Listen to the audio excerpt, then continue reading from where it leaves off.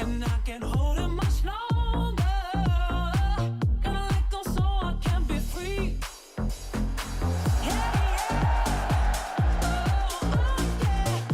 Foul Territory live at the Winter Meetings in Orlando. Oh, it's on today. Nothing happened yesterday. Things are happening this morning. We've got Schwarber talk. We've got Edwin Diaz talk. Money is moving. Yeah. We were supposed to have Dave Roberts, but something came up, and I don't know why he had to cancel at the last second. Yeah. So, something happened, Kratz, with the Dodgers. I don't know exactly what, but something did. We're hearing things, Kratz. Yeah. I have an idea, but I won't bury the lead. Good. We're going to start with the other move, though. So let's hit some breaking news here.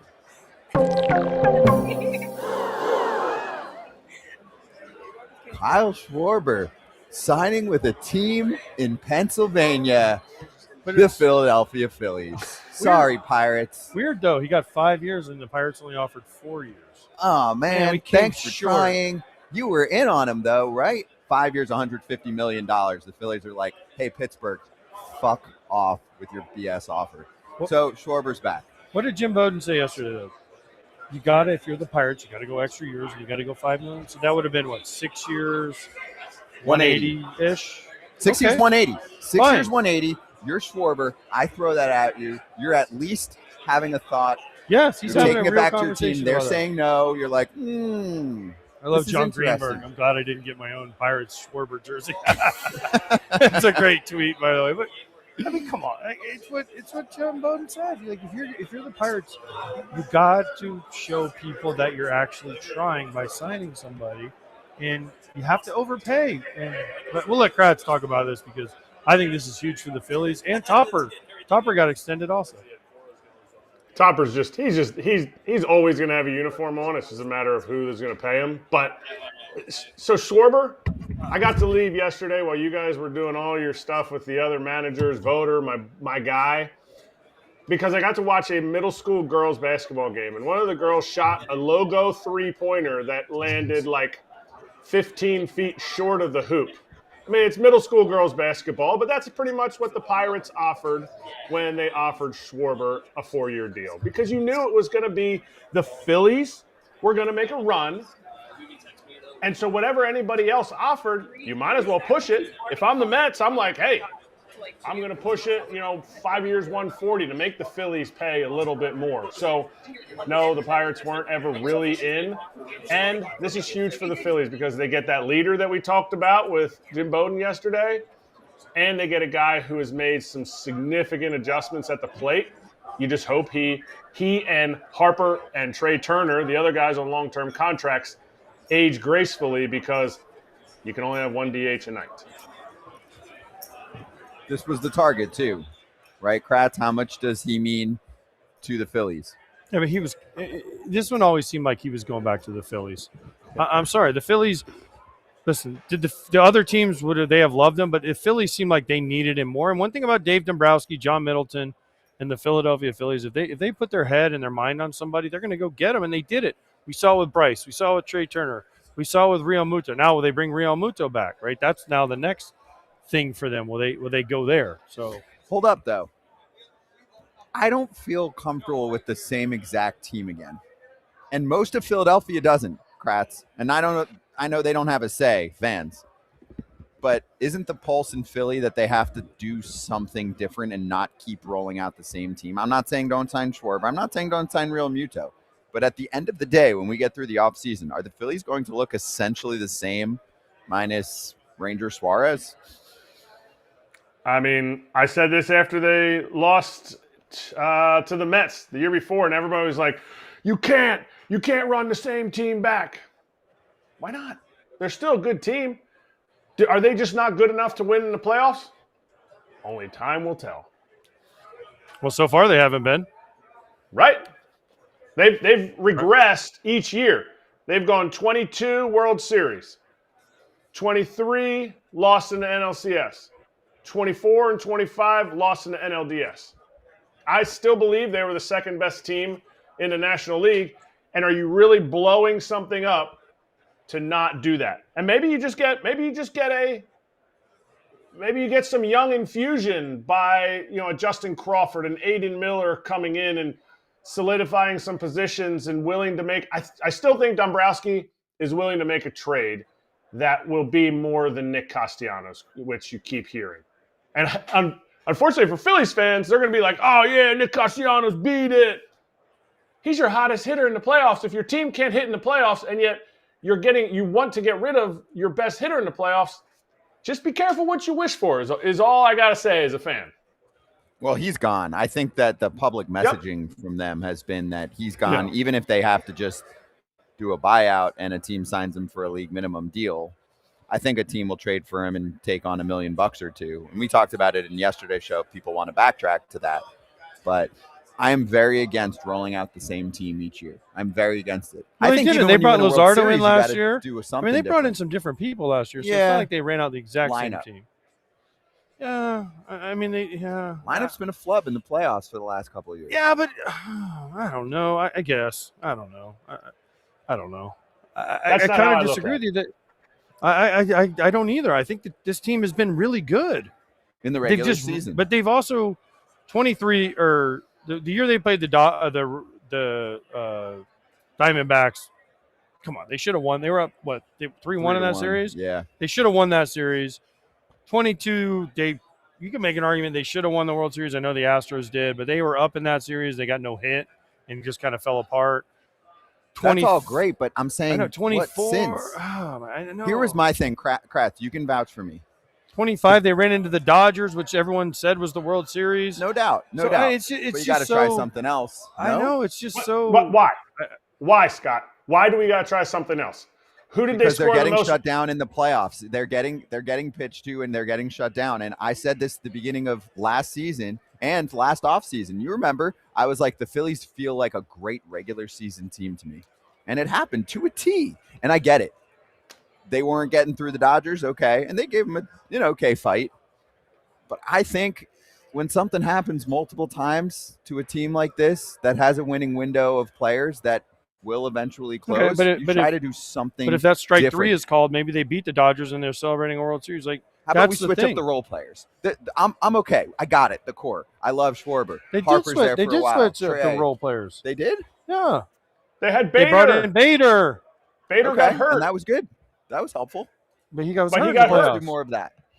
And also they had Wes Wilson and all the bench guys were different. They get Stubby and they brought in the Marchand backup guy. So they made changes, but you're not trading Harper, Turner, Remoto, Schwarber, Bohm. Well, they tried to Bohm. Castellanos was off the table until now, right? So they had all these guys. Marsh is there. Their bullpen the bullpen was changed. They completely flipped the bullpen.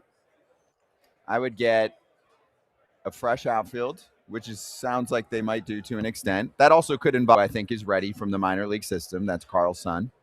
And then, I mean, they're trying to move Bohm. He's a movable player. They're just looking at who would replace him. They're not going to necessarily hit the free agent market and be like, Alex Bregman, come on down. I mean, obviously, I think if Schwarber wasn't in the fold, yes, that's what you'd look at. You'd look at another guy who's like a leader, or somebody who's going to be out there every single day, replace Bohm, that kind of thing. Somebody replace Castellanos, probably not going to be Tucker as much as they pursued him. With Schwarber in the fold, it seems like they're going to bring Real Muto back. My thing is, you can't just go based on, okay, we didn't get the job done. I know that's how everybody wants to look at it, but when you're building your team, you say, what did we not do well in the playoffs? Okay, we didn't score runs, but who was the best pitcher in the playoffs? Yoshinobu Yamamoto. Okay, I think they scored 3 or 4 runs off him in one inning. Guy that was unhittable for the rest of the league in the playoffs. How's our starting rotation? You're going to get Wheeler back. When? What's he going to look like? Don't know. Pretty solid rotation. To me, it's the bullpen that needs to be able to hold these games down because they're going to play the Dodgers. And the Dodgers, you can't give them an inch because they'll take a mile. And it's one of those things they have to me, I don't think it's a big, huge change because the team is really good and they make adjustments as a lineup together. They just have to do it in the playoffs like the Dodgers did 2 years ago. Let's finish with this. Did other teams mess up by not pursuing Kyle Schwarber further? I mean, Yes, but he unless was they were going going to back to overpay, Philly. unless they're going to overpay, he was going to go back to Philly. Okay. He's happy in Philly. He's got a great place in Philly. He's got a chance to become legendary status in Philly. So you're going to have to overpay to get him out of Philly, and they weren't. He's got willing his to do friends that. there. Yeah, he's got everything there. So yeah, no. Did other teams mess up? No. Yes, but no, because they probably weren't going to get him anyways. From reports, and there's all kinds of reports leading up to this signing over the past week, I saw teams aside from Cincinnati and Pittsburgh. We saw the Mets pop up. Yesterday I laughed, but we saw the Orioles pop up. You saw that one, right? I was like, okay. Yeah, but It would have been a great fit, no? it's easy for all these teams to pop up, but it's really hard for teams to put the pen to paper and put it down in an actual offer. Some of these offers are when you're a free agent, they'll be like, well, what if we offered you this? And then your agent's like, is that a real offer? And they're like, no. But what if we did offer you that? Well, unless you make that offer, I can't give you a yes or a no. But what if the Pirates said, we'll give you 4 years, 100? And Kyle Schwarber's agent was like, is that a real offer? And they're like, no, but we're just so we can say that we made you a quote offer, right? Like that's not a real offer. It's like in college football when they're like, oh, I have an offer from Miami. But sometimes kids have offers, but they're not committable offers, right? You can't just, oh, I'm going to Miami. They offered me. Well, we offered you, but there's conditions on it, right? It's the same thing in here with free agency. We're going to give you what if we gave you this offer? Would you take it? Well, is that a real offer? No. Okay, well, then I can't say yes or no. What a great analogy. I hope kids who are in high school and parents of high school kids or parents of kids, people that know kids who are in travel ball and are going through the college process, the only offers that you actually have are ones that are pen to paper. This is what you're offering. Not, how does this look for you? What would this do for you? It's like, oh, well, that would be great. Well, actually, hang on. We're not offering quite yet. That's a good analogy. The Reds should have been the team for me. I never thought. Yeah, but they're not going to pay that. And we had Tito on here yesterday. They should have been the team. They should have been, but to they're go not after him. going to Besides do it. They're not going to do it, though. You have to understand, like, it's easy to say the Reds should have been this team, but again, the Reds were going to have to overpay, and they weren't going to overpay. Okay. How many times have we had this conversation on this show? How many general managers and presidents of baseball ops and owners are risk averse, and they don't want to be that guy that, oh, I might change the market for other teams by overspending, even though that's the guy I want. And Kyle Schwarber would fit perfectly on the Reds. From Ohio, teach some of the young kids how to play, all that, but they would have to probably overspend, and they don't want to be the team that breaks the market. Oh, well. More breaking news. Why would we do these guys back-to-back, Scott? Breaking news. Edwin Diaz to the Dodgers. 3 years, $69 million. Giggity. Wow. The Mets decided Devin Williams for $350-ish over Edwin Diaz for $370-ish. Wow. So let's first start with the Dodgers. Let's first start They're with Kyle. terrible. The So Dodgers they are needed terrible. this. Good thing they don't have a salary cap. I'm just going to say that. Dave Roberts wants to cap the team, but right now he can't. So he is forced to get better. Yeah, another great player. And by the way, Kyle Schwarber versus Edwin Diaz, those numbers are not good. You ever seen those numbers? Oh, no. Well, in the regular season, I think he's 0 for 10 with 8 punchies. And then if you go to the playoffs, he's 0 for a lot more with more punchies. Oof. Yeah, it's like one of the craziest things of all time. But, I mean, listen, the Dodgers ain't messing around. They've won 2 in a row. What was the one thing that we said? What did they have? Bullpen. And a high leverage what? Guy in the ninth inning closer. Yep. Guess what they just signed for 3 years? The guy. The best closer we got going probably right now, right? I mean, you can make arguments somewhere here or there, but one of the top 3 closers in baseball, strikeout stuff, dependable, other than if he plays in the WBC, which I'm sure the Dodgers probably had a conversation. We're like, we're not going to let you do that this year. But this is the guy. I mean, perfect. Their lineup's pretty much all back, depending on what they want to do. If they want to find a center fielder. Sorry. Live on a show. Sorry, we're on the air. People trying to get autographs from AJ while we're live on a show. But you can't make this shit up. Right? So the Dodgers needed a closer. They went out and get them. Their position players are pretty much set, other than if they do something with Teo or find a center fielder or whatever they figure out their one thing is. But this is the move. They're Snell, Glasnow, Yamamoto, Sasaki, boom, right? And then their bullpen, now if they get healthy Tanner Scott and they get Kopech, or if Kopech comes back, and all these guys that they also have, training bounces back. Like, this team just got way, way, way better. I'm sorry, fans, but guess who's number one in my power rankings? The Dodgers. Edwin Diaz had a loves power ridiculous year, too. Especially when they're number one the whole year and they win. And They're everyone still says, I hate number the one. Dodgers, even though they're still number one and they're still going to be number one. Kratz, we're here, and I feel like Dave Roberts, Brandon Gomes, etc., the manager, the GM. I saw Brandon Gomes yesterday. He didn't even mention this to me. I'm mad at him. Well, they've been publicly saying, we're pretty much good. We don't have to do anything. If something falls in our lap, we'll do it. I think they evaluated the marketplace, and they were like, hold up. Best closer / reliever by far on the market is not going for 5 years, not going for 4 years. They love a short-term, high average annual value deal. This is exactly up their alley. So as someone has said, like, they hang around the backboard and then they're just ready to scoop up a rebound. I mean, this is a no-brainer for them. Everybody thinks they're hanging around waiting for rebounds and they're pushing people out of the way. This was out there for anybody. Like, the fact that Devin Williams got 3 years is why the Mets, risk averse, all that stuff that we've already talked about. Well, we can't get Edwin Diaz because he's probably going to get 4 or 5 years because Hader got 5 years, 95. Oh, wait, he got 3 years? Ugh. Dang it. Because there's no way they sat there and they go, we didn't like what Devin Williams gave us last year. We didn't like what he gave us the last 5 years as the second most dominant closer in the game.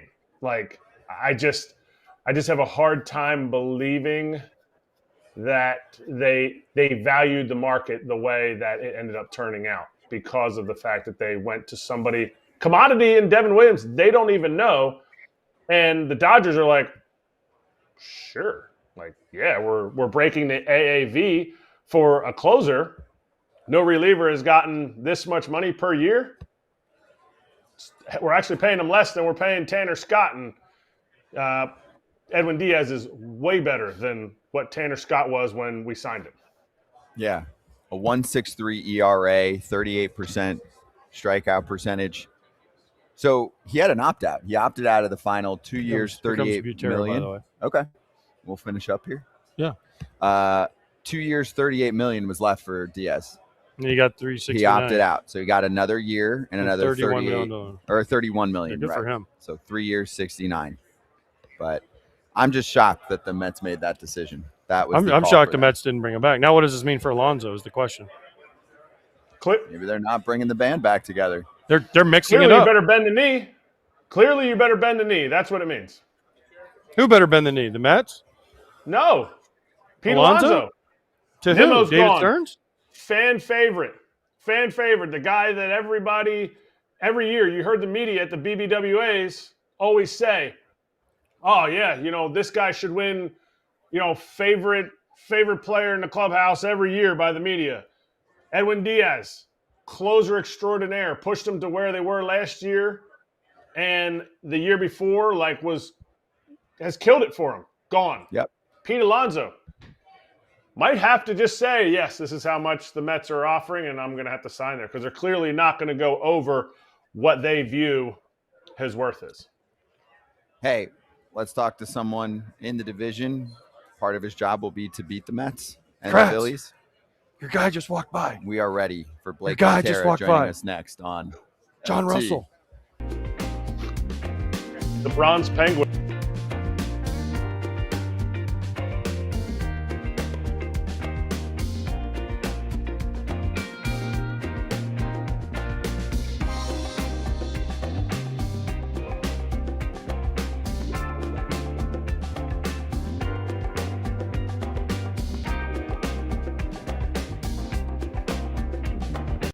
mark, you can only keep Pete Alonso or Edwin Diaz. Forget about the money, right? Let's say Pete's getting 120 and Diaz is getting 95, whatever, right? The money shouldn't matter a ton when you're thinking about this team. You can only pick one. Which one do you need for next year? I think it's Pete Alonso. As much as Edwin Diaz is arguably the best closer in baseball, I think you can still build a strong bullpen without having the best closer in baseball, where it's really tough to find the offensive production that Pete Alonso has at the first base position. I know defensively he's got his shortcomings, but 35 to 40 home runs in a year, an OPS approaching 900, driving in 110, 120 runs a season. What Pete brings to the plate, it's really difficult to find in baseball, and you usually have to pay a lot. So to be able to get that kind of value at the first base position, I don't know how the Mets would really even come close to being able to fill in the shoes of Pete at the plate.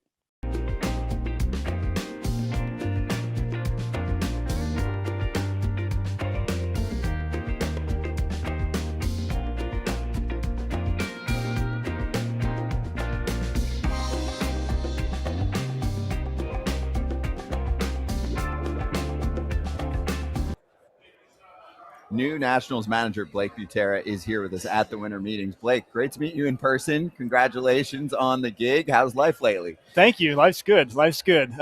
Sleep, not so much, but other than that, everything's good. What are you doing? What are you up to? When you first just get a role like this, and it's with an organization that now has a new front office, what's your day-to-day like? A lot of the day-to-day lately has been trying to take care of the 5-week-old baby. So that's been taking up We're the not talking. majority. I mean, that's a whole different. No. We don't have enough time for that. No, but it's been good. Just, hiring the staff, obviously, first and foremost, which, is a beast of a process when you're hiring a 12-person staff and interviewing a lot of different people. And, trying to get to know everybody in the organization, a lot of that. What do you have? What's your role in the hiring process? I know you're in the interviews. Do you go to Paul Taboni, who we had on yesterday, and say, I like this person, or I want this person, or I like this guy? Or does he come to you and say, hey, I've got a guy that I really like? So how does that process work? And how do you have like a Rolodex of people that you go through, or your contacts in your phone and say, oh, this person, or is it a combination of? Yeah, it's a little bit of both. So it was Paul and then our AGM group, basically the 5 of us involved in the interview process. And a lot of it was like they might have a few names. I had a few names. Paul had a couple names. And we'd kind of start from there. And then when we narrowed it down to a certain amount, we'd all talk to the person. And then at the end, we'd get together. And if they really like somebody, they'd be like, hey, Blake, are you good with this one? Yeah, 100%. If I really like somebody, I go to them. And, hey, you guys feel good about it? So it's just a collaborative process. What are you looking for? What are the character traits or experience level? Because the whole year it's going to be talked about for you as experience. When you bring in a guy like Randy Knorr, tons of big league experience, is that something that is intimidating? Okay, he's got a lot of big league experience, or is it like I'm leaning on a guy like that? And is that the character traits that you're looking for in guys that are going to fill out your staff? Yeah, I think what we're looking for first and foremost is just you hear Paul talk a lot about it in terms of relationships, alignment. Want to make sure we're bringing in people first that care about player development. We have a young roster, a really young roster. And I think one thing that stood out the most when talking to every single one of our players individually was just they just feel like there's another gear they can get to. They're like, we're not finished products by any means. Yes, we're in the big leagues, but it's not like roll the balls out there and go get them. They're like, we have another gear we need to get to. We want to be pushed. We want a staff that is gonna bring us out early every day and show us where we can be better and how we're gonna get there and things of that nature. So when you're looking at building out a staff, that was first and foremost, making sure somebody with a player development background, and then obviously hiring Michael Johns, our bench coach. I wanted to hire somebody that could fill my blind spots. Guy he's been in the minor leagues a long time, was in the big leagues with the Rays for the last couple of years. So not really a recipe in terms of age, old versus young, just more about getting good people in. They cracked a code too, AJ. Do you know what it was? For hitting coaches specifically, hire someone coming from the Twins. Dave Popkin is the hitting whisperer in Toronto. Trying to figure where you're going with this, Scott. Yeah, that's where I'm going. So you just hired one. I'll let you pronounce his name because I'm still learning it. But tell us about how that all went down. Yeah, Matt Borgschulte. Had known Matt a little bit back when he was with Baltimore. So he originally started with the Twins, worked up their minor league system, and then joined the Orioles right at the time where a lot of that young group was coming up with, with Adley and Jackson and a lot of those young guys that are now more established guys with the Orioles, and did a really good job over there. And then went to Minnesota. Rocco hired him this past year, and then obviously things changed in Minnesota, and then it kind of started from scratch with the new staff. But yeah, to your point, if we get another one like that, we'd be pretty happy. All right, you talked about early work. Big leaguers like AJ Pierzynski do not want to see their name on early work list because he has a routine. Guys have routines. How do you guys have a young staff teach them, hey, you got to work, but make it that it's their routine and not, okay, up to 10, I'm in early work with Michael John. I'm in outfield. I'm in base running. How do you make it their routine? Because if you're told to do something, you don't learn jack. If you're asked to do something, you excel. And guys like James Wood, they're sponges. They want this. They want to get all this information. Yeah, Eric, you're spot on. You're 100% right. A lot of it's going to be leaning on the players and showing them kind of like where we see them right now, where we think they can get to, and letting them kind of lead the process. Like if they want to buy into this, they want to do it. Like it's going to have to be driven by them. At the end of the day, like as a staff, we can't tell players what to do every day. Like they need to be self-motivated to an extent, and they need to be the ones, hey, let's go out there for earlier. Let's get some ground balls in. Let's go hit a little bit extra. Let's do this. Let's do that. Like hopefully we're creating a culture where that kind of becomes the norm. And just in a lot of these conversations with the players so far, it seems like that's what they want. What do the Rays do so well? Because everybody wants to be the Rays, and you came through you've been with the Rays for a long time. And now here you are, you get to build your own staff. You kind of get to build your own team. What do the Rays do? Because every Marlins, Peter Bendick's Rays, right? Even the Dodgers, Friedman came from the Rays. Chaim Bloom is now with the Cardinals from the Rays, right? Everyone, Derek Shelton was a Rays guy, right? Now he's the manager of the Twins. Rocco was a Rays guy. He was the manager of the Twins. What do the Rays do that's so special? Please tell me their secret. I personally think it's the culture. I think it's an unbelievable place to work. Like you come into work starting every from day. Where? From Stu Sternberg, who's Yes. no longer the owner, to Yeah. Neander, Yeah. to Kevin Cash, all the way down? Yeah, so Stu started that, and then obviously Andrew Friedman, who's now with the Dodgers, and then Eric Neander were fully bought into it. And Stu was like, his saying was, break windows, just don't burn the house down. So he's like, he wanted us to try things. He wanted us to fail. He wanted us to be innovative. He was like, look, like you're only going to get better if you try some things and learn what doesn't work. You're probably going to fail more often than you don't, but try some things and don't be afraid to do so. And it made it a really fun culture to be a part of. And staff loved coming to work every day, and it kind of bled into the players where they were like, this is awesome. Like they enjoyed coming to work every day. They knew the staff cared about them as people. And I think when you create an environment where like just players and staff love to be there, like you get your best work. And I think we were able to tap into some pretty cool things with different players and obviously different staff members too that you see with other organizations throughout the game. I was part of 14 different organizations, 9 in the big leagues, just bounced around everywhere. I saw the Rays for about 6 weeks, and I completely agree with what you said. But because I heard Kevin Cash say, we're going to try this. Like somebody from the front office said this, one of our coaches said this, we're going to try it. But they have a lot more leeway. Do you feel like you have the same leeway in Washington? I'm not saying you're going to a huge market, but I'm saying do you have that same leeway where it's like, Blake, that was a dumb idea, but we're okay with it. We tried it. Now we'll move on. Or is it, Blake Butera did that, get him out of here. You know what I mean? Because you see Washington and the ownership firing a lot of people year in and year out, from a staff to managers to pitching coaches to all that stuff. Yeah, no, you're exactly right. And I think that was one thing. That's probably the first thing I brought up during the interview process with Paul Taboni. Was just like, hey, like the Rays culture is unbelievable. My wife and I just really enjoyed our time there. It felt like family. It was a place we loved to be. So I told Paul, I'm like, hey, if I'm like, that's something that's really important to me. And if I want to make this change to a new organization, it's with the Rays for 11 years. And a lot of people that are there a long time because of that. And Paul, he made sure to let me know that, hey, you're going to be able to do that here. That's part of the reason why he wanted to come over there, was just the people and the culture. Ownership made him feel like this was something that they're buying into and they're believing in, and Paul reiterated the same message to myself. So we'll see when we get there and the season gets rolling. But as far as I'm aware, like that's kind of how we're going to run. When you and Paul sat down, did you say everybody has to be under the age of 40? Yeah. Every person that works in the organization has to be under 40 years old? That was the rule. Was Yeah, it? I mean, that's when you look at your staff. I guess Randy Knorr is older than 40, but everyone else is like 30. You're 33? Yeah. And Paul is 35. Yeah.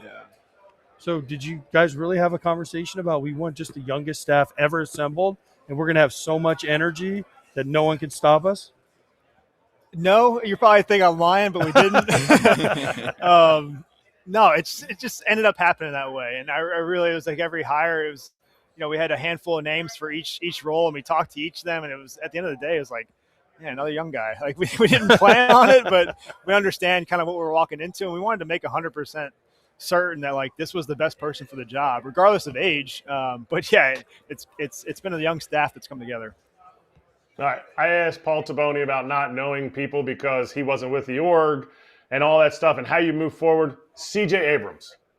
We've seen, maybe some disciplinary things from the old staff from that since he's been with the Nationals, a young guy who has a lot of potential.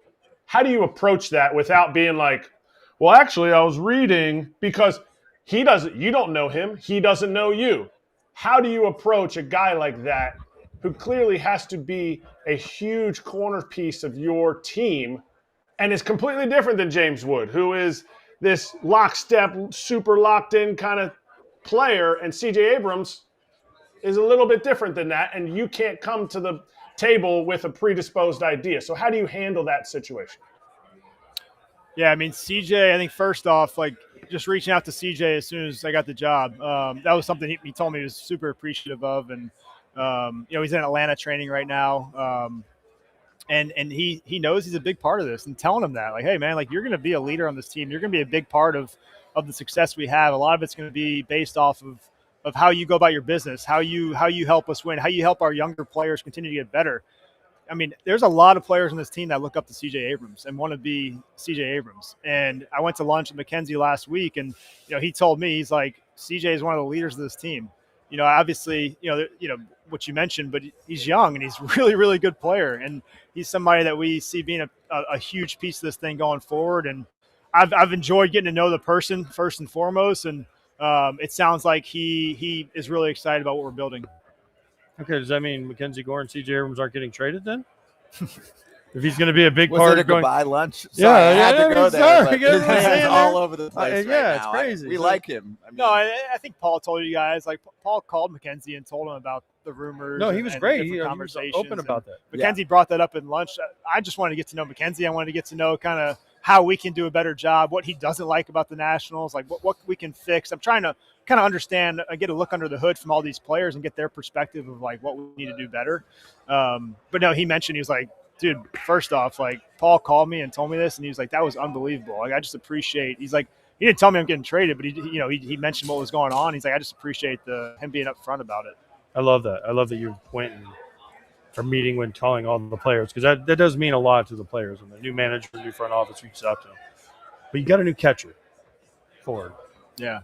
You have a catcher in Keibert Ruiz who signed to a long-term deal. Now, one of them going to get – you're not trading forward. Are you going to do a time split kind of thing? Or Yeah, I are mean, you going to – because that's going to – I don't know if it's Paul or you that's going to have to make that decision, but Keibert Ruiz, when he's healthy, is used to playing. Henry Ford wants to come over and play. And Harry Ford. I called him Henry Ford. Harry Ford. Yeah. And this is his favorite player. By No, the way. I know. Harry loves AJ, for real. But how do you manage that? How do you manage a young guy who you need to play to get better? Because he was behind Cal Raleigh in Seattle, and he's like, well, he just signed a long-term deal at 60 homers. I'm never going to play. And then he gets traded to a team, your team, that has a catcher already signed to a long-term deal. How do you manage the playing time? Yeah, I think with the catching position, as you know, it's a good problem to have. It's really you can't hard have to enough. find. Right, you can't have enough, and it's really hard to find good catching.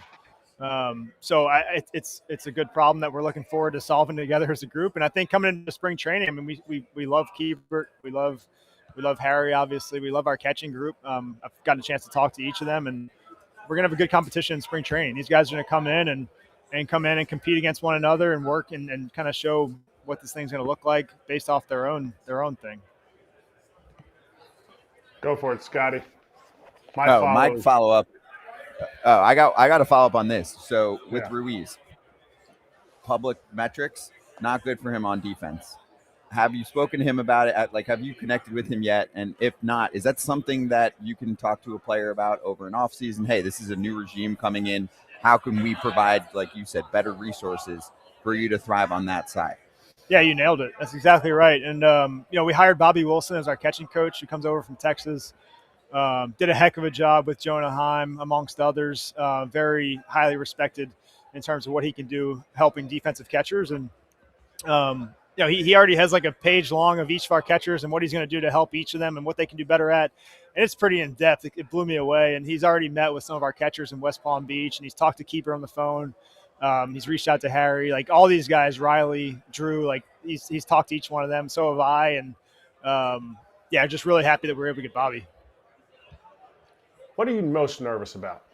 When you got the big league job, when they said, besides the fact that you had a baby on the way, that probably made you more nervous than anything. But when they said you're going to be the manager of the Washington Nationals, did you sit there and go, holy crap, I've never been I don't even know where the manager's offices are. I don't even know where anything is in these big league states. Like, is there one thing that you were like, this might be a little bit of a learning curve?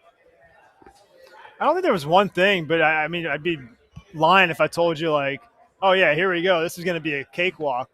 Just don't do this. I'm going to give you this advice. Don't walk out and ask for the lefty with your right arm, because it's happened to guys. And so just if you have to put like R and L on your arm, so when you walk out to the mound, you know which one to call. Just don't do that. Everything else will take care of itself. That might be the one thing. I didn't think about that. Oh, no. I think, to your point, it's all going to be new, right? It's something that I haven't done before. I haven't managed in the big leagues before. And, I'd be lying if I told you, it's all figured out. No, we're going to learn along the way and surround myself with a staff that's going to help me along the way, and cover my blind spots was the biggest thing. And just looking forward to the new challenge and working with all these guys. All right, I want to finish with a scenario here. I work with AJ every day. He is a presence. He can be a ball buster. I know how he was as a player too, right? If you had an AJ, right, and there's got to be somebody on the squad that at least has a semblance of an AJ trait, what do you do to kind of talk him into saying, hey, I know I haven't done this yet. I see the age number on the resume, but here's why I'm the guy, and I need you to trust me and work with me here. Yeah, I think it goes back to building a relationship first, meeting them where they're at, understanding who they are as a person, understanding what they want, right? What do they see? Is it they want to, make sure they get better? Is it how much they want to win? How much they want their teammates to get better? Understand what's most important to them, kind of what has not been good in their eyes the last couple of years, and make sure they understand hey, you're being heard. You're a big piece of this thing. If we're going to go forward, you need to be a big piece of this clubhouse, a big piece of this culture. Make sure they understand, hey, you're going to be a big part of this thing moving forward. Okay, I have to ask this. When are the Nats going to sign somebody? Because you didn't ask Paul. I know, but he won't give me an answer. So I had to ask. They're doing trades. But my thing is so I go back because I was with my last 2 years with the Braves, 15, 16. They bring in Jason Worth, and then they go on and win the World Series in 19, right? And for 2 years, 2 off seasons now, I've been saying this is the year where the Nats are going to sign somebody to start the Jason Worth cycle again, because you had Gore and you have Abrams and you have Wood and you have we haven't even talked about Dylan Cruz, right? But you have all these guys. So I'm like, they need some help. So when are they going to do that? And then every offseason, I'm like, oh, they didn't do it. So now here's your chance. So maybe you need to ask the ownership, please, can I have some money to sign some, give Paul money? Because I think I know how good the Washington Nationals fan base and the organization and Nats Park can be when they're good. And I want to see that again. Yeah. No, that place is awesome. I was blown away by how nice the area is, how nice the stadium is. And then, when they're good, they are good. Yeah, I'm excited about that.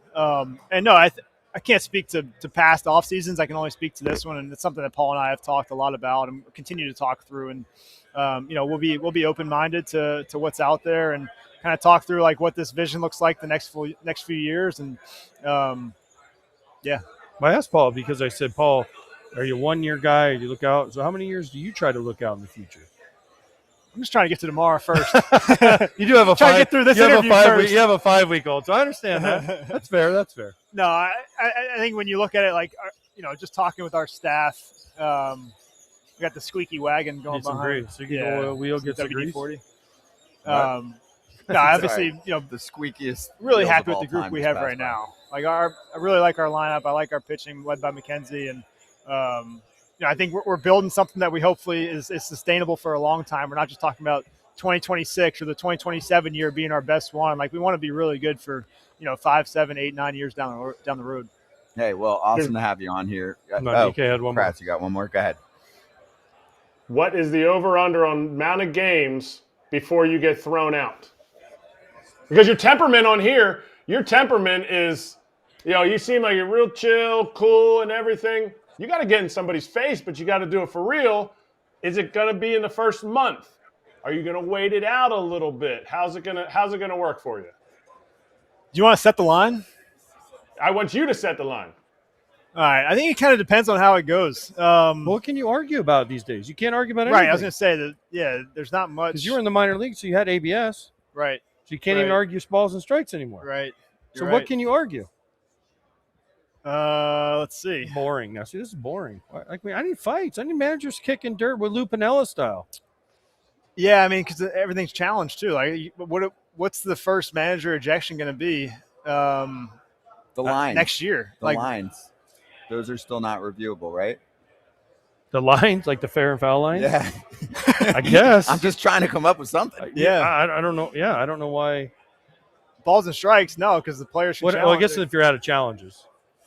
Yeah, I guess. If your 9-hole hitter goes like this and James Wood comes up and goes. And the umpire can go back and be like, why'd you challenge the ones before? Right. He's got a good comeback. Like, I've been right. Yeah. That's true. I don't know. This would be interesting. I don't know. Yeah. I'm putting it pretty high, Kratzy. Never. He's never getting thrown out. That's boring. That's not going to happen. He will get thrown out. He will find a way. I promise. I'll make it happen for you, Kratzy. Thank you. Yes. Well, Blake, great to have you here. Yes, thank you. Congrats on the gig. We're excited to see what you bring to the table for the Nats next season. No, We'll thanks, see you in Palm guys. Beach. Let's do it. That'd be Yeah, awesome. see you in Palm Beach. We'll be there. Exactly. Thanks, guys. FT Thank Fan will be Kratzy. right back with Hi, Ken kid. Rosenthal, Inside Scoop. Thanks, AJ.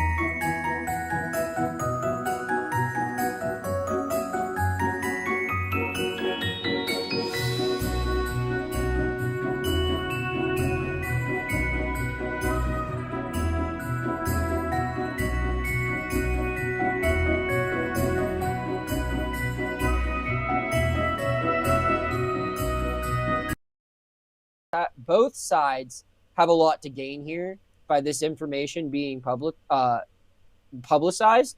And I don't think it's like a cheap ploy on the Pirates' end here. I think this is more of a business savvy type of thing. And the same thing goes for, again, Schwarber's camp. They're trying to set the market. And the fact that the Pirates are involved in the market setting price for the best free agent on the market is noteworthy. Is it worth getting excited for? No. Because, again, it's like at an auction, just because you raise your arm a whole bunch of times does not mean you're leaving with anything. It just means, your arm might be sore when you get in the car and drive home. So they need to make a deal that everyone else will just say, okay, well, they did that. All right, fine, cool. And like Mark said, it's going to take a little bit of an overpay to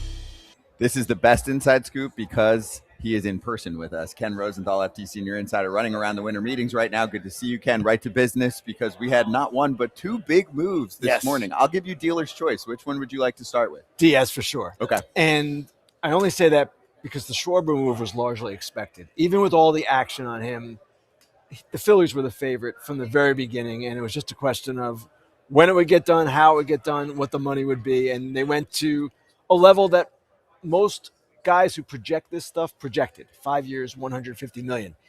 Diaz was a stunner. And everyone knew that the Dodgers were in on relievers, late inning relievers, but the feeling was that only on a 1-year deal or short term, they wouldn't necessarily want a qualifying offer guy, lose 2 draft picks. Well, they went to 3 years.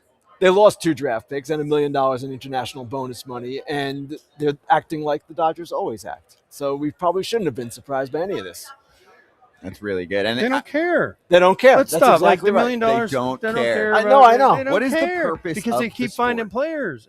Winning.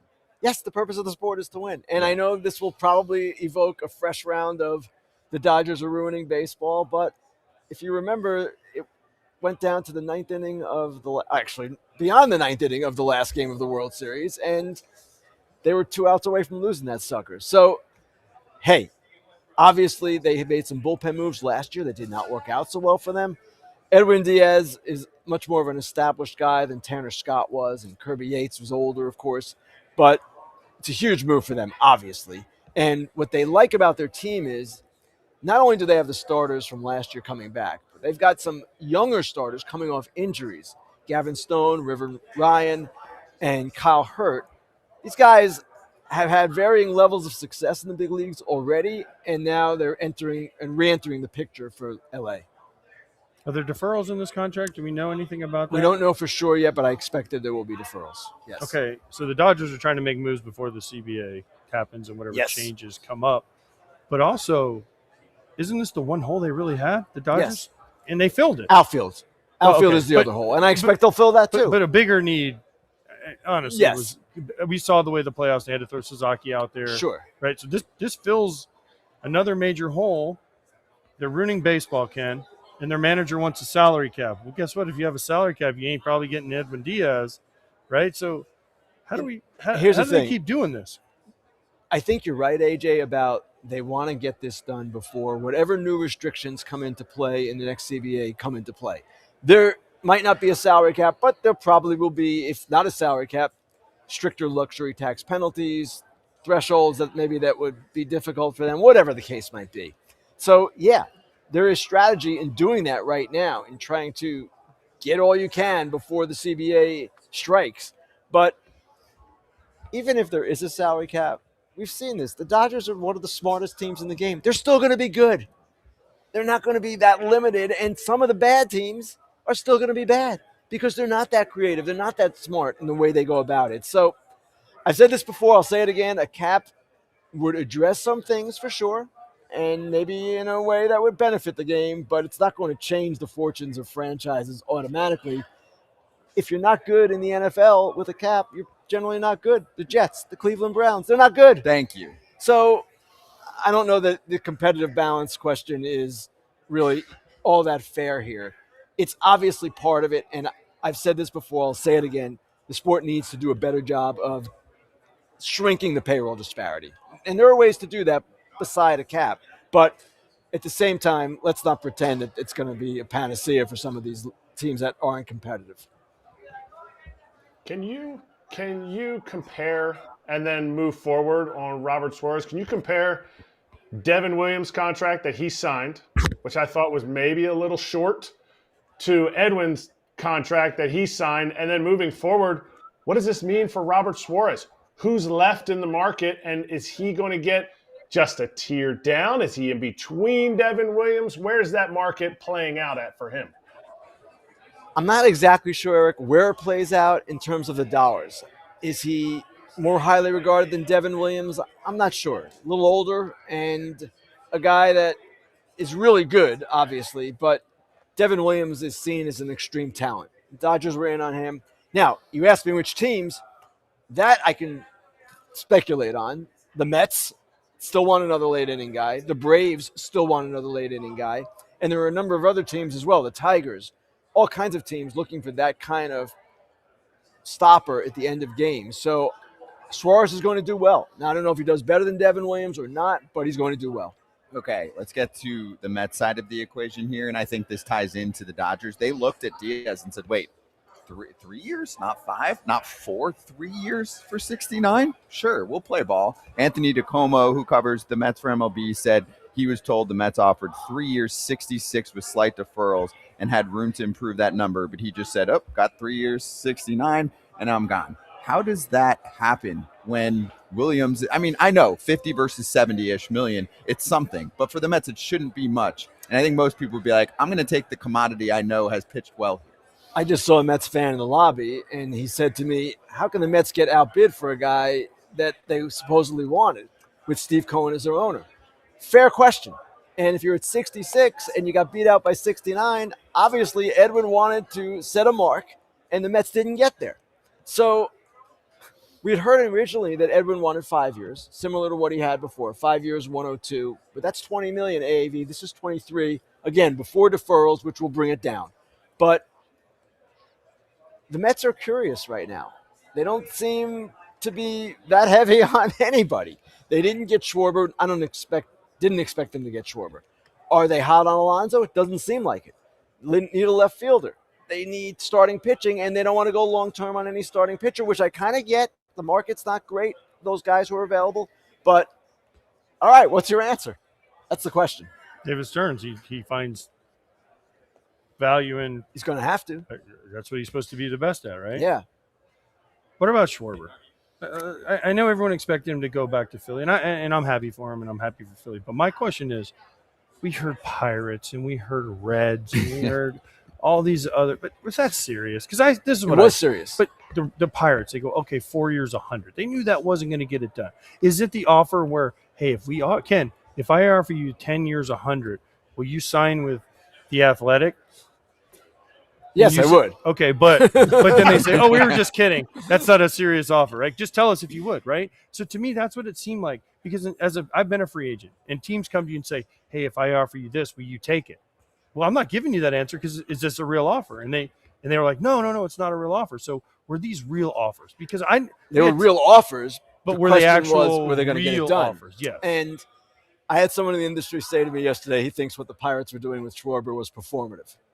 And I understand that, but if you're the Pittsburgh Pirates and you throw out a 4-year deal for $120 million when you haven't paid a free agent more than $39 million in your history, okay, maybe you're not winning, but it's certainly a deal that is in the ballpark. It's the same AAV he ultimately got from the Phillies, but with 1 more year. So I don't know that we can just rip the Pirates. I heard what Bowden said yesterday. I didn't care for it. Oh, they should have offered 6 years. They're doing more than they've ever done. They're signaling to the market, to the other players, that they're serious. So, sure, was it going to get it done? No. Were the Reds going to get it done or be the high bidder? Probably not. They knew that from the very beginning. The Pirates knew that too. But they took their shots, and I don't know that we can sit here and rip these teams for never taking shots and then rip them when they do take shots, even if they're not obviously the best foot forward. But then go after the guys you think you have a fair shot at. Like, well, I would assume they're going to do that. Let's just half court chuck it behind, No, over my I would head. assume in the Pirates case, they're going to sign some players. Now, they're going to have to overpay probably, and it's not going to necessarily be pretty, but that's what they had to do for Schwarber, though. They would have to overpay to get him to prove that they're serious, because Schwarber's not going to go for even if they went to 6 for Schwarber. You think they were getting him? If they overpay, if they went 6, 180, it makes. That's why we have these guys on. I'm like, it makes them think. Four to me is like, oh, they're still a joke.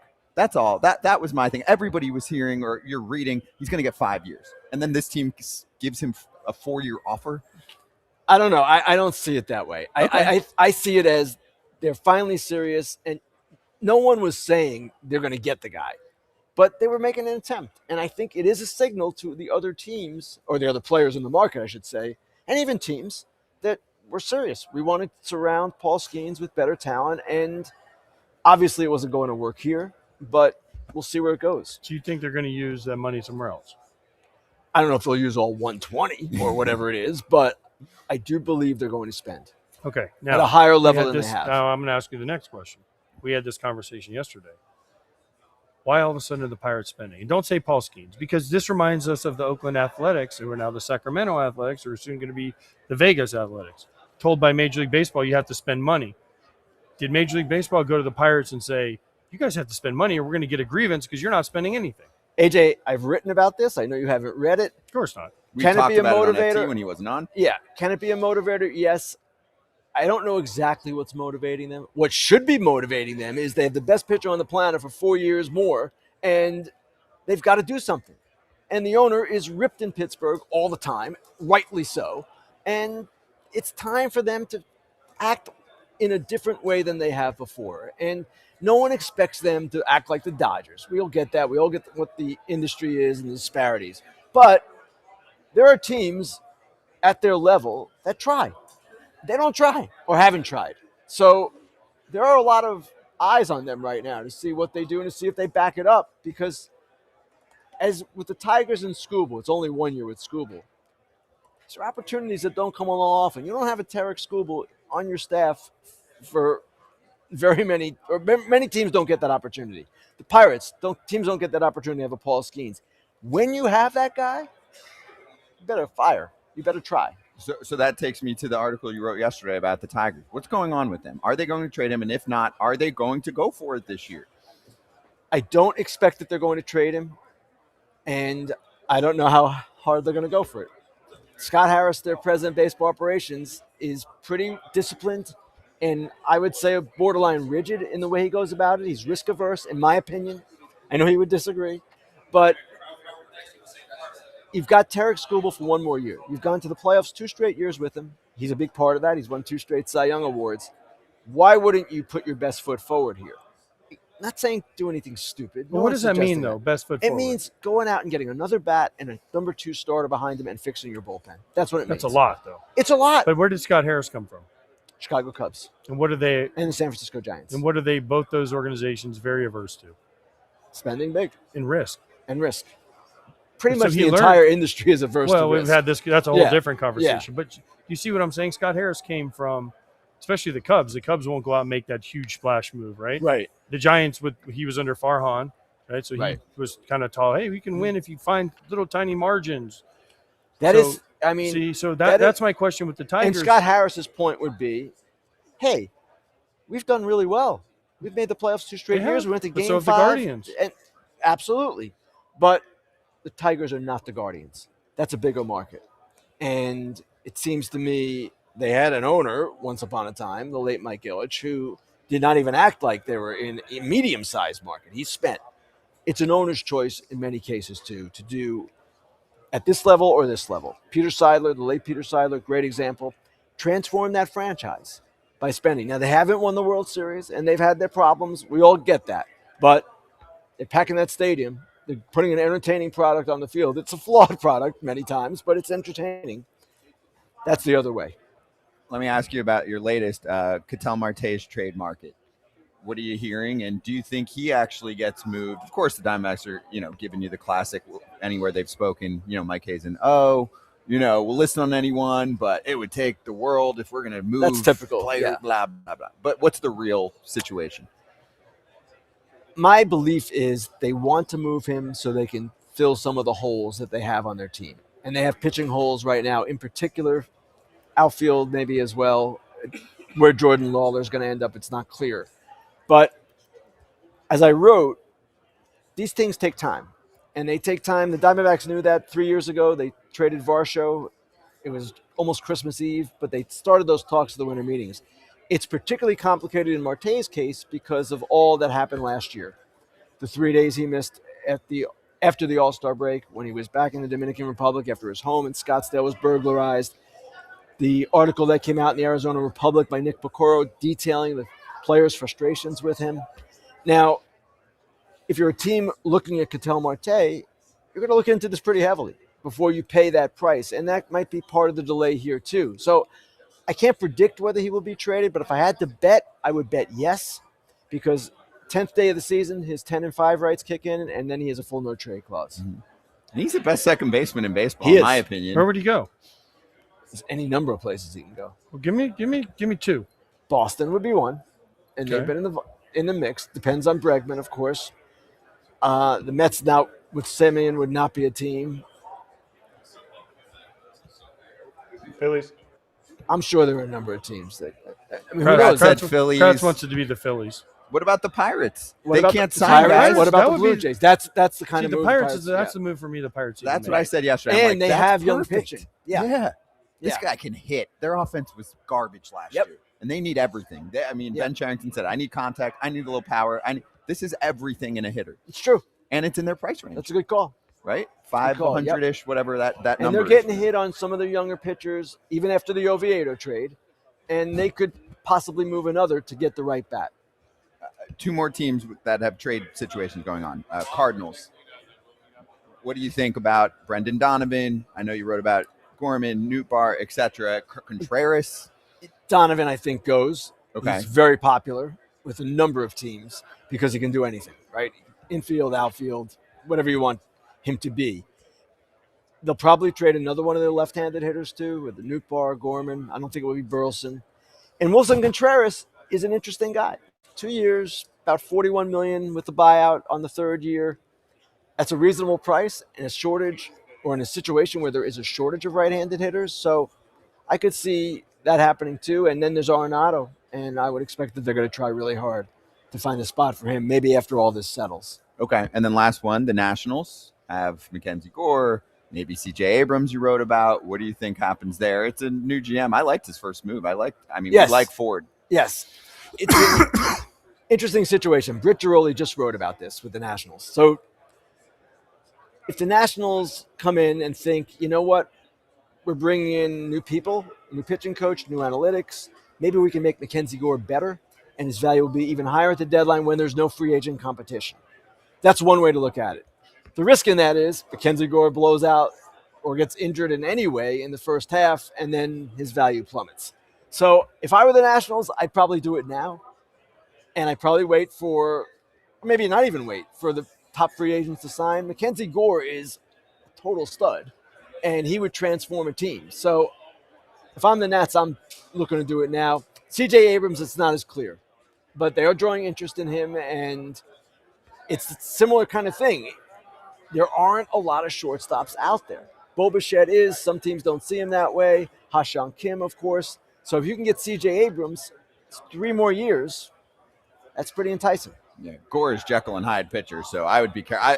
When he's good, he's a 1. Yes. When he's not good, But like he's last pre- year he's- or this past season, it got bad. If I'm a team, a contending team that has a strong pitching program, he's exactly the kind of guy that teams think, give him to us, we'll fix it. Right, and for the Nats, though, if he has a bad first half, now Yeah, then you got a problem. you got a problem. Yeah. Yeah. All right, Ken, good stuff. I don't know. Good to I see got you. 2 guys. questions for him What? before he goes. All right, go. They're quick. Hall of Fame, yes or no? I need to get back to work. Yes. Hall of Fame, yes or no? Should more than Jeff Kent have got in on the committee? My feeling is, AJ, I would have been comfortable with any of those 8, honestly. Fair. So I would have been happy to see any of the 8 get in. Now, yeah, I know, as I say that, the BBWA did not elect these guys. I didn't vote for all of them, but I would have been comfortable with any of them. So Kent was a good choice, no question. I would have Great been happy interview to see yesterday, more. by the way. Yes, Unbelievable I saw. interview. He was yesterday. great. I saw. What was the other question? You're the bravest man in Orlando right now. You have an iPhone with no case. What happens if you drop it? It gets scratched. And he moves on. He lives. He Yeah. doesn't have to be 100% to perform. Oh. I'm not that brave, Oh. and I'm not that You don't- smart. you don't I need should a- I should get a new case. There's one thing we learned at this. He doesn't Winter need Meetings. load management. Yes. Yeah. All right, that's it from Ken. More on Fair Territory on Friday. Special episode recapping the winter meetings. There it is. And FT Fam will be right back.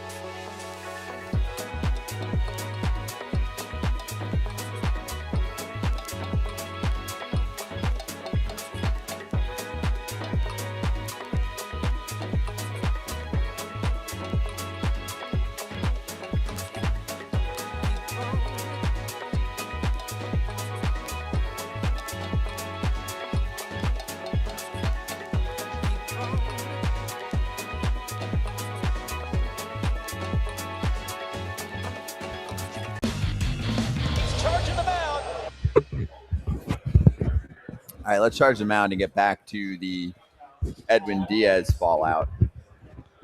We have some word on how this went down. So we mentioned this in the Ken Rosenthal segment. I think it's worth bringing up again. The Mets were a few million off Kratz. They said, hey, we've got room here. Come back to us. He said, you better give us your best shot. Went to the Dodgers. That's how free agency works. You don't, sure, is it potentially respectful to allow the team that's paid you a lot of money and had you there to get their last best offer? You don't have to, though. But he has the right as a free agent. Most major league players, let's say you get picked out of high school or international draft signing, right? Like, you don't get to free agency for essentially a decade. If you get signed if when not you're 16 longer, or something. if not longer. Yeah. He doesn't owe you shit. And by the You're the way, Mets. also, I'm going to say this. Like, he's been on the Mets. He knows what the Mets are about. Yep. As much as this is going to pain Mets fans to hear it, he's just watched the Dodgers win 2 World Series in a row. They needed a closer. They offered him more money. He wanted to go to L.A. because what have we talked about? It's a destination. He chose. He made his choice. It's nothing against the Mets, and I'm sure he'll come out and say it's nothing against the Mets. He got more money. He got a better deal, and he's going to a place that's won back-to-back World Series championships. Good for him. That's it. Good for him. I'm sorry, Mets fans, but good for him. Sorry, I'm going to double down on Mets fans here. If it's only $3 million that he made the choice, he probably didn't like it as much as $3 million is out there. Like $3 million is in the scope of how much he's made already. You're talking to a guy that's made over $100 million or will have made over $100 million in his career. He's been there. He's enjoyed it. He had success in Seattle, was part of a big trade over there, saw what happens when you don't do well, and then has been lights out since he's been there. Maybe it's not all peaches and cream, like it's shown on the outside. And ultimately, I assume AJ will agree with me. When you're a player and you're talking about $66 or $69 million, what's the second prize? You want a ring, and you want as many rings as possible. And I think he knows he can go and chase that with the Dodgers. And maybe he could have chased it with the Mets, but he knows he could have chased that with the Dodgers. And I guess he didn't want to play where he goes to the Mets and says, hey, I've got another team, or maybe even says, Yeah, well, but how many don't times say does what he have the to go team back is. to the Mets? He's like, I have a better offer. Make me your best offer.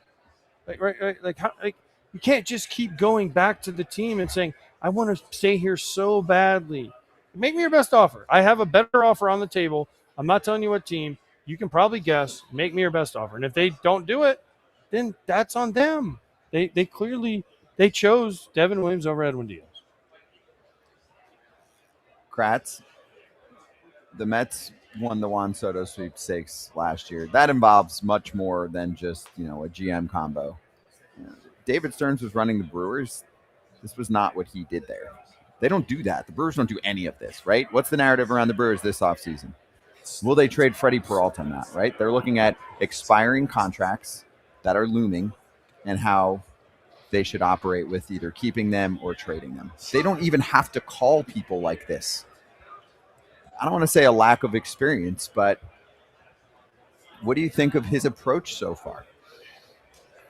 Our narrative changed in June. Our narrative changed, I think, May 20th when the starting pitching became what we thought they were going to become. But we have to make sure everybody knows that we're putting David Stearns in this okay, his owner wants to spend or can spend like the Dodgers.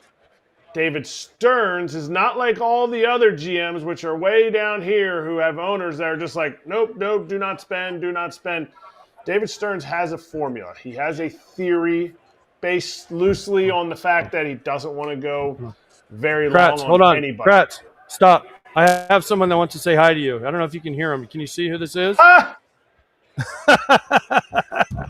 Kratz, how are you, man? Oh, Coach Kratz. Hired me and fired me. He said you hired him and fired him. That's awesome. One decision was good. The firing, clearly. It was good for us. Neil Huntington, for everybody who was just listening. Thank you. That does help.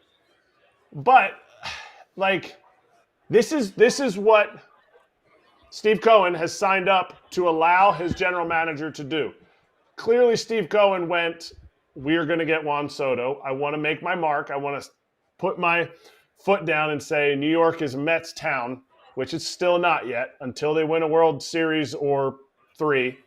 And David Stearns is brought in to kind of be that guy he's very, like people said when he got hired, he's a kid in a candy store.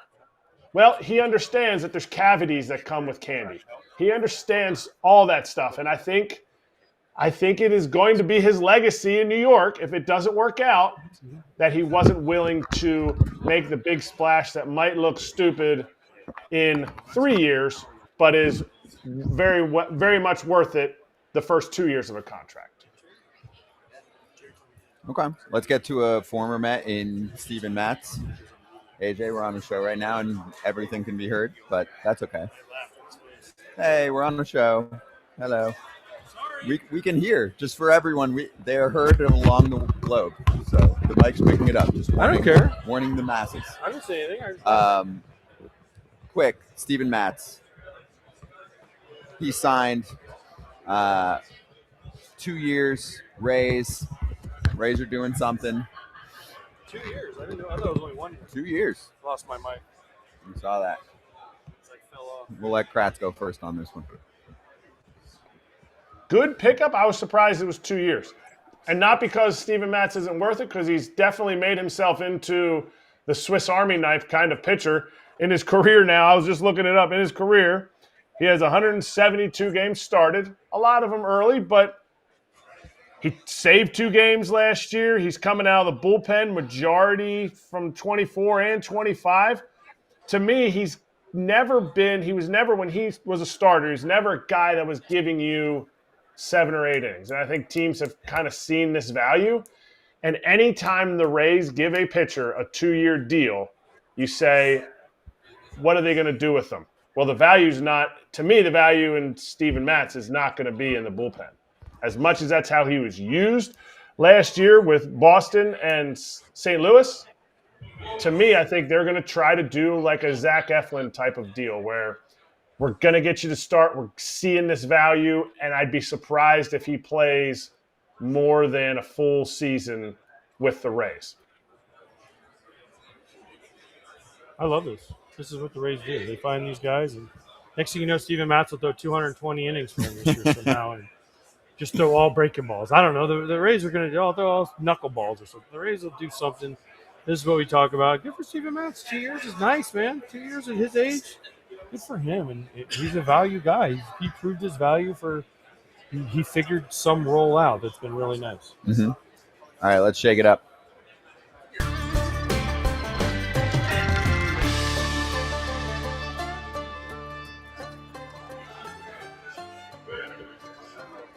Well, I would say the Toronto Blue Jays are the talk of the offseason for now. Schneider's right there, Kratz. Why don't you John Schneider right here. Dylan I already Cease texted him. getting signed. There you Big go. league? Cody Ponce was signed by this team. Not as well known of a name, but could be a big impact guy too. We're seeing what the deal's with them with Kyle Tucker and Bo Bichette. But wait, they also might shed a player off their roster. We learned a little bit more about Jose Berrios' situation. Did you guys see this? How he was pissed about being left off the roster, all that, the whole deal? I also heard about this from people a while ago. It's kind of surprising me, but it's What did crazy. you hear? I went through this before, Kratz. I don't know if you ever were on a team where you were left. I was in 2014. I was on the Cardinals, and Mike Matheny called me and said, "Hey, we're leaving you off the ALDS or NLDS roster." And I said, "Okay." And he goes, "You have the choice. You can go with the team, or you can go home." And I'm like, "I'm part of the team. I'm going with the team to LA." Right? So I flew and cheered my ass off, and we won that series. And the next series, guess what? I had to play because Yachty got hurt. Right? So I don't understand that he wasn't there. He for the ALCS, I think, and the World Series. Yeah, so Ross Atkins spoke what? yesterday. He said he was removed from the rotation, not with Jays during the World Series, disappointed he wasn't in the rotation. I mean, he said in the quote, handled it well. On why he wasn't seen much in the postseason, think he was just having a tough time. Huh? Yeah, I get it. You're pissed. But then you get your 2 days. You guys had days off. You're told you're not on the playoff roster. You gave everything you had this season. You're 31 starts. You know what? You stay ready. Maybe there's another round that you do need to be needed in. Like, they sure as heck don't want to call somebody up from the minor leagues to fill the spot if they're like, you stay ready.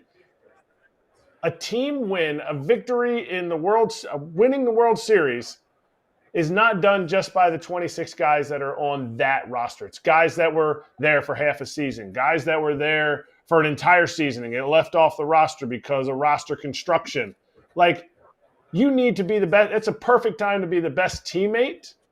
And if you're pissed, good. Be ready. Be around. Be available. So I get it. It's tough, but the Blue Jays, they're clearly focused on wanting to win a World Series. And if he's one that is like, hey, you know what? I'm not willing to – what did Stroman say? What did Stroman say last year in spring training? I'm not a reliever. I'm a starter. Like, if he's willing to draw a line in the sand, then, he might not be on this team from what we're hearing from Ken. But my whole thing is, why? Why do you? I understand kind of what Kratz said. You understand you're mad, but you still have been on this team for a long time, and you battled with these guys the entire year and years going back. And here's your chance to enjoy, even if you're not on the field. You still have a chance to be around your guys and help out. Maybe you can say something to a pitcher or a hitter. Hey, I saw this, or I noticed this, right? One little thing that might change a game and help them win. Be there for that. Be a cheerleader. Cheer your ass off. I remember when, like I said, 2014 in the NLDS, I cheered my ass off for the Cardinals. And I was only there for a few months, but I was locked in Descalso and John Jay and Adam Wainwright and Matt Adams. And those guys are friends for life because we went through that together and we didn't win, but we were there and I was there. Like, this is what you don't want to miss, man. You play your whole freaking life to get a chance to go to the World Series. Whether you're on the roster or not, you're in the World Series and you can help your brothers in the fight. I'm sorry, but this is just a bad look, man. Like, you got to be, especially now. Listen, I'll say this. I think, did we lose us? Do we froze? No, we're good. We're good. Yeah, you're good. But I'll say this: like, if you're the 30th guy or whatever, okay, great. But this guy was a part of their rotation for years. Like, he should be there. He should be in that dugout. He should be on those flights. He should be in those meetings. Because, again, maybe Pete Walker sees something and Berrios sees something different. And he's like, oh, I saw this. I faced this guy this one time, and this pitch worked, and it might help us win the World Series. That's it. It's just about being there for your boys, man. He was with the club through the end of the ALCS, and then he left before the World Series. Okay. Well, you got to the World Series. You can't sit there for another 10 days at the most? I'm, like, in pain even learning the news like that. I know, because all I've heard about Berrios was what a great dude he was. He is a nice guy. I've been around him. What a great teammate he was. You can't baby at that point in life, right? You you guys always say you're doing but this. It's not about you at that point. It's not about Kratz. It's not about you at that point. It is about your team winning the ultimate prize, which is the World Series. It's not about, like, no matter what your feelings are at that point, your feelings go out the window. Remember we talked to Max Muncy, and they won the World Series last year, and he went 0 for the World Series? And you know what he said? Nobody gives a shit because we won the World Series, and nobody remembers that I didn't get a hit. And this year, right, they won the World Series again. And guess what? Whoever didn't have a – I don't even know who had good World Series and who didn't. Obviously, we know who the MVP is, Yamamoto, and all this and that. But I can't tell you who got hits and who didn't. All I know is the Dodgers won. Doesn't matter. Winning cures everything. One fan not comment, about you, Scott. One fan replied on a tweet when this quote got out there, and they were like, if the Blue Jays had won, does he want a ring? Because he doesn't even want to be there. He doesn't give a shit. I'm sorry. You got to be harsh about that. You tell me, how would this go? How would this go? Guy that's been there for a while, pretty nice guy. All of a sudden, you get this curveball where you're trying to focus on winning a World Series, and he's not even there. That's what I'm saying. It's not about you at that point. You throw everything you can into those 7-game series, if it's going to be 7 games, to win 4 games. You literally, when people say, like, and this is an extreme, I died for that, like, you're hurt, you're this, you throw every ounce of energy that you have in your soul at that for those 10 games, and you say, I am 10 games, 10 days, 7 games, every ounce of focus. I love you, family. I love you, mom and dad. I love your wife, kids, all that. But my focus for the next 10 days is on these 7 games. And it's not about you. It's about the 25 other dudes, the coaches, and all the people that got you to that point. What if someone got hurt in the World Series and he could have rescued them? That's what I'm saying. You're not there. You're getting paid, Kratz, to do that. Jose Berrios makes a lot of money. You're not there. I'm actually surprised that you can't fine or suspend or do something. No. I mean, clearly the Blue Jays are taking the high road. He can just be like, cool, I'm out. He's on the roster. He's not on the playoff roster, but he's on the freaking team. Why are you saying But no? he's not, because he's not getting paid. You technically, the championship season is, like, technically you wouldn't have to stay if you're not an active player. I remember one year I wasn't put on the roster for one series, and they were like, "Do you want to go down to Florida and stay ready?" I was like, "No, I want to stay ready with the team here." Like, there's nothing that mimics the environment that if something happens, I have to come back and be ready. Like, I don't think they have to. I don't think that if you're not on the roster, they don't have to mandate that you're there, like a fine or anything. But it's going to change. It's going to change a little bit. In the moment, none of his teammates are sitting there going, "Oh man, I wish Hosey was here. I wish he was here." And maybe that makes him feel bad because he's like, "Oh, I'm not even a part of this." But everything AJ said is exactly spot on. But now this year, if he is not traded, how does that make them feel? I'll tell you, when the dust settles, you sit there and you know who had your back, who was riding with the boys, what those people did. There's different levels of every, some starters think that the bench guys don't really have that big a piece to this. Some bench guys think that the guys in the stay hot camp don't have a piece to it. But every single person that has something to do with this team getting to Game 7, getting to 1 out in the top of the 9th inning in Game 7 of the World Series with a lead has something to do with that moment. And it's important. Anybody that bails on that, and at the end of the day, you sit back and you're like, wait a minute, he bailed on us? What happened? What if it's like the old Dumb and Dumber skit? Like, well, what if they had shot you in the face? We were willing to take that risk. What if Trey Savage gets hurt in his first outing and they need another starter? You think they're just going to Louis Varland? No, they want a starter. Hosey, where are you? I'm on the couch. Not there. You didn't choose me. Not Bad preparing for the World Series. But again, you work your whole life. He's never been to the World Series. He got to the World Series. Even if you're not there, go there and soak up the moment. Sit in Toronto in the dugout and just look around and just, wow, I'm in the Game 7 of the World Series. I'm not playing, but I got the best seat in the house. I'm in the dugout on one of the teams fighting for a championship. It'll help you down the road because at least you get to soak in the environment. They would love to trade him. I will promise you that. They would love to trade him. This does not get mended easily. And he is coming off a bad year, right? ERA was in the 4s. Expected number, peripheral kind of stuff was even worse that the front offices look at. He's owed 3 years, $66 million. He has an opt-out after next season. He's not going to do that. He's probably worth, right now, he's more along the lines of back-end starter. So he's hurt. Wasn't he hurt, though? Yeah, there was an elbow issue late, but not the whole year as far as I know. He's Kratz in a free agent market right now. I think he signs for maybe like $220 or $115 or something like that, right? He doesn't get offered a qualifying offer. Okay, 15 to 17. So 15 to 17 on 1 year. That's how teams are going to evaluate. There's $66 million left. So the Blue Jays would have to pay most of that money down. And now you also just got this little tidbit. This reminds me, Kratz, I don't know, Scott kind of will get this analogy.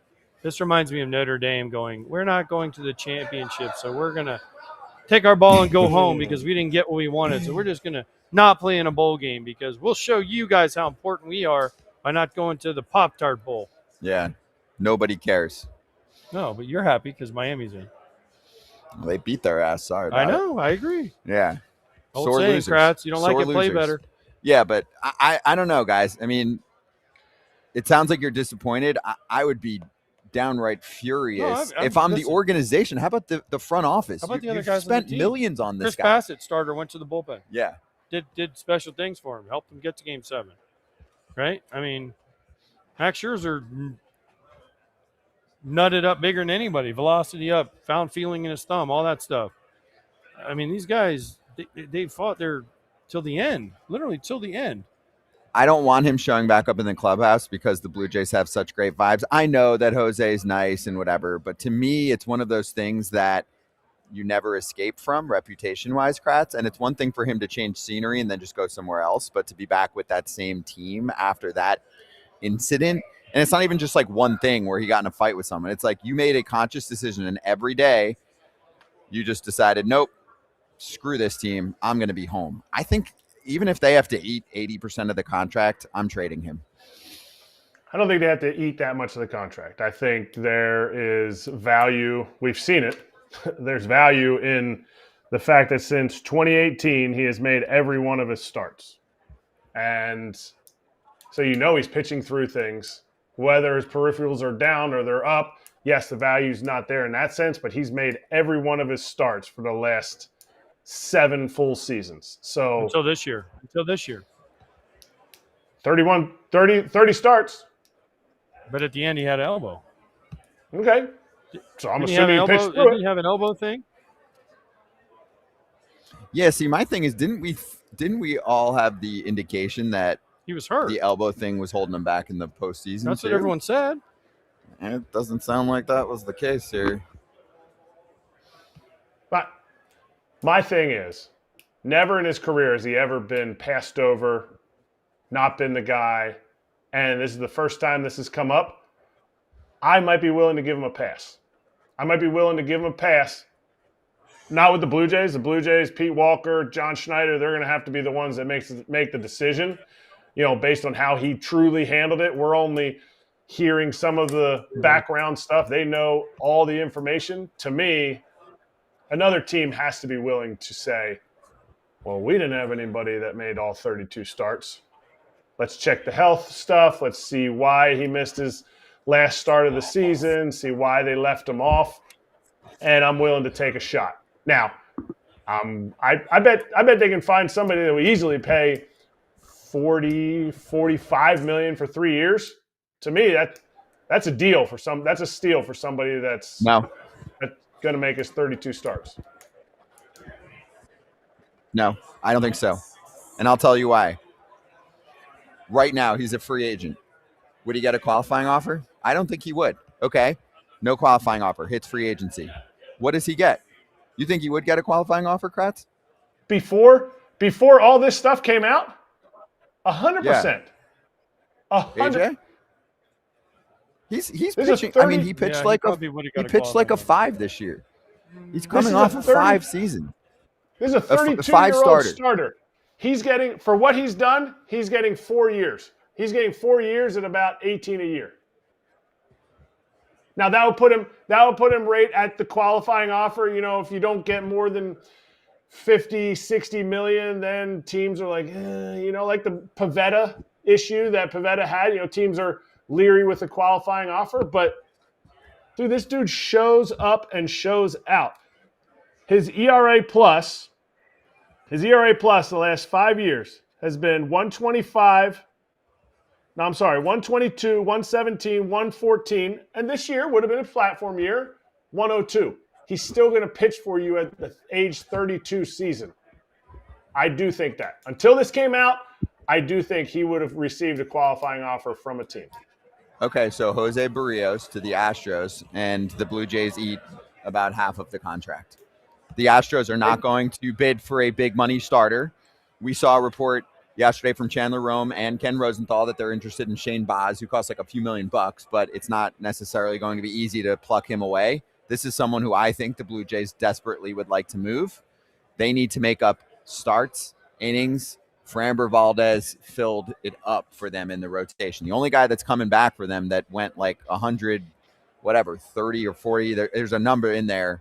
The only guy that really put real innings together this past season for them that's coming back is Hunter Brown. What are you doing with the rest? I'm trying to find someone else to fill that rotation. I think it's a good fit. Okay. I ain't mad at that one. Okay.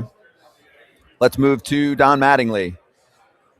Our reporter in Pennsylvania right now, Erik Kratz, has more on what seems like an obvious fit. Kratz, Don Mattingly, the new bench coach for the Phillies. I know it's not official yet, but it sounds like it's going to happen. Todd Zalecki, our Philly show guy, said that they have mutual interest, and it sounds like a matter of when, not if. Well, I mean, this is it. You figured out what they couldn't do in the playoffs. Don Mattingly, Phillies, World Series champion. Lock it in. Love it. No, this is great. I mean, shoot, Topper was with the Yankees when Donnie Baseball was still playing. I'd have to look back at when Topper first started with the Yankees organization, but he might have been there when Donnie Baseball was playing. But yeah, I mean, he's clearly, when you have two managers on the bench, I don't see how it couldn't. I don't see how it couldn't work out. I mean, nothing was, to me, in a World Series, it's always heartbreaking to see the team lose. But when you start seeing like pictures of Bo Bichette like coming up to Don Mattingly and putting his arm around him, you know how much it is, how much he's coached, played, all that stuff, and still not won a World Series. He got there finally, but he hasn't won one. So now this is the chance. This is it. Donnie Baseball brings the Phillies to the World Series. Boom. There you go. Hey, coming up next, we're getting ready for Torey Lovullo, Diamondbacks manager, joining us on FT live in Orlando at the Winter Meetings.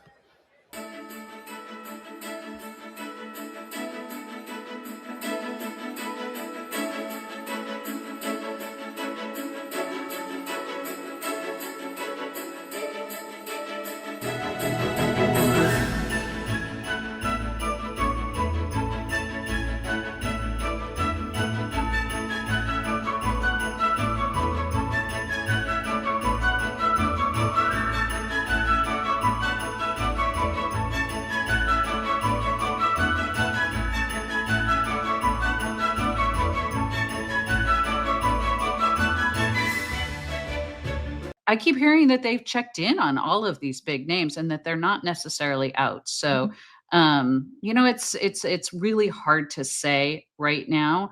But I like the fact that they are checking in on all of those guys, even if it's just due diligence, which I said last week. Of course they're going to do their due diligence and kick the tires on everybody. The fact that certainly there are a lot of agents that feel like the Giants are still in on some big name guys. And some reporters hearing that the Giants could even be a team that lands a big name starter. I'd be a little surprised given what we've been hearing about the budget. But they are certainly considering everything. And then when we met with Buster Posey today and Zach Manassian, sort of the little, every day at the winter meetings, you meet with the front office, and Tony Vitello was there too for all of this today. We asked, these budget limitations, how much of an impact is that? Greg talked about the 9-figure deals, and Buster said, you know what, this ownership, when we went to them last year with the Devers deal, he said, he said they didn't blink. And then he went, they maybe blinked a little bit, but, we talked to them and, they understood what we're trying to do and why it was important. And they were willing to pick up that contract, obviously huge deal, huge contract. So I think what the front office feels like is that ownership has their back. So if they went to them with, say, let's say Framber Valdez, I think they feel like if they presented it in the right terms and said, this is the guy that we need, he's going to take us to the next level, this is why we like him so much, I think they feel like ownership would do whatever. I'm not saying that's what's going to happen, but I do think that they feel like we should talk to everybody, and if there's somebody we really, really want, and if it's a deal we feel like is fair, we've got a shot maybe with ownership going like, hey, well, we didn't want to do this, but for this guy, we understand why we might want to.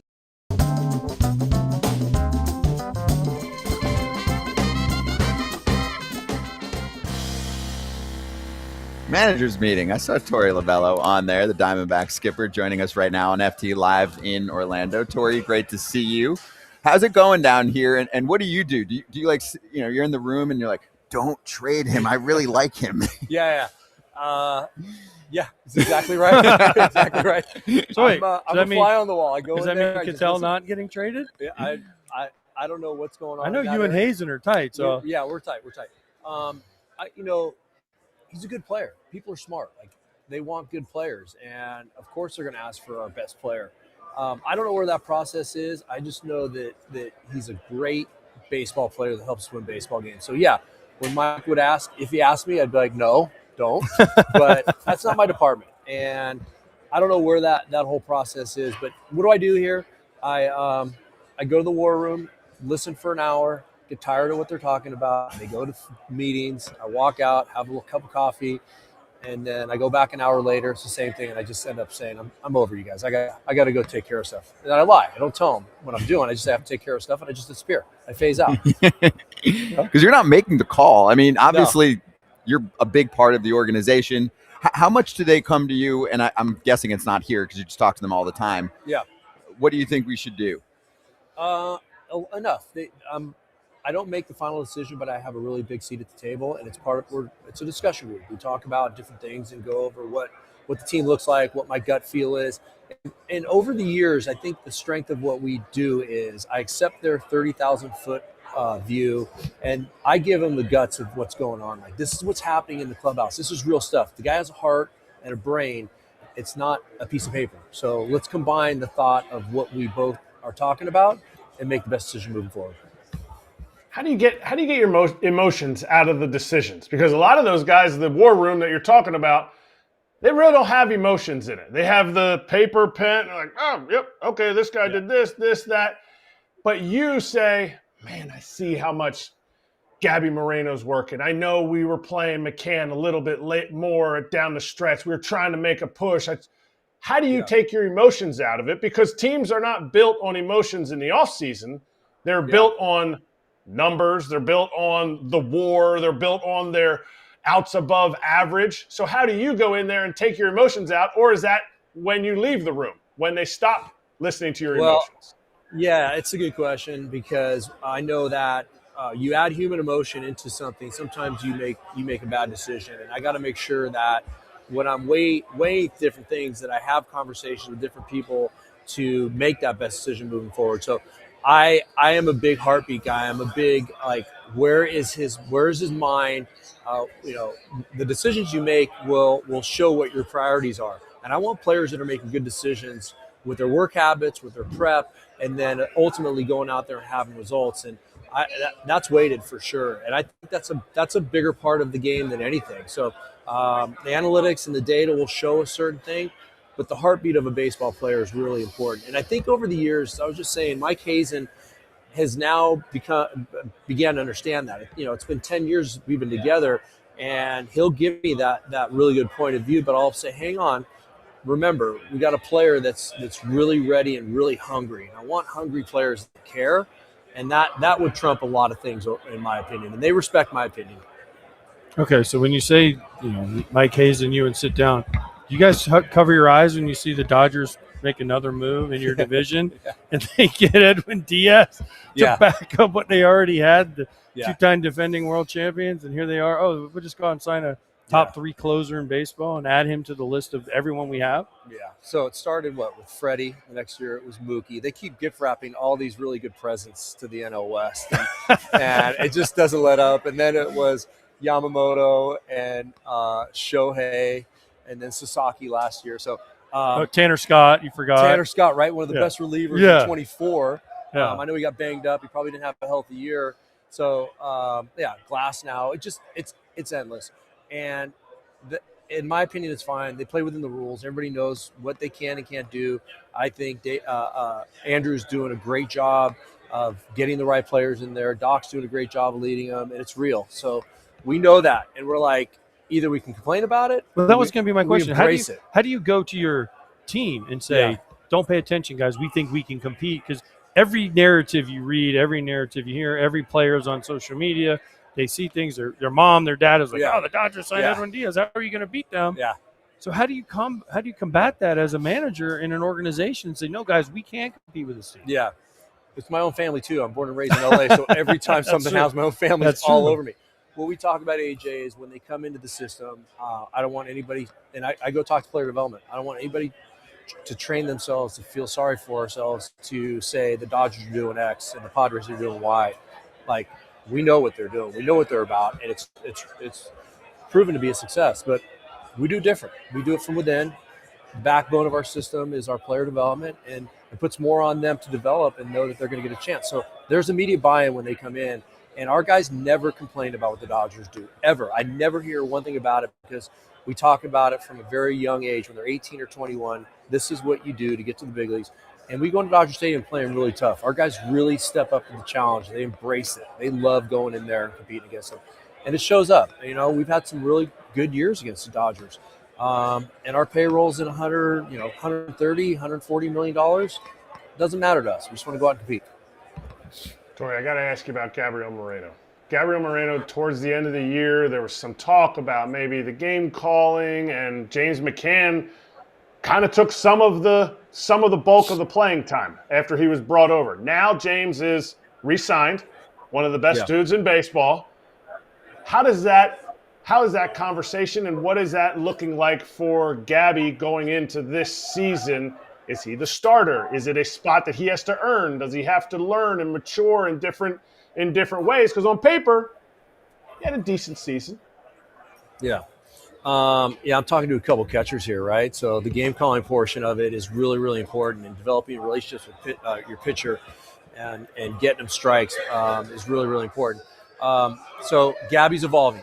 He's gonna get the majority of the time for sure. James McCann coming on board whenever we signed him, I can't remember the exact date, changed the DNA of our team. And I think a lot of the success that we had was directly related to what James McCann came in and did for us.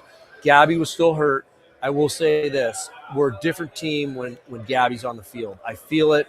It's an impact bat. The catch and release is as good as anybody. The one part of his game, and I agree with you, is knowing the hitters well enough to call a game and make adjustments. James McCann told me this because I asked questions of these catchers, like, when did you figure it out? When he got, I forget who he came up with. I think it was the Tigers, right? I think Alex Avila said to him, hang on for the next 5 years. It's going to take 5 years for you to be who you're supposed to be, to get to know your pitcher, get to know all the hitters in this league, what those adjustments are. And I had some unbelievable conversations with McCann where, like, I couldn't believe the things that he was thinking about. During the course of an at-bat. Like, I faced this guy once before last year. We got him here. I got him there. I'm like, oh, my God. Like, you are really, really good. That takes time. So what happens, I think Gabby's got to figure this out. He's got to get some time. He's got to pay attention to the right things, and he's going to be just fine. Okay, you brought in McCann back, which obviously huge.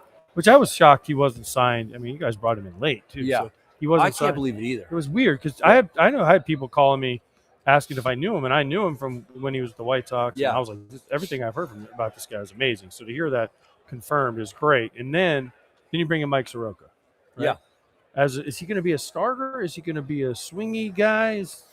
Okay. I can't officially comment on Mike Soroka. I will say that we have been in touch with Mike Soroka. Oh, because he hasn't passed. Wait, I know how to get around this. Sorry. You've faced him. Tell me about what you've seen. When yeah, there you go. There you go. I know. Exactly. I know the rules. Exactly. You're allowed to. Yeah. You are definitely allowed. Just like I would ask you about Yamamoto. Yeah. Hey, what do you see from this guy? That's good. Thank you. Oh, I thought it was done. And you guys taught him well. I think it's a good combination. Right? I thought it was done, so brilliant. I apologize. Yeah.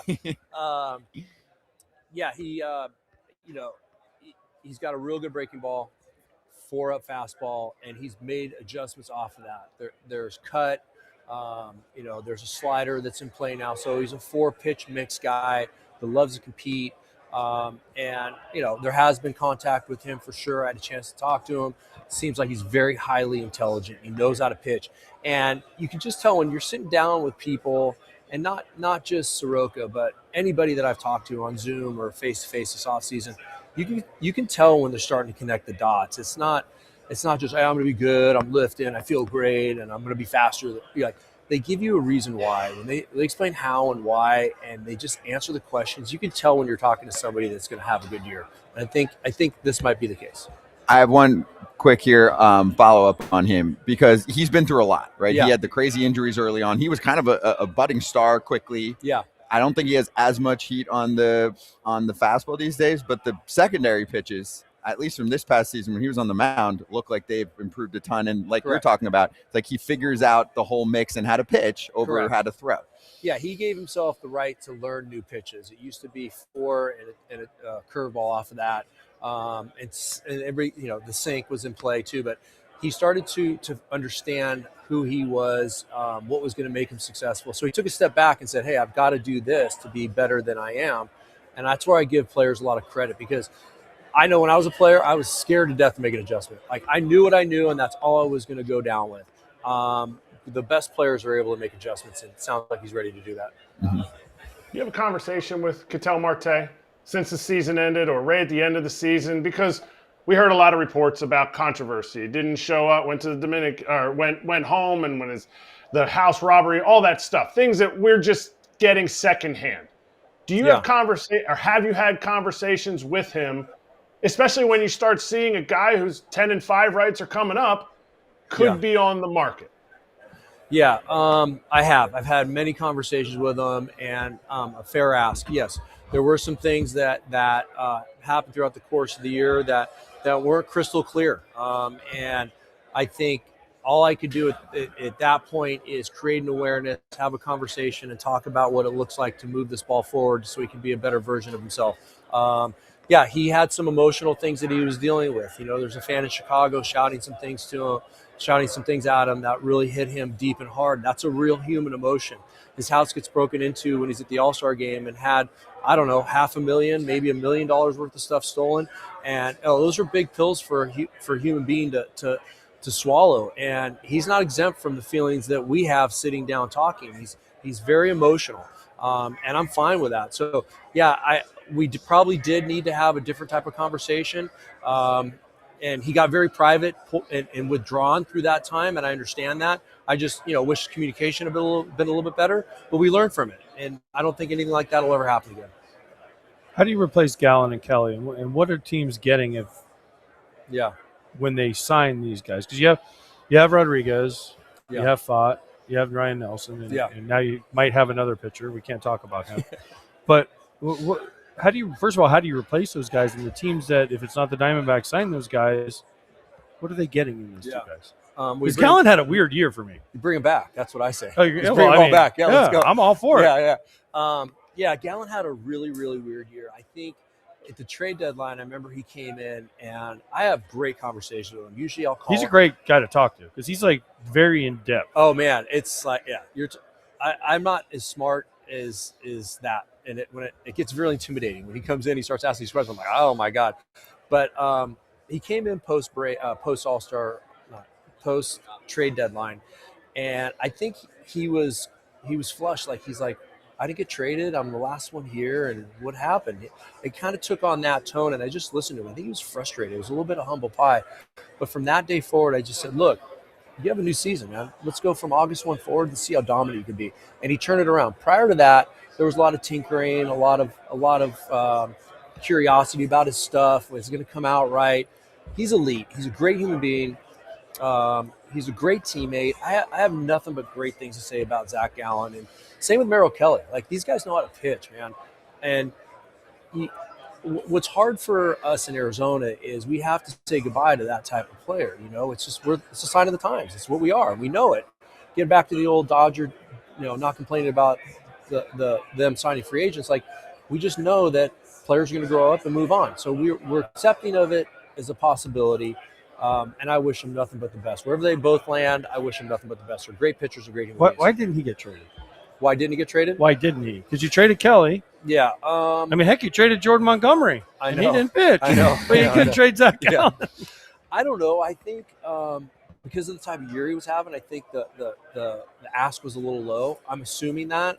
Mike didn't really make me aware of it. It was probably, we just don't want to give him away. I think that he was very average the first 4 months of the season, but I think he's going to be just fine. I think wherever he winds up, I'm still going to be hopeful that it's with us. Wherever he ends up, he's going to be fine. I've got one more for you. So there are a ton of new managers Yeah. entering the game this season. Your thoughts on the mix of hires that we saw, and then specifically, are you going to get in any fun barking matches with Tony Vitello? I'm sure you've seen some highlights from his college days. Yeah, I don't know, a couple Italian guys. Let's go at it, right? That's how I feel about it. I'm really excited for him. You don't really see this crossover, right, very often. I'm sure it's happened in the history of the game. I don't know where or when, but a very successful college coach, high baseball IQ. Looks like he's a connector of people. He's one of the boys. He's in the trenches with the guys. And I think that's what the players want.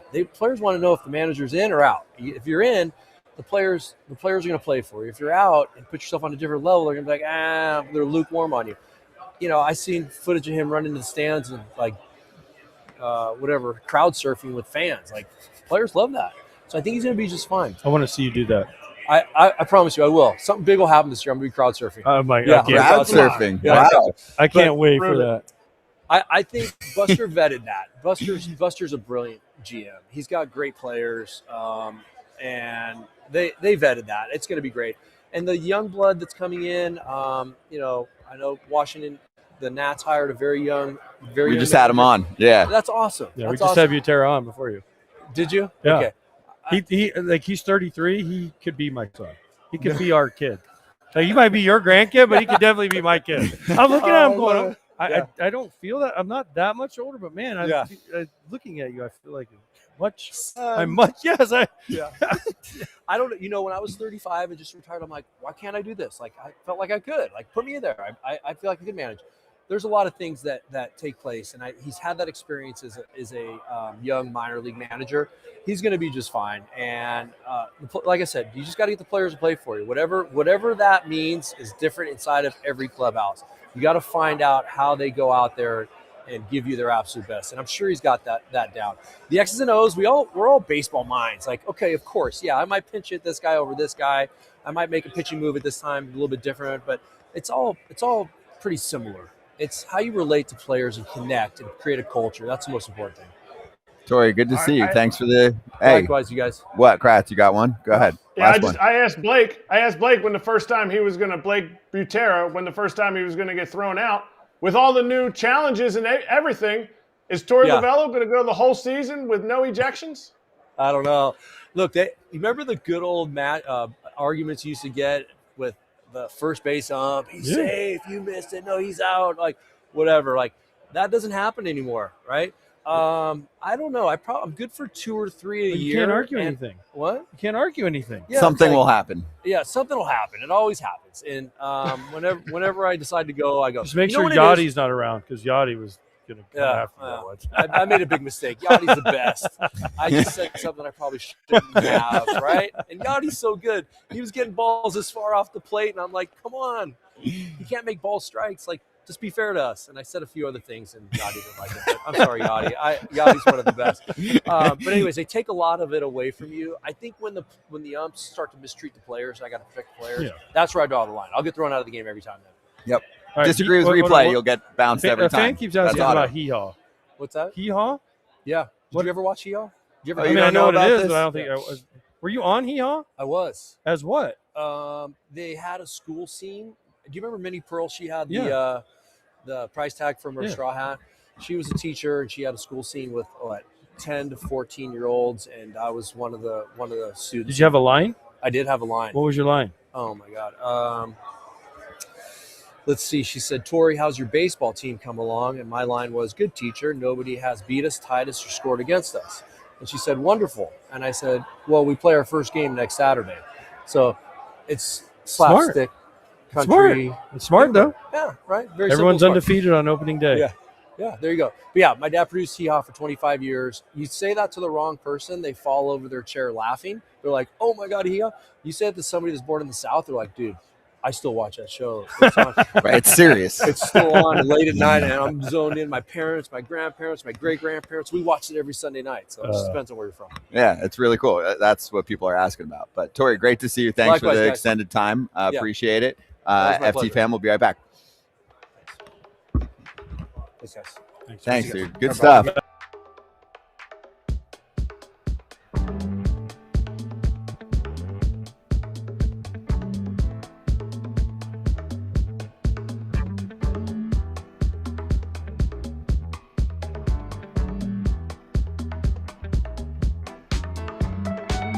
they may look to move off someone that's already on the roster to kind of even that out. Could you see that as a possibility, or do you think there's probably not that big of a chance of some type of significant subtraction from the current roster?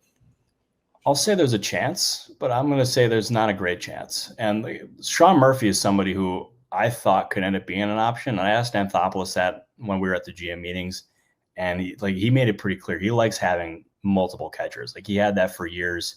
Previously, Travis d'Arnaud was somebody that he absolutely loved there. And having Murphy and having Drake Baldwin, like, that gives them such a luxury, because it's very difficult for a catcher to have a 162 game slate. Like, you can end up divvying it up between those two guys.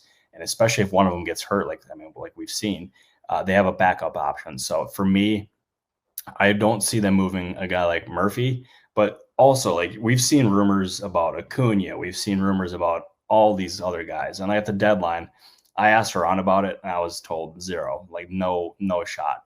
Off season, maybe a bit of a different story where you can listen to these guys and see exactly what you're going to get. But for me, I see absolutely no hurry for them to move any of those big core pieces off the major league roster, because they want to compete. They feel like they're close to competing and that they have holes. They're going to address those holes, and moving Murphy, moving Acuna, moving any of those guys creates a further headache. And I just can't see Anthopoulos doing it.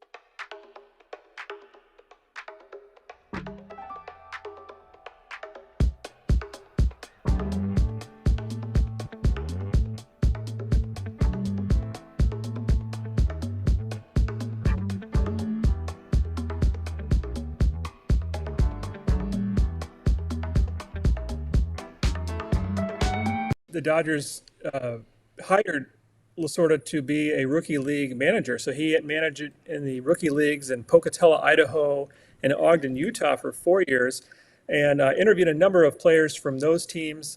And what I found was interesting is Lasorda was really the guy you saw later in Los Angeles way back in the mid 60s in rookie ball. He was, third base coach / manager, dancing around in the coach's box. The ultimate motivator, telling his players they're going to play at Dodger Stadium. So he really convinced these young rookie league players that they were going to reach the major league someday, even though most of them, in fact, didn't have a chance. One of my favorite stories involving Lasorda came from a cup of coffee pitcher named Bruce Brubaker, who had a really short major league career. He told me in 1969 with the Spokane Indians, Bruce was pitching in Tacoma one day, and Lasorda got ejected from the game. And shocking. Yeah, not at all unusual.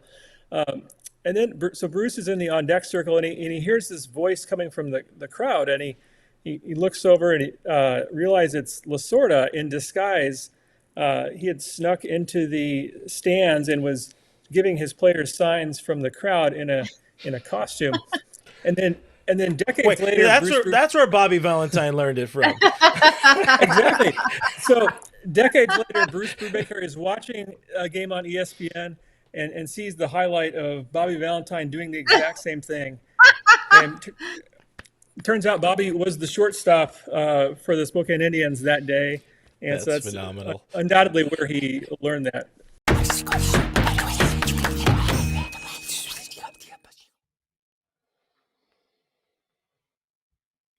Not hearing you, Scotty. By the way, not hearing me? Can you hear me, Kratz? No, we're here. By the way, Murph just walked by. We were talking to Murph in the break, and he says he will not come on because you're too mean to him now. I sent a picture of him because he was behind. He was photobombing our shot. I sent a picture of him. I was like, man, in his health, standing up to eat, that's a savage move. How about Alex Cora? We saw him. We're not going to bring him on here because we just had him on FT. So we try to be respectful of people's time. We don't need to have everybody on every 5 seconds. But we did ask him one critical question. Who are you signing? He had a pretty clear-cut answer, and I've seen him talk about it to the media as well. He would like to continue his friendship that is growing with Alex Bregman. Yes. He said they really have a friendship. They keep in touch, the whole deal, right? The families, all of that. And he would like to have that talent on his roster long-term this time. Maybe this time they don't have that cute little opt out after year one, so you have to worry all year about if this is it. You knew it was a 1 year deal. You knew it was a 1 year deal. No more. No more opt outs. The next one he signs, no more opt outs. And he's talking so glowingly about a player who had a 3.5 WAR. It was exactly what they brought in. This dude performed on the field. I know he had a little stint on the IL, but to see how many young guys they had on this roster and they're going to lean on those young position players, I think it's a no-brainer. As much as Schwarber back to the Phillies was a no-brainer, Bregman back to the Red Sox. And it's a massive, massive loss if the Red Sox do not lock him in. Great. He fits perfectly there. Right-handed power that can play defense. You know what I heard? And these are quotes coming from front office people while we're here.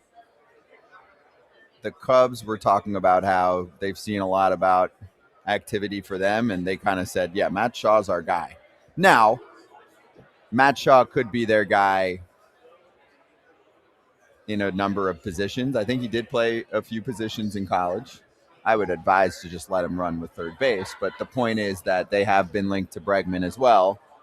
But to me, it almost made it feel like Shaw. It could be Shaw's a first-round pick, and they right, but it almost makes it feel like they're not in on him, and that's just the rumor mill stirring up options for him. Did you get that vibe? Yeah. If they're saying like, yeah, Bregman Shaw, we Bregman like fits him, in he's Detroit, our guy. Bregman fits in Chicago, and Bregman fits in Boston. So if Bregman signs with the Cubs, obviously they'll figure it out. And they have a lot of players that are departing after 26. But for 26, you have Bush at first. You have Horner at second. You have Swanson at short. You have Shaw at third. I think the Cubs are trying to spend their money on starting pitching, and I think that's what they should do. Maybe a big reliever too. I don't see it. I don't see them outbidding everyone for Alex Bregman. I don't see them outbidding the Red Sox. I don't even think I see them outbidding the Tigers. I said on this show maybe a month ago that it would be hard for me to see Bregman then going back to the Tigers now. I still feel that way, but it sounded to me like the Tigers are still interested in him. For me, I had the vibe like, well, you told us no. What I found out was they had the ability to up their offer and get it, I guess, in more of a range for that 1 year that he was going to do to go back to the market, and they didn't do it. So that's why, or at least partially why, they didn't get the player. Did that make sense, what I just said? Yeah, no, I hear you. You ever seen those videos where two people who are like the number one and number two favorite person for that dog in the family, and they like put the dog in the middle and they go apart, they go separate, and then they tell the dog, like they just let the dog go and see which person it goes to? That's what's happened with Alex Bregman. Breggy's like, oh man, like I love AJ Hinch. Oh, I had a great time with Alex Cora. You know, I think they're kind of building for the future a little bit. Who will he choose? And I hope the Tigers are in again because they made a huge offer. I think it was actually more, but it wasn't more per year for that first year, so he could opt out. So it essentially was a 1 year deal, but I hope they're back in. Let's put it that way. That's a good way to push all in Scooble's last year. I think they have to do something like that. I thought he was a perfect fit for Detroit. Yes. Do you believe in the impact that he makes around the team? Yes. I mean, you've been around guys like this where they're just junkies And he's a and winner. they respectfully want to help everyone. And so they suddenly show up the next day and they're like, hey, I figured this out for you. This is how you're being attacked. I figured this out. That's a thing, right? I mean, because it's hard to quantify, and it doesn't sound like there are many players that are worth the extra cash for that contribution, but he is one of them. There are a few of them. But Bregman brings a winner's mentality, a veteran presence. He changes at bats. He changes a lineup. I don't know.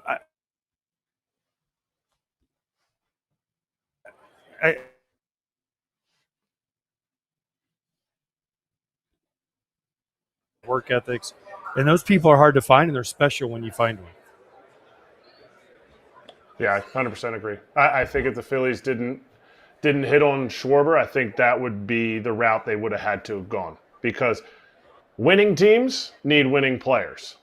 World Series aspiring teams need players that have experience, can be out there every single day, still can play. You got to play. Like, look, like I can be the best clubhouse guy of all time, but I'm not really changing the trajectory of a team like an Alex Bregman. And I think you need those guys. If you're calling young guys up, you need those guys that help you make that transition, that maturation process that equals the talent that is there. And I think the Red Sox have that in Alex Bregman. And without that, who's that guy? Is Trevor Story that guy? To me, Trevor Story is that, like, he's that motor guy. He's the engine guy. I would just say, yeah, I would say if you don't sign Bregman, if either team, Tigers or the Red Sox, because I think they both need him, if you don't sign Bregman, who do you go after? Who is that guy on that level of leadership that's currently on your team, of ability-wise? And I think the Tigers actually get more from Bregman than the Red Sox do, because the Red Sox are definitely laden with talent, but you still need that leadership guy. You know who would be good to ask this to? Tigers. Manager? Bregman. Yeah. AJ Hinch. Exactly. If only we're going to have him on, aren't we? We're going to have him on in about 20 minutes. So it just gives me the ability to tell Where's everyone. Scott So Harris? He walked by yesterday. AJ Hinch is going to join us at around 2:30 Eastern time. Kim Ng, who we've been trying to get on this show for a while. She used to run the front office for the Marlins. She actually was in the room, one of the voters. She was here yesterday for when the Jeff Hall Kent of Fame. came by. Right, I saw her, but she's going to come on the show Oh. along with she's running the Athletes Unlimited Softball League, a pro softball league. So she's the commissioner there, I might be butchering the title, but she's running the league. Sierra Romero, who's a star in that league, so they're going to show up, but we'll be able to ask him about Marlins, Hall of Fame, all that. Scheduled about an hour from now is Dylan Cease, depending on his press conference timing. He said after his 3 o'clock press conference. Okay. I'm just letting everyone know what we have on the docket. Don Kelly, who doesn't have that interim tag on him anymore. He's the manager of the Pirates. Okay. And then Walt Weiss, the manager of the Braves, followed by Chaim Bloom, the president of baseball operations. Man, it's gonna be a for the long day Cardinals. again. I'm gonna need a break here at some point. I've been trying to get you guys to talk a little longer so that I can text someone to get me a coffee. But I will do that soon. Actually, you know what? I'm going to do that. Just tell him we have Mark's I over will there tell them. yapping with Zalecki, so he can't do it. I will Michael's tell over them. there wearing his socks to take a nap. I have mean, to send a specific. We don't have anybody order. else to get us a coffee, Kratz. Do you want You're at anything? home. You can get your wife to get your coffee. Do you want You got anything? nobody. Scott's that guy that has the order. He goes in. Coffee? Yeah, but I just take a black coffee. Scott That's needs fine. like a mocha choca I'm gonna send it- cappuccino, non-fat soy, Yes. oat milk, dingy bababber. Thank you. Yep. I will send that 10-word order plus AJ's black coffee over to someone. And we'll step aside for a quick sec. We're going to do our BetMGM segment, and we'll cover more rumors until we get to AJ Hinch.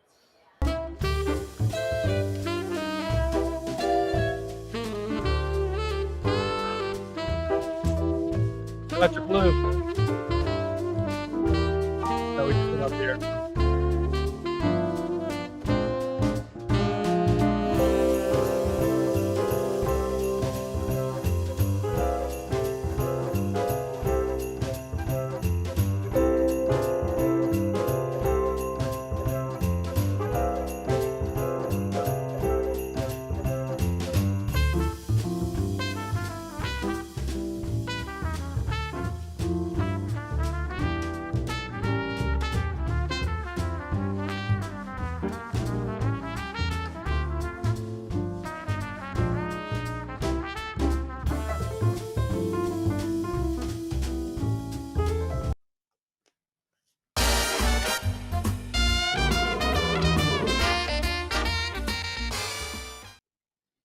Around futures, BetMGM, ALCS winning division. AL Central plus 360. AL East minus 105. AL West plus 190. I can actually play some ball in this I one. could do the West. Okay. I could do the West. 2-1 odds essentially. The West to me. Yeah. Because the Mariners, I think, have a chance. They were very close this year. We don't know what the Astros are going to do. The Rangers, what are they going to do? I just think the West has a better chance than the 2-1. The East, obviously, with the beasts of the East, all 5 teams, you can make an argument could do something. But if you're going to lay money, to me, it's got to be on the West. The Central, listen, we love the Tigers, Guardians, White Sox, Royals, that whole division, but it's got to be the East, and the East is too low. So I'm going AL West. I'm laying money on this one. Kratz? Agreed. If I could get the East at more like even money, then I'll take it. Because you ultimately have 3 teams. I'm not going to say 5. There's going to be 3 teams. Somebody has a stinker of a year, but you're going to get 3 of those 5 teams that will be in the mix. And again, the American League is not that great. But yeah, I'm going to say the West. I love the Mariners. You can never count the Astros out. And the Rangers might actually do something. Yeah. Now, the Rangers, actually, we haven't talked about them much, I think they're trimming payroll this offseason. Mm-hmm. They're not going to be big players. They won the World Series a couple of years ago, Nimmo. and they lost a lot of money after that. I'm joking. After They you win a traded World Simeon Series, for you have Nimmo. a freaking time. No, I love that move. Langford's going to go full-time center field. They lost to Dolis Garcia. DeGrom's going to be there. Evaldi's going to be there. They have great pitching. I can't argue against pitching at this point in the year. Healthy Seager, Josh Young hopefully stays healthy. I mean, they can compete, I feel like, just because if you start a rotation with DeGrom and Evaldi, you should be able to compete. Yep. Agreed. In Skip Schumacher magic. We are live. How many times are we going to get knocked and asked if we're live? You know what? I actually have a tally. I have a tally going of the last 2 days, how many times it was. So we'll let you know at the end of the show. Good, thank you. So we did get some comments from fans. This is one opportunity to do this. And they were like, you guys should be positioned in a different spot. Hold on, by the way. Should have it. What? I know are we still talking about BetMGM? Are we talking about let me wrap that part up. Because then I have a question for Kratz, because the guy just walked by. Show tell a story about. Show the full screen. Thank you. BetMGM players will receive an any sport parlay boost token if you log into the app or go to betmgm.com under your funded account. You can add that to your bet slip, activate the token, and if you win, you know how it works. Get extra winnings. Gambling problem or concern, call 1-800-GAMBLER. Yes? Go ahead. So there's a guy, Greg Hansel. I don't know if you know who he is. Hansel? Hansel's so hot right now. So Greg Hansel, he's here. I played with him in Minnesota, and back a long time ago. But he, on his leg, he'd get a tattoo of every organization he was. So he down his leg, and he was with a bunch of organizations. So he had them all. He just walked by. I wish we get maybe. I don't know if he still has it. I saw him yesterday. I should have asked him if he still had it, because he has little mini tattoos of every organization. I think he started with the A's, maybe. I forget. I'll have to look him up. But I think he's originally signed with the A's, maybe. But every team he had like a tattoo down his right. It was down his right calf of each team, a little tiny one of each team. So, how many? Ish. I don't know. I'm looking right now. He had, I think, 3 or 4 when I saw him. He's got 1, 2, 3. There's 4 on here that he played on. But then I think he went to Japan, so I don't know if he kept it going. I don't know. It's a whatever. It was funny that he just happened to walk by, and I thought of it. I have a few thoughts here. Well, this is probably the only time we have to do this kind of stuff. So, First of all, some fans were like, why don't you just get a different space? We don't get to pick our space. Oh, yeah, I would like to be in one of the suites of the teams to do the show. We did get a lot of feedback saying, well, you guys should have like a backdrop or be up against the wall. Well, then, I mean, we could technically do the show anywhere, aside from bringing on the guests, which we do remotely. Isn't the point where you're kind of seeing the activity? Isn't it? Yeah, sorry. If you're watching, isn't that kind of the point here? I just want you to wave. Do you remember Erik Kratz? Can you wave to him? John Russell. Is he your first manager? First manager, Kratz? First big league manager. He doesn't remember me. He said you don't remember him. So you don't remember and Erik we're Kratz. live on a show right now. Oh, okay, good. Yeah. I just saw you walk by. I want to say hi. Everything good? Did you call him again? Nice. Good. You? Good. So anyway, Kratz, if we are just up against the wall, we could literally be up Not against see the wall anybody. anywhere. This is part I of love this. the winter meetings. Is everybody walks by, and we went to a break. Pat Murphy, Brewers manager, walked by. We'll spend some time with him at some point in the off season. So this is a part fun game of for me. us being here. Yeah. I'm playing a game where, the game where like stuff goes across the screen, like Duck Hunt. I'm like shooting people. I'm shooting the people that I know. Like I've seen like Rene Rivera. I've seen Frank Koppenbarger. I've seen John Schneider. I sniped him in a picture. I sniped a picture of Murph. I love it. I wish you guys had people walking behind your set in Orlando every single day. So this is great for me. Sorry, chat, but I love this. So basically, we should do the show from theme parks. Why would we? The thing is why would we turn it to where we want people to be able to see what's happening? And by the way, right across the hall this is a great spot we are. Is the MLB official managers interviews? It's the press conference room in general. So basically, everybody in that door over my shoulder here is where they're doing the draft lottery. So I mean, we're in the perfect spot. Anyone that's complaining about this spot, what do you want? This Us is to be MLB's down the hall where dream. nobody We're is? giving Like, this attention is to the great. draft lottery. We're enhancing. Plus, it a lot of allows what's me to going on shame here, people into coming onto the show, Kratzy. which he is good at. Which you are good at. He is good at that. You are good Yes. at. I suck at it. Don Kelly, check. While we're on winter meetings happenings, many people I've spoken to when I'm walking around the hallways, getting to the set, leaving the set, have talked about how much the winter meetings have changed. Not to sound like get off my lawn, but the one thing I don't care. I know how phones work. I know how this generation of GMs work. I get all that, right? They text nonstop. We've heard even from Torey Lovullo, but from many others. You go into their war room, and they're all sitting there, and they're just on their phone 24/7. I think it would be very beneficial for more face-to-face meetings with teams. Some teams meet with people. We'll get into that coming up in a second, too. Pete Alonso meeting with some teams today here.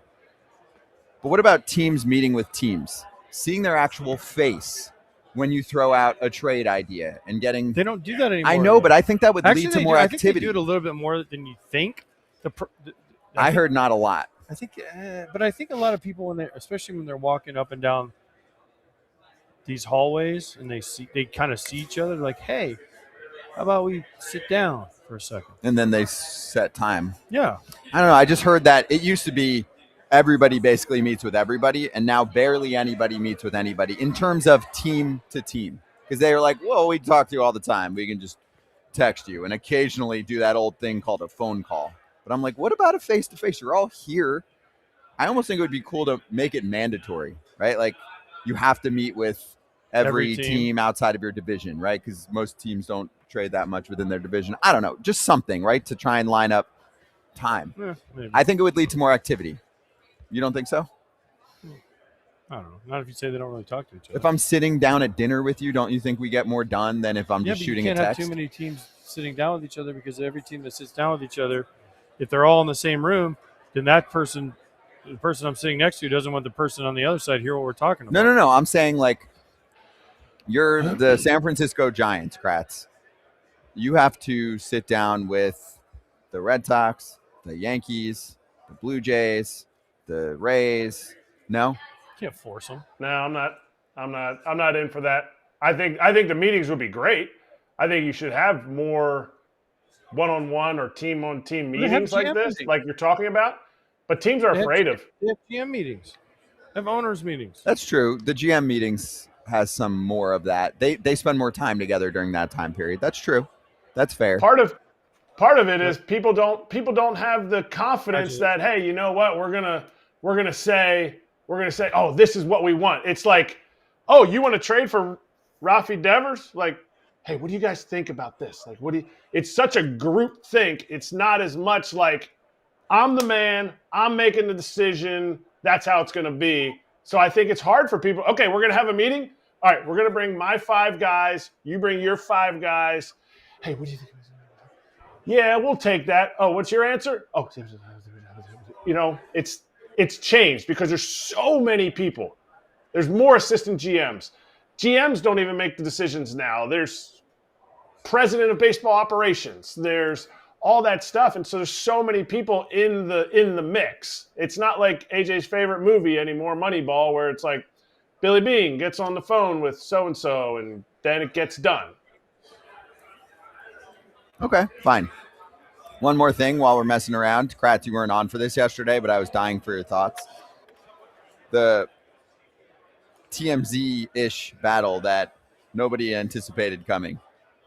You played with Sonny Gray. You've always had really good insight on that whole situation. I'm sure you saw the back and forth with him, then Cashman, then his agent. I just need to get your overall thoughts on the final result. Like, I'm going to let you be the judge at the Olympics, and you're going to just tell me, like, who got the top score in that fight. I think both sides of the story have parts of the story correct. All I can say is when he came over, there was a team, like I said before, that had offered him an extension via, if the trade goes through, would you sign this extension? Answer was yes. Yankees came in, traded for him. So I think there's probably some of, would he have wanted to go to the Yankees? I'm sure there's probably would have wanted to go to the Yankees before all this because they weren't winning in Oakland. I know for a fact that Sonny Gray from the country had no problem playing for the A's. A lot of guys, you can even ask Josh Reddick, like those guys, like they embraced it. Stephen Vogt, they embraced being in Oakland because they were like, it's us against the world kind of thing. Could we have nicer stuff? Sure. Did he want to win a World Series? Sure. 2017, the Yankees were in line to possibly win a World Series. So could he have said, yeah, he'd love to go to the Yankees? Yes. Like, did he lie to a minor league video guy to get him traded over to the Yankees? If that's all it took, like, everybody would be spreading stuff like that. So, no, I don't think there's a lot of – some of the pieces of the story are probably correct, but you're getting some things second, third hand. So when Sonny comes on, we'll ask him all about this TMZ. He loves the smoke. He's a vet now. He's not afraid of, mixing it up a little bit, having a good time with that Southern drawl. Hey, I saw that. I saw that story, and I think it's funny because not everybody's got the story correct. Well, who's the team? Can we get the team? Yeah, I told you before. I can't 100% confirm it because how I remember it, it would be a good story. We have to wait for Sonny to say what the team was, to confirm what the team was. Wait, I actually retract what I said last time you brought this up. I don't think there's any downside to you bringing up the team.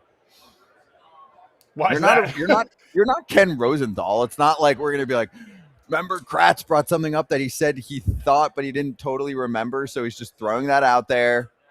And we'll ask Sonny next time to confirm if that was indeed the team that he was thinking of. Yeah, the team I was thinking of was the Dodgers. The team that was supposedly in an agreement was the Dodgers. So now you're talking 2017, like this was at the beginning of their run. So we'll see. We'll see if he confirms it. If he's like, man, Kratz, you're so stupid. I never said that. I remember he said a team, and that's my recollection of the team that it was. So he thought he was going to the Dodgers. Yes. And then the Yankees swooped in, and the rest is now a beautiful rivalry. Yeah, now we go, because now he's on the Red Sox, and he can just try and beat him every time he pitches against him. As he was anybody else. Everybody, like we're trying to be TMZ here too. Sonny Gray wants to beat everybody that he's facing. There's not any team where he's looking at it like, who am I facing today? Oh, man. I never really had any issues with the Brewers. I'm just going to go out here and try my best. No, he's a fierce competitor. He wants to beat anybody. the media, the fans, they're going to boo when he comes into Yankee Stadium. Every time he hits a homer, they'll cheer a little louder. We need this. We need this. We need AJ Pierzynski loving the Cubs, but secretly on the outside saying he hates the Cubs. Oh, by the way, no, we didn't mention that. Rocco Baldelli's joining the Dodgers front office. Shocker. And another one. Andrew bringing another Ray over to the Dodgers for sure. And another one. And another one. That's according to Bobby Nightingale, Bob's son. Not Bob, Bobby. Yeah, Bobby. Next up for us, Pete Alonso is apparently here today. Where is he? Not coming on the Why have I not seen him? Oh, he's nice from Tampa. That's a big difference. He's not going. He's going Same to be thing. very. I Where don't want to is say he? secretive, but Don't we have someone on they're not going to let him out this in the show that wild. played with him? Yeah, Todd Frazier. Yeah, Pete's been on like 5 times. yeah. He's not going to Pete on our show. He's not going to come on while he's going through the free agent process. He's not. I'm sorry, but I just wanted to bring it up because let me go. I think it was John Heyman who started talking about the teams. So the Mets actually were asked about this last night. They said they're not meeting with him. Okay, I think they know each other pretty well at this point. That's fair. It sounded like the Orioles were going to have a meeting with He Pete. fits there. And I'm looking for the other team because my brain's all over the place right now. The Red Sox. Thoughts? It fits in both those places. Which do you think has a better shot? I think if the Red Sox don't sign Bregman, they pivot to Alonso. Okay. Also, keep in mind, Pete But plays then they got to first. trade Cassis. No, they don't. Pete can also DH. He can do He's a little not bit gonna of wanna both. Do that though. not yet. You don't think? I think he would do some DH, right? Like, hey, you're going to split time with Casas at first, and unfortunately, Casas hasn't stayed healthy for the last couple seasons, so it could end up being a lot of first. And we're offering you $130 million, and the Mets are offering you $90. I think he's saying yes. Okay. I will take your split DH time with a guy who hasn't been on the field for a good chunk of the last 2 years. Okay. Fair. Tell me I'm wrong, Kratz. And obviously I went pretty blatant with the difference in money, but it doesn't sound like the Mets are aggressively pursuing him, just like last year. They were like, call us when you need us. That's what happened. The question is, what does that gap need to look like? If it's the Red Sox and Mets, because we're just using this as the example. If it's the Red Sox and Mets, what does that gap need to look like for Pete to say, no, I don't want to go back to the place where I've been? Or the other way to look at it as, wait. You're only offering me $3 extra million than the Red Sox who do not know me, the Red Sox who I've never been with the organization. I've never done anything epic with the organization like I have here.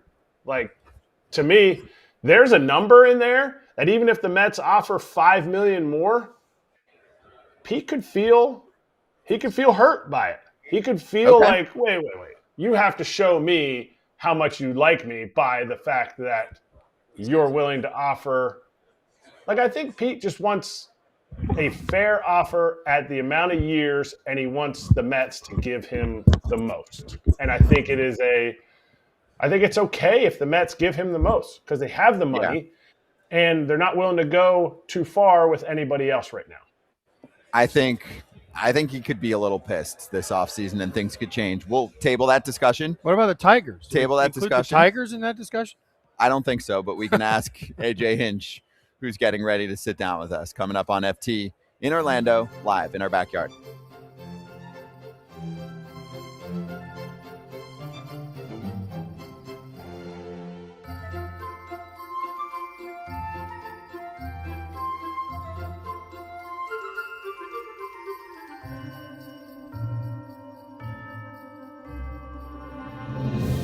I think Luzardo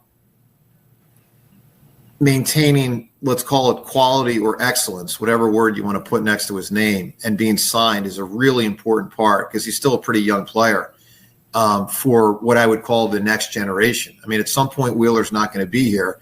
I think we all feel pretty darn confident in Sanchez, but, you know, you're going to need, especially as Nola lags, there's uncertainty with Wheeler. You're probably going to lose Ranger. You don't truly know what you have in Painter until he pitches at the big league level. So to me, Luzardo is a very important figure to, you know, and I will tell you guys, I do think there's an argument, and I don't think they'll really have the guts to truly do it, but I think there's an argument to go to Luzardo right now and his agent and say, sign a contract right now, or I'll trade you and I'll sign Ranger right now. Because, you know, you hear about that bird in the hand and whatever that saying is, and the bottom line is there's an argument in 12 months they could be without both Luzardo and Ranger. And part of my theory is like, hey, guys, who wants to sign first? Who wants to sign first? I mean, they could negotiate right now with Ranger and Luzardo simultaneously, knowing that the objective is to keep one of them long term. And if Luzardo doesn't sign, you could say, well, I can get Ranger and Luzardo and trading you for an outfielder. I mean, it's not – that's the kind of creative trade I'm talking about. That's not crazy talk.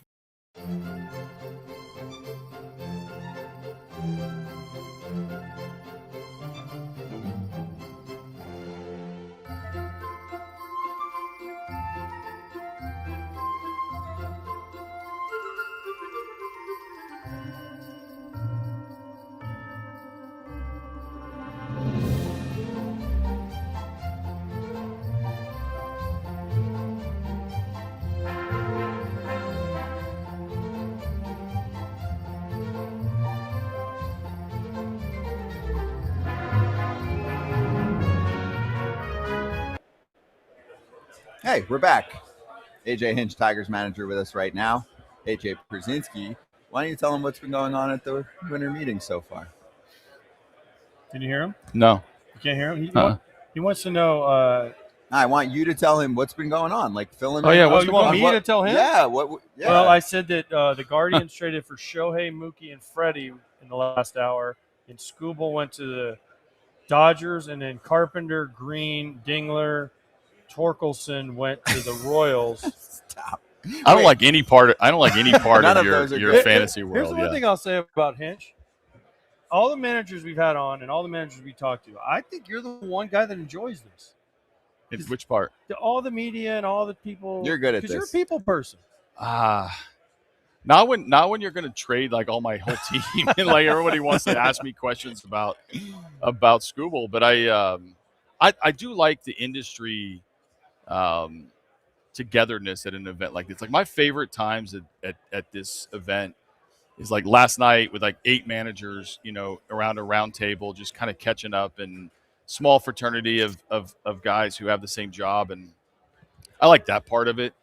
Walking through the lobby of this place is an experience in itself. But I guess I've been in the game long enough to be connected to a lot of different people. The quick hello is great. The camaraderie with the managers is great. You come on shows like this and you trade my entire roster. Not great. Not great at all. We have a nicer person than to ask you a question. Did you invite Blake Butera to that little round table, or does he not count yet because he's not a big league manager? I haven't met him yet. He wasn't there last night. We will definitely see him. We have a manager meeting tomorrow where we're gonna sort of unveil everybody around the table. But if I see him, I'd love to talk to him. I don't I've think never you'd met him. recognize him. He looks like one of the kids looking for a job. I know. You know what's funny is We you had him don't on. feel old in these jobs, and I know you guys probably feel old as the players get younger. Is I was that guy like 15 years ago with no experience, kind of rolling into the winter meetings, and it's like Bobby Cox, Cito Gaston, Tony La Russa, Dusty Baker, and I'm like, I look 12 compared to these dudes. We just had Torey on, Torey Lovullo. Oh yeah, and he asked us about Butera, and I'm sitting here talking to him, and I'm like, he could be my son. I don't feel that old, but when I look at him, I'm like, he could be my kid. Yeah.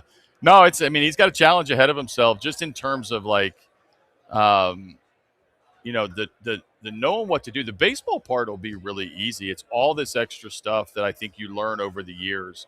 the communication up to the front office, the media stuff, the challenges ahead. But if they didn't believe in him, they wouldn't have picked him. And I think I'm curious to get to know him because I want to learn like what he and others. I mean, I'm looking forward to Albie in this role. Albie's never done it. He's been in baseball forever. I think that's going to be awesome. And we have a new group joining this small fraternity. And once you're in, you're in. And I think you'll have a lot of support around him. We got to. Oh, go ahead, Kratzy. Oh no, I was just going to say, do you think teams need to stay away from hiring guys who they feel like they can control? When you see a young manager, you say, oh, I can control. And I remember hearing some of your stories that you told me about when you were first managing, and you're like, crap, shouldn't have done that. Learn from it, and you've become the manager that you are now. But do you think teams need to stay away from that because they're setting themselves and the organization back? Or do you think there is a value in that if you're at a certain spot in an organization? Yeah, I think the value is separating support with directives. That they're very different. Like you need support around you as a young manager in a very isolated job in your office, right? So like you're trying to execute everything you can to win that day's game or win that series or win that month or win that record, and you're trying to combine that with a lot of things. If you're getting directives that you're getting too much things that you have to do, you're going to lose your instincts. And managing is still about instincts, and it's still about feel for players and feel for humans and feel for moments. And you combine that with all the data that we get. Like those are the best run organizations, in my opinion. Is you can have support from above and be perfectly fine. You start getting directives, and it gets to be make a tough job even tougher. Okay, we're just going right into it. I did your series against Seattle. We're standing in the clubhouse in Seattle with Scott Harris, you, Scott Harris. I think Wayno's standing there. Tarek Skubal walks by. Now, what did I ask Scott Harris when Skubal walked by? You basically tried to broker a deal. Yes, I said, when are you going to sign this guy? So, when is the deal going to get done? Oh man, that's the beauty of man. It's not my job, but I don't know what's going to happen. I know that I have the easiest job in baseball. Like I pitch this dude. Like it's super simple for me, and so I want to support Tarek in his prep to three-peat. I mean, think about that. He's got a chance to three-peat as the Cy Young Award winner. That you're not going to hardly see ever in your baseball career, and he's got a chance to do it. All this other noise is really hard on players, and so I get to stay out of that. I get to stay out of that fray. Obviously, as his manager, I want to make sure he's doing the right thing to prepare himself for the season and control what he can. In that moment, I'm not sure if you were an ex-player, a broadcaster, a GM, a manager, or a president. You were a fan. I was a fan at that point. I know, but it's a good problem. You know why all this noise is around Tarek Skubal? He's the best. Like he is the best guy that you could possibly have on your team. And he's a free agent after this season. Oh, Murph's all over me about my sport coat. Murph's wearing you out. I know. Well, Murph's like commentating on our show from the side while people are on. Murph's just pissed that we used to beat them all over the field at Arizona State, and then now we're all of a sudden trying to take out Milwaukee, which is a more difficult challenge than it was at Arizona State. Stanford, Arizona State, super simple. Just go in, go beat their brains in, and leave and go back to the farm. A little more difficult now that he's got Terang. We're an ACC powerhouse right now. Can I ask you a question? So you're an experienced manager. I think that you probably have more of a say than a lot of the managers we're talking about right now. There's like 10 new managers or something, right? They're not going to barge into the front office and be like, hey, this is what I think we should do. Like, your players really well. You know the league really well. If Skubal's being kept, are there conversations like, hey, how are we building around what could be the last year that we have the best pitcher in the sport? Yeah, so I think it's simple. I think we're trying to win the World Series. Like, we do everything we can to try to win, and we've worked hard to go from like 10 plus years of not making the playoffs to back-to-back playoff seasons. And so for me, like, keep it super simple of like with Tarek, like, come prepared to win the World Series and do everything you can to add to that, right?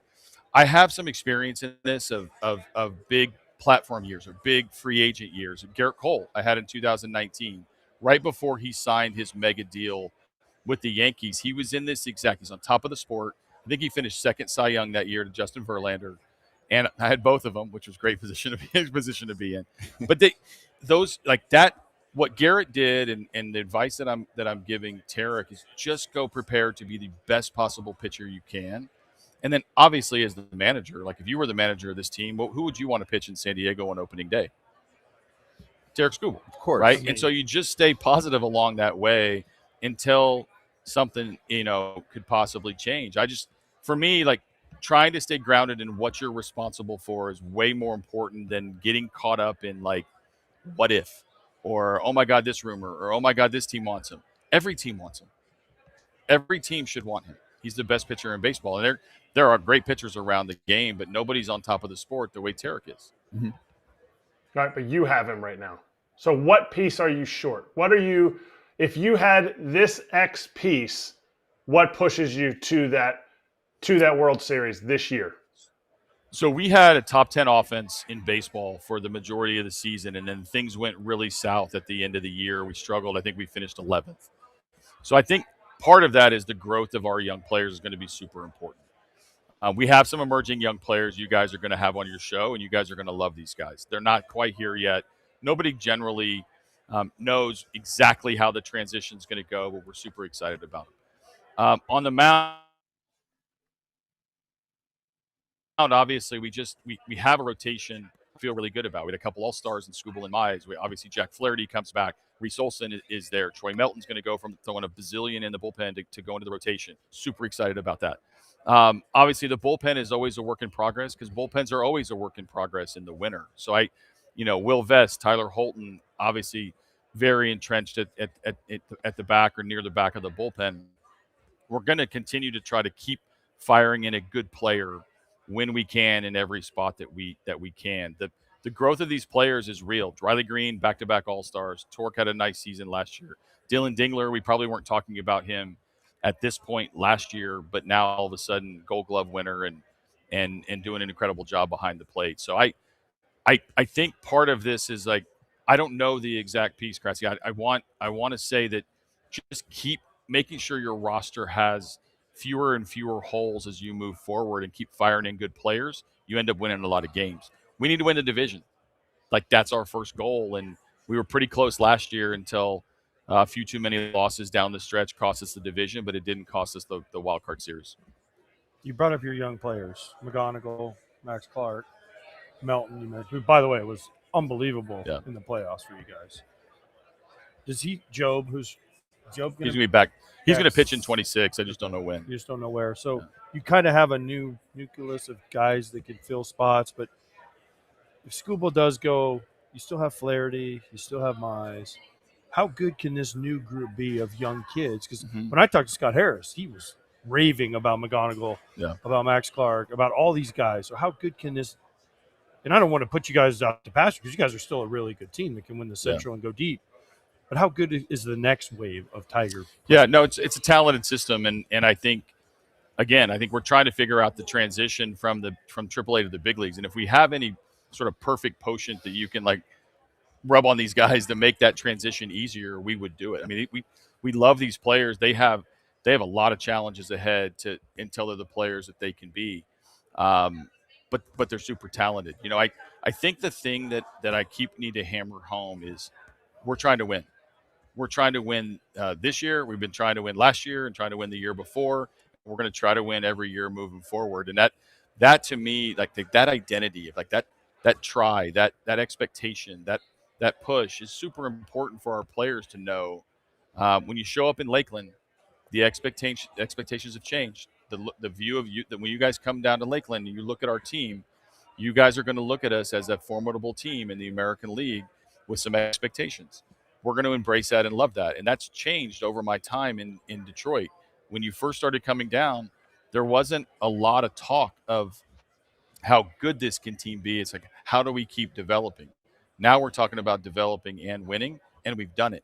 And I think it's important that our identity changes, that no matter, injuries, performance, transactions, no matter what, our identity and our expectation internally is not going to change. We're trying to win. Development. You can always use some extra people helping these guys develop at the big league level. No better way than a young man who has won a World Series or two, Alex Bregman. You talked to him last year about your pitch to try to get him to sign with you guys. What was that pitch like last year when you tried to talk to him? Because you kind of saw what he did in Boston this past year with all their young guys and Campbell and Meyer and Duran, all those guys. Wouldn't that be nice for him to help you guys grow those guys on your staff, on your position player roster? Yeah, when you chase something for an entire offseason and you end up like second or third, he didn't really rank anybody. He only picks his favorite. You get asked a lot of questions about like, what was that like? And it was like, we're trying to be elite. We're trying to do the best we can to surround our players with the environment to be better. And so, I think the curiosity, when we came out at 24, I felt like we were a little bit more of a curiosity, right? Like we didn't have a terrific season. We had a terrific second half. Like we pushed really hard to make the playoffs. And I think there were a lot of people in that offseason that were curious of like, what is this? What do you mean? Wait a minute. What? Tarek Skubal, Cy Young, what? Like winning 30 plus games in the last 40. What? Like there was a lot of curiosity as to like what we were all about. And then we jump out to that start last year. And I just think there's more and more believers that we are a stable team, that are trying to win, expected to win, and doing everything we can to develop these young players that we love while maintaining a high standard of what this game is all about, which is postseason baseball. I have a roster full of players who went from no experience to playoff tested to entire season of expectations where everybody thought we were the best team in baseball, and then everybody thought we were going to be one of the stories of failing at the end of the season, and then to the playoffs again. So we have young players who have more playoff at bats than a lot of players in the big leagues. That's valuable, and that experience should pay dividends when hopefully we push to win the division this year. Okay, so I have two quick questions for you. One, how long did it take you to get over the Seattle series? Because I haven't talked to you since, but the 15-inning Game 5 was one of the greatest games I've ever seen from an emotion standpoint, from a holy shit, that just happened. No way this is going to happen. We're bringing this guy in. They're bringing this guy in. Chances, bunts, dude, all that. How long does it take you as a manager to get over it? Well, there's a great assumption that I'm over it as we sit here right now. I'm not. I haven't seen Dan Wilson yet, but I don't even want to look at Dan Wilson right now.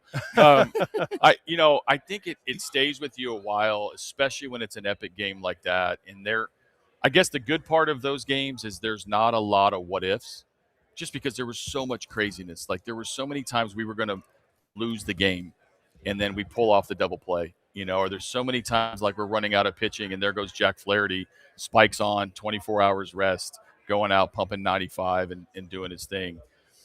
I never thought we were going to lose that game, even when we were bases loaded and no outs and until we did. And I watched the rest of the playoffs for the rest of the postseason, completely jealous of Toronto and Seattle continuing to get to play, even though that was an epic game to get eliminated on. And all the information, all the people that tell me about that is like, that was one of the best games I've ever seen. And then the Dodgers and Blue Jays pull that off in Game 7 of the World Series, and we're not even the best game that played in 2025. Great playoffs. Did you see what Doc did with Yamamoto to end the World Series? The fact that he brought him out after he threw 90 pitches the night before. I asked Tarek Skubal if he would have done that, and he hesitated a little bit. But he also said, I've never been in that moment. Would you ask that of your Yamamoto, who is Tarek Skubal? Would you have asked him to do that, 90 pitches, come out to save your game, save your season? Yes, you would look at your guys and have a full conversation with all of your guys on where they are physically, where they are emotionally, can they handle it? And you know your guys. I mean, there are some guys that have been through a car crash, the next day, and they just can't physically respond the way that Yamamoto. It's not a one size fits all, but you definitely have the conversation. I remember, back in 2017 when we won the World Series in LA, Keuchel and Verlander were on the mound when Charlie Morton got the last out of the 2017 World Series. And when I was looking at the screen in the dugout of like the guys warming up, I'm like, think about what that looks like. I have Justin Verlander, Dallas Keuchel just warming up just in case with Charlie Morton on the mound. And so guys are willing to do everything they can physically. As a manager, my job is also to make sure that if they can't do it, I protect the player, both physically and I think, just reputation-wise. Not everybody's built to pull off what Yamamoto did. The one thing I think I know about Yamamoto is like this dude's day after he pitches, there's an incredible amount of throwing, which is definitely different than some of the other guys. And so, okay, good. Can we put the end?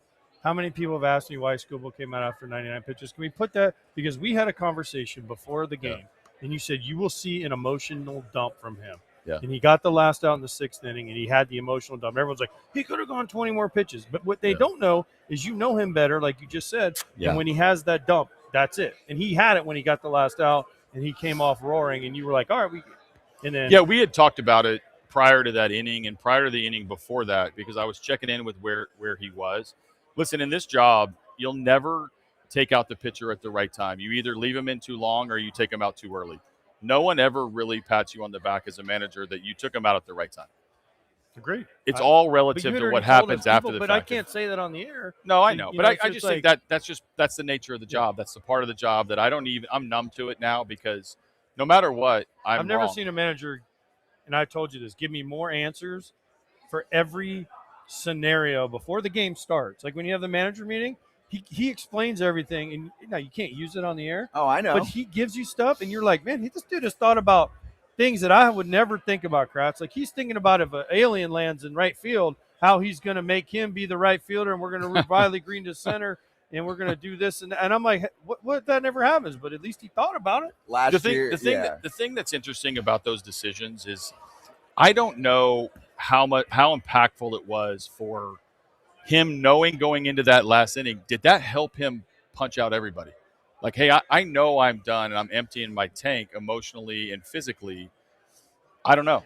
And I don't know what would have happened if we sent him back out. I mean, I think the questions would have been, if he leaves with guys on base and somebody cashes in his runs, it's like, AJ, he had the emotional outburst. He was gassed. He was done. He's pitched all these in. You didn't protect your horse. Like, that's just the nature of management, man. That's what all the new managers are going to learn. Like, it doesn't matter really what your process did. The results are really what a lot of judgment comes by. I have to work on a lot more information than the emotion of wanting more from a pitcher, and it's tough. I mean, that's why we, that's why we get shown on your broadcast. Like every time something stressful happens, you guys turn right to me. Well, of course. Look at that face. It's made for television. It's what the people want. It's just what the people want. But hey, we can go all day on this. Good to see you, dude. You too. Really appreciate the time as always. We'll talk during the season and all Appreciate that. Enjoy the offseason and the holidays. Quick shift change. Kim Ng is coming in hot, commissioner of Softball League, AUSL, and also Sierra Romero from that league. Be right back.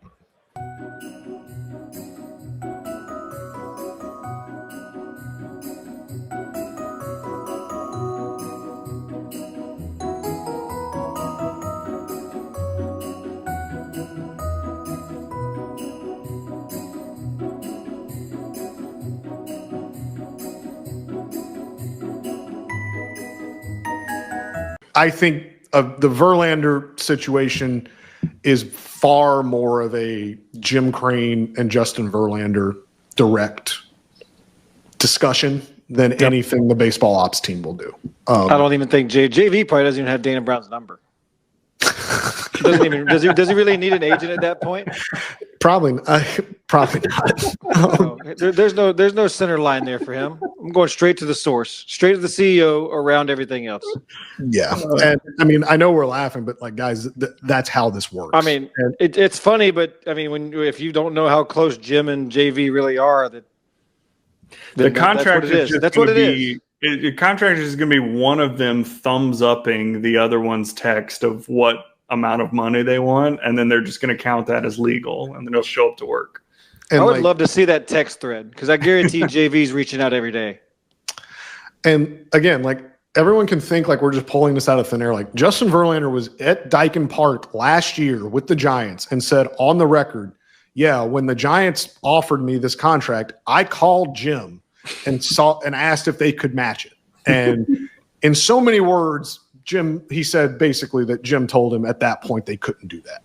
And so that does show you that this isn't going to be some blind just, we want Justin back. Like Jim's not going to do it unless it makes fiscal sense, unless he is okay with the number, unless they can come to meet in the middle. But yeah, if this is going to be, so you asked me like the likelihood, or we asked us the likelihood, like that's trying to get into Jim Crane's mind. And I can't do that. So that situation is likely regardless of where the team's at.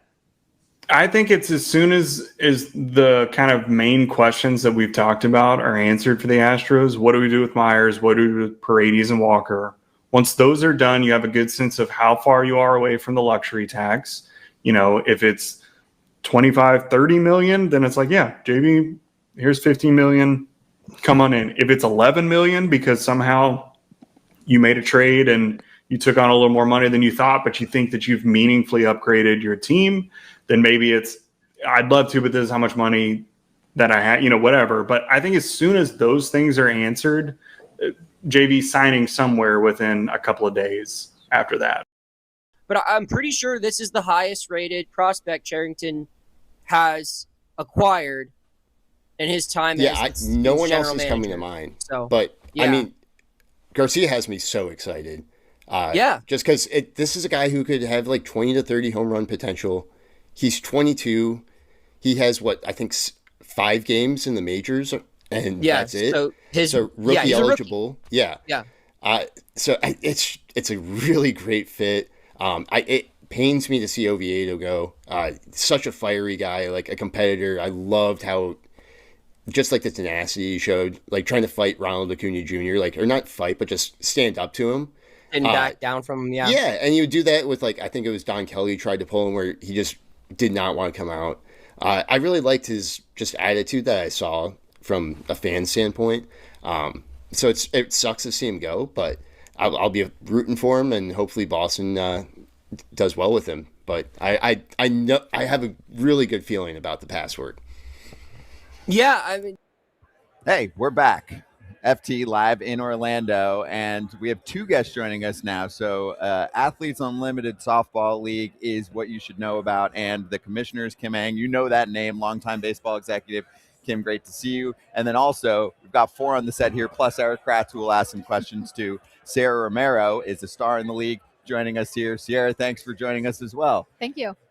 Kim, great to see you. How are you? Oh, good. Thanks. Thanks for having us. Really Of course. appreciate being here. I'm going to let you go ahead. No, before we get to you, Sarah, we're going to hit Kim. Yeah. Because I want to know about the Hall of Fame vote, because I've been banging this drum. He's going right in. People didn't get in. We're very happy that Jeff came. He came on yesterday. But Oh, yeah, you forgot your mic. no, it fell off. There you go. So did mine. I've been banging this drum that there's other people I thought should get in. So how was the voting? I know you're not going to take us through it, but how hard was? I want to know how hard was it? And how It's much was there incredibly hard. argument in there? It's incredibly hard. This is my second time I've done it. And listen, this ballot there were so many good players on there, right? And so you're trying to make great decisions. We just didn't get the votes for some that I'm sure other people wanted, but it's a crazy process. It's a good process. Yeah. Was it like you go in there and you guys just throw up a steel cage, and then whoever wants their vote, you guys kind of rumble until one winner comes out? Something like that. Go ahead, Kratz. No, I just really first, Kim, I'm so glad. Are you able to hear me? Yeah, faintly. Okay, I'm glad you're able to come on here. And when you became the commissioner of the league, did you say I want to name it something different? Because everybody thinks commissioner of baseball, they think Rob Manfred, and they're like, ugh. When I think of Kim Ng, I don't think of Rob Manfred. I think of something way different. Are you handling that position differently than, say, what you saw Rob do in your time in Major League Baseball? Well, I think some of the responsibilities are different. Clearly Major League Baseball has been in existence for 100+ years. And so our issues probably aren't the same, but there's a lot to get off the ground. There are a number of things that I learned from both of the commissioners that I worked for. So, it's really just about trying to use all of my skills and experience from my 30+ career and put that to good use for the women here. All right, now we'll get to the softball. Sierra, Michigan. Sorry, I'm not a Michigan fan. I'm not a Michigan person. Not a Big Ten person. I'm an SEC guy. Midwest, though. You play for Midwest teams. I mean, just because I played there, it's like Notre Dame. See ya. You're out. Stop crying. Go to your bowl game. But how is Michigan good in softball? How are they? Yeah, because they've been good for a long time. Michigan softball is, I feel like, it's one of those programs, especially after being under Carol Hutchins, a legend in the softball world in general. She left the program in really good hands when she retired. And, now Bonnie's there. You got Jen Brundage. You got Amanda Chittister. You have these really big names in the softball world to keep the tradition going. And that's what Michigan softball is all about, is that tradition. And then how do you transition to professional softball? I think they prep me. They prep me with knowing what it took when it comes to hard work, with dedication, when doing the things you don't want to do because you have to. I think like every pro baseball, softball player knows, you don't always want to work out. You don't always want to max out and do all the lifts and do all the things. And for me, it was an easy transition because I already knew what it took. But I definitely think the speed of the game is what took the most getting used to. I feel like it's probably the same, going from college baseball to MLB. It's a lot faster. You're playing with grown women. You're playing now with women that are established, who know how to throw, who are also smarter on the mounds. They know how to read certain things mid-game and make changes like that, and kind of play with you a little bit, mess with your head. And it's just a different beast. And so it's a lot of fun to play that back and forth game of, okay, you got me there, but hey, I'm not going to let you beat me next time up and in or on that change up in that count. So it's a lot of fun. Sierra, my daughter's 13 years old. She wants to know, where can this league go? I mean, it's a fledgling league right now. She's 13. She obviously has to go through high school. She wants to play in college. Where can this league go? Because if it goes to where you want it to go, you'll be known as one of the pioneers to push the league to that point. Mm-hmm. I think with the backing of the MLB, we are in very good hands. I think of all the other women's pro leagues and how once they had the backing of their male counterparts, it just blew up. We got the fans from that league. We also just got more eyes on it in general. And I think that this league is here to stay. I've been a part of a lot of pro leagues in my career, and unfortunately, they all folded and there was nothing there for us. And so for us, our career has always felt unsure and we've always been a little bit uneasy, and that's not how we feel anymore. Now this is here to stay. This is my career. I feel more confident saying I'm a professional softball player. I love that now when I say it, the answer isn't always, oh, I didn't even know there was a pro league. Now it's, oh, wow, yeah, what team are you on? I saw a lot of it. I saw the Talons win. Unfortunately, I'm not on the Talons. I did not win last season, but I'm on the Volts. And so it's cool to see that these players and these fans, they're paying attention, they're looking at us, and they're seeing what we're doing, and they like what they see. All right, so Kim, how do you scout? Because you're your baseball background. Yeah. So how does the scouting go to find players like Sierra? How do you find the players? So our general managers and head coaches are a big part of that process. Some of them still are collegiate coaches, so they have that in their pockets, and so it's easy for them to understand who's out there. And then the others who are not necessarily part of the NCAA collegiate world, they're just doing it off of TV, ESPN, and a lot of word of mouth as well. Awesome. So when I was with the Giants in 2004. We had a guy named Barry Bonds on our team, okay? And they brought in Jenny Finch. This is when she was going around, and she was pitching to everybody. And I got to catch her. And Barry Bonds stood him, but he wouldn't swing because he said, I didn't want to hurt her. Now, I got to catch Jenny Finch, and she was the biggest thing in softball at the time. And she was every pitch I thought she threw, I was like, okay, I could see this one, but the rise ball, right? So I know she struck out like Pujols and all these guys, right? I didn't want it back because I would have punched out. How good?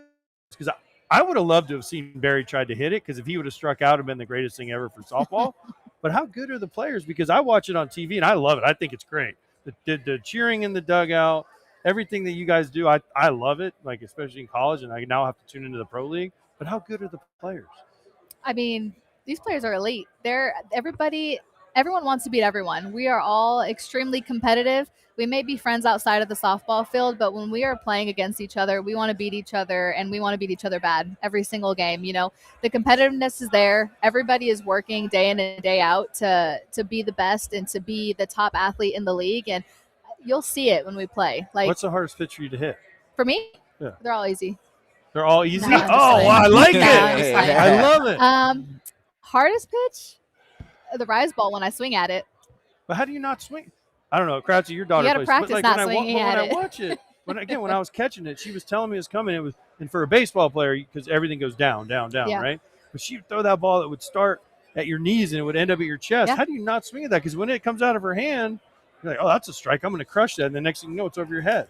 I mean, the biggest adjustment is you're trying to meet the ball where you think it's going to end up. The really good rise ball pitchers, they can change the level at which the rise ball crosses the strike zone. So you might have somebody who throws one out of the zone, but the next time she might say, you know what, actually, I want to throw this one for a strike now. So it's really about meeting the ball where you think it's going to land, making sure you're flat to the ball. You can't be underneath it. You're going to pop it up or you're going to swing and miss. So definitely trying to come at the ball level or think to almost miss above it, since the ball is going to continue to rise. It's just like a little trick you play on your brain. You're like, okay, I'm trying to miss above the ball, but really you're going to be flat and barrel it up. But you got to really try to make sure you're meeting it where you think it's about to end up. I'd be bad at that. Sierra, this is my opportunity. Sometimes in life you have to ask questions. I have arguments with my dad. My dad teaches fast pitch softball. He pitched fast pitch for 40 years. A riser, true or false, does not technically rise. It's the spin that keeps it on plane. And so it has that late life effect. Correct or not correct? Oh, it's rising. But analytically, when you have it on TrackMan, does it technically rise? On TrackMan, I don't think that I don't know that it shows that. I can't speak because I'm not a pitcher who's going to check the analytics on that. I could ask Montana for you. Okay. But as a hitter, it is jumping. It's definitely jumping. It's one of those things as a hitter, you're definitely reading the spin because that's how I know where I'm trying to get my barrel to end up when it comes to the contact point. But, I mean, when I look back after I've swung and missed, when I usually swing at those, it's definitely much higher than I thought it was when it was coming through the zone. All right, one of the other things you said was, or AJ even said it, and it's one of my favorite times of year, when the College World Series, the Women's College World Series is on. I love watching it. It is on our TV. As long as there's games, it's on. My daughter and I get to watch it. She leaves. I still get to watch it. Can you girls take the same energy that we see in that college game to pro ball? Because if you can, to me, I think you're ahead of Major League Baseball in that sense, because I think we lose some of that energy and like amateur fire that the college game creates is lost then in the big leagues, even in the minor leagues, and then into the big leagues. Personally, I think it's already there. I think that if you're a fan or if you're just curious about like what you just asked, show up to a game and you'll see it. I think about when we played this past season, we played in Round Rock versus the Bandits, and we had over 6,000 fans there, and Bandits were beating us, but that was a very hype game. There was a lot of emotion. There was a lot of great plays. We celebrate every little thing throughout the game. It doesn't matter if you made ordinary, everyday type of play or you do some type of Jeter throw. Everybody's going to celebrate it the same because we know how hard it is to make those simple plays. And for us, playing fiery and being that like fierce competitor is something we truly enjoy doing. And I think that you'll see that at every single game because we're really competitive. We want to win. We all know each other. We've all played against each other for a long time growing up. So I think that there's a lot there with wanting to beat each other. It's just very competitive and very fast paced too, which makes it all the more fun. Kim, I got a question from you. This is for you from a mutual friend. Okay, and the question is, Okay. what kind of player were you like when you played softball?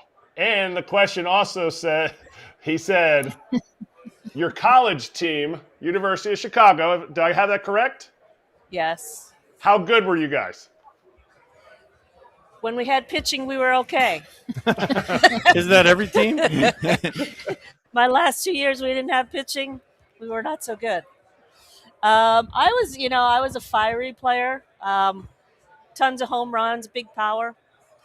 You're a slapper, Not so right? much. A slapper? No, I was not a slapper. You were not a slapper? I had gap power. Okay. 5 tools. Gap power, line drive hitter, had some speed. I played all the infield positions, but I would say scrappy.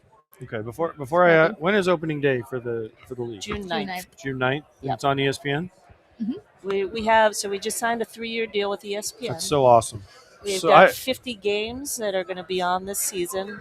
Our championship, game 1 of our championship series is going to be on ABC. First time for pro softball. I love it. Pretty exciting. I love it. I can't wait. And then before we let Sierra go, will the SEC never not win another softball championship?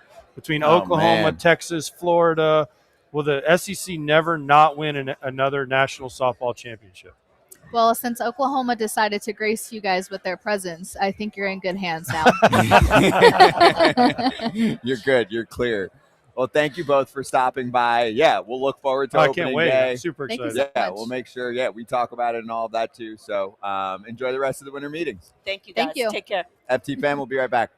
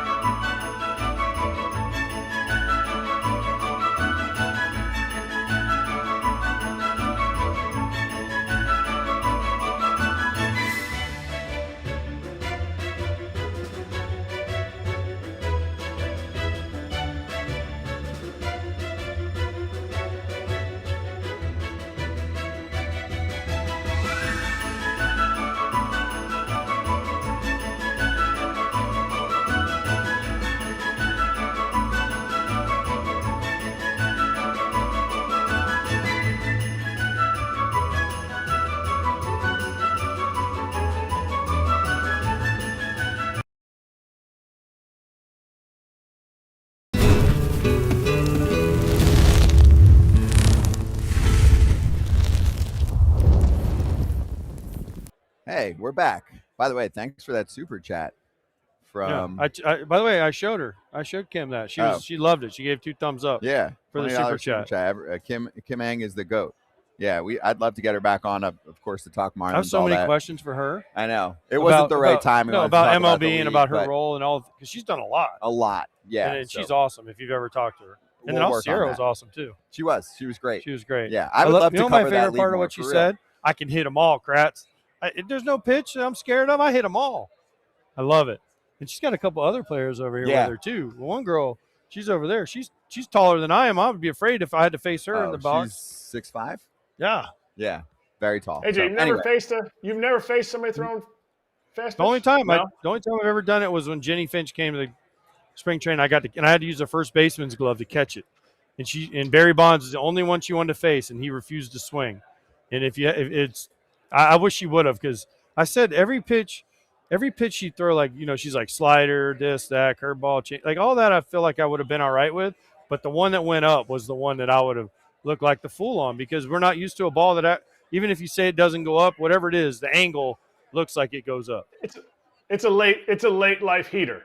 The hardest part is it's coming from down here. That's what I mean. So yeah. It trains you differently. My first ever fast pitch homer, men's league, dinger. I think I was like 17 years old. It's awesome. And when I say I'm excited for this league, I am excited for this league, because I do watch, like you said, I watch all the women's softball. I think it is the greatest when they're doing all their stuff in the dugouts and they're having Oh, man, I think it's the greatest. I love it. I freaking love it, man. They all have their cheers, and they do everything. And they're athletes. They're athletes. I'll say that. They are athletes. I'm going to throw a bunch of things at you because we keep doing these great interviews, and then news happens. Nothing crazy, but, I mean, there was a trade. The Angels picked up Vaughn Grissom from the Red Sox for minor league outfielder Isaiah Jackson. The Angels are becoming a spot where they're like, hey, let's. But isn't Vaughn Grissom a give these minor guys leaguer? chance. Did he play in the big leagues this year? Did he get any time? If I he don't did, think it he wasn't did he? much. He's I just a mean, name because he was the big sale, right? The big sale. He didn't get up here this year, no. So he was a promising player for 41 games with the Braves, and the next year doesn't play as well. Again, super limited ABs. He got called up at 21 years old, coming from like a small school, I think. I think it was a Florida school that, let's see, where was he coming from? I'm forgetting everything now. Or was he a high school guy? J. Haggerty. Haggerty, bro. Haggerty High School, Oviedo, Riley Oviedo. Green, Zach Eflin, Ryan Mountcastle. So high school guy gets called up. My point of all of this was, sure, hopefully he's able to find it with the Angels. They're getting some Change of guys. scenery guy. But also the Braves won the Chris Sale trade. Here's that. He won a Cy Young, didn't he? Yeah. I'm just saying prospects are often suspects. Prospects are suspects until they're players, Kratz. That's what we always say. Until they become some, they're all suspects. And Vaughn Grissom needs to elevate the ball a little bit more.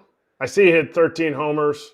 Minor leagues, he's able to – his batting average is done okay, but there's a lot more. You know, you got to become a force.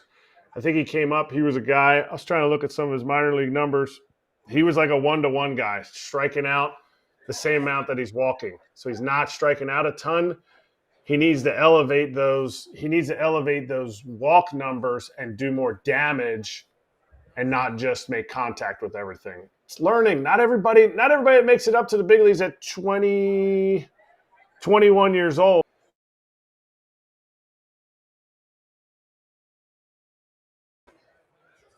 He has value. It's just a matter of him finding his value and finding where he best fits to put his best at-bats forward in the big leagues. Next up here real quick, we have gotten a number of little tidbits on World Baseball Classic, who's in, who's out, all that stuff. AJ's busy, but Kratz, Team USA's roster has been filling Dennis out. Gilbert, the best-looking guy in baseball. You don't know who Dennis Gilbert is? Corbin Carroll in left, Pete Crow Armstrong in center, Aaron Judge in right. Gunnar Henderson was announced today. He's playing third. Bobby Witt Jr. at short, Bryce Terang at second. First base is a mystery man. Kyle Schwarber is the DH with an extra $150 million today. First base will be Pete Alonso once he signs. Watch. Cal Raleigh is catching. Will Smith is the catching tandem. Pretty good squad. We know that Garrett Whitlock's in the bullpen. Wait, hold up. It's a great squad. Notice how I just named a bunch of position players. No pitchers. Skeens. Who's pitching for this team? Skeens. I know one Matthew name that's Boyd. not. We broke Matthew Boyd. Right? Skeens. That's true. Skeens, Whitlock. Jack Curry reported that Max Fried was asked. He said, nah, I'm good. I don't know. Who's pitching for Team USA? I'm We'll not find out. worried about the There's bats. lots of options. There are By lots the of way, options. But who's going to say yes? This is what They're happened gonna get last time. enough yeses. What happened last time? They don't have enough pitching. They lost in the Do you championship think game that on a 3-2 slider to Mike Trout. I'm just saying. I mean, to me, It's the if you're problem with going to win this, you need the best guys out there to roll through it. I'm sorry, but you can't have Merrill Kelly and Adam Wainwright as guys that are getting significant innings for you. And maybe they'll look at it as, you know what? But Waino pitched against like they set Waino up to where he would pitch to certain things. So then it's all about the. What does that mean? So then it's all about whoever you have in the bullpen, because they're not going to sit there and go. They're not going to sit there and go, yeah, we'll have a starter go long. Listen, whatever. There'll be guys. Okay. But by the way, the only reason I brought up Dennis Gilbert, and by the way, Jim Gabella just walked by me, super scout for the Giants, who I've known forever. But Dennis Gilbert, who walked by me originally when he came on, he used to be an agent. He negotiated the Bobby Bonilla contract that he's still getting paid for. I bet he took his money up front. That is good. Listen, Dennis Gilbert, now he owns an insurance company that's worth like more money than all of us combined, so he's doing fine, but he negotiated the Bobby Bonilla, the original deferral contract. He clearly knows what he's doing with money. Yes, he knows how to make money. Yeah. But anyway. Some people in the chat said, what about Michael Bush for first base? That would be fine. Back to Team USA. That'll be fine. That would be, I don't know. Maybe Max we'll Fried see. pitches for Team Israel. I don't think he's pitching in the WBC. I don't know. What about Aroldis Chapman? Pitching for Great Britain. Great That's awesome. Britain. You better get your I'm just trying to uniforms figure in out how here. that works. He's from Cuba, but he's going to pitch for Great Britain. It's a free-for-all. Okay. I've decided I'm going to pitch for Team Poland. Yes. Doesn't have a team, so Great Britain is handing out passports. all right. Well, maybe we'll go over there and get one. What do you think about this? I'm bedazzlers. pumped. And what? Bedazzlers. They're going to bedazzle their uniforms this year. They're going to get Yeah, their I own hope kits so. to make their uniforms. You know how you said that there would be a dress code and Aroldis Chapman was like, that's cool. I'm going to wear whatever I want. If you have a problem, let me know. I'm 6'6", 240, pure muscle. That might happen again with Great Britain. He might just show up with his own uniform, customized, since somehow the WBC makes millions and millions and millions of dollars, but Great Britain had to fund the uniform situation on their own. Thus, letters falling off of the uniform. How's the runoff? Great Britain might just have a customized Aroldis Chapman jersey on his own. I think it's terrible. I think Major League Baseball needs to make sure all the teams are funded. All the teams are announced when they have stars that are playing for them. Not just Team USA. Sorry, but I'll get off that soapbox. Imagine it's like Great Britain trying to pull off the upset of the century in some round and Chapman comes in. It would be sick. So, all right. Hey, what's up, dude? Hey, you look nice, dude. up? Hey, you coming I back? tried to ask you a question earlier, but you were way too busy. You coming back? Okay. For everybody listening, that was Dylan Cease and Scott Boras. Yes. The only people that AJ. The only person that. Disrupt I the get show it. to make sure Actually, that the only person he that comes on the Scott show. has gotten disrupted by. Lots of people walk by me and I get disrupted. That's the only person Scott has actually No, stopped I for. ignore everyone, but I do want Dylan Cease to join us soon, so I'm going to stop and and he say is. hello. He's going to. And by the He's way, going I'm to. very disappointed. Speaking of, we had an opportunity to do something that has never happened in probably television history. We had AJ Hinch, we had me, and AJ Preller walked by, and we needed Mark to jump up. We could have had 3 AJs on the set at one time. And I don't know if that's ever probably happened in the history of television. We can find more AJs. But not 3 at the same 3 time. prominent baseball AJs. That's what I'm saying. And we were all within a. Preller looked at me and hit his face when I waved at him because he knew I was going to ask him to come on. I don't know how those managers and general managers make it through the lobby and everything, because you just talk to everybody. You're stopping and talking to everybody. You almost have to have like a handler who's like, all right, let's move along. Because clearly, AJ just gave pound to Rajay Davis. Yeah, but a lot of the general managers, people don't really know. And they also have like 4 or 5 people with them that are like, they have a team that's like ushering them through the.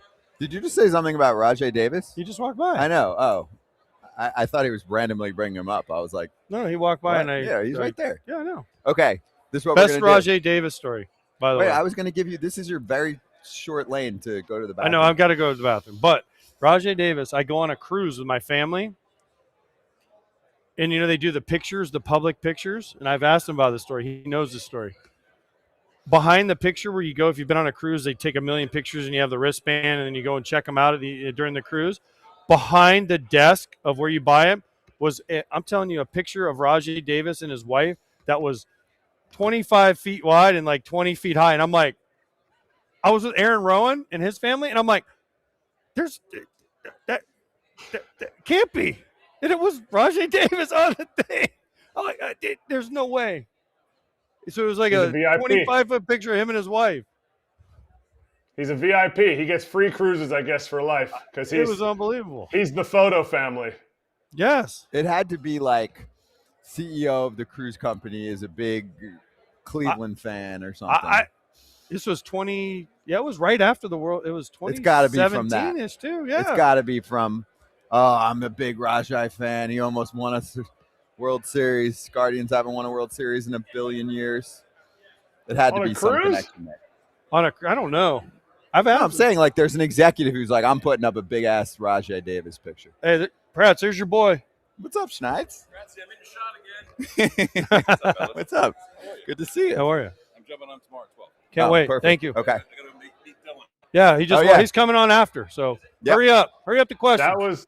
That was John Schneider for everybody listening, because the two people on the screen are just you guys got locked back in. I thought the coffee was supposed to lock you in. We are, but when people walk by and they want to talk to us, were you supposed to ignore them? This is live TV, man. That's what makes it great. Right? No, this is a YouTube live stream. And that Rajay, means confirm this for me. Confirm the story about the cruise when I said your picture was bigger than that damn banner over there. Hey, Karanka. Remember I told you that story? It was bigger than that damn billboard thing over there. You and your wife. I'm like, I know that guy. I know that dude. All right, this is the one time we have a great guest list coming up the rest of the day that includes Dylan Cease. We might get Tony Vitello. Walt Weiss is named Braves manager. Many more, right? AJ has a little pit stop. Make sure you take that stuff off before you run. Be right back.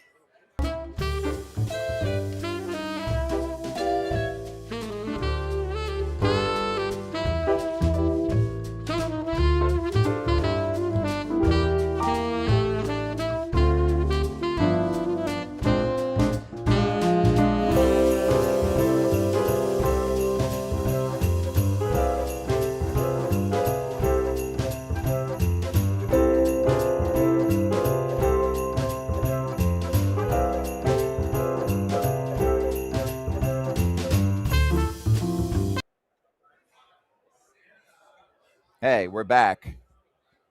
Kratz, things are happening. You want to talk me through what Ken Rosenthal put out there? The Orioles matched the Phillies' offer to Kyle Schwarber, and the Reds were also at 5 years for Schwarber. So we continue to get more coming out about what went down. The problem I have here is that you're going to have to beat the Phillies. And I know that's not exactly how it works. It's not like Kyle goes to them and says, hey, here's my number. Although that does often happen in negotiations where he's like, I'm at this.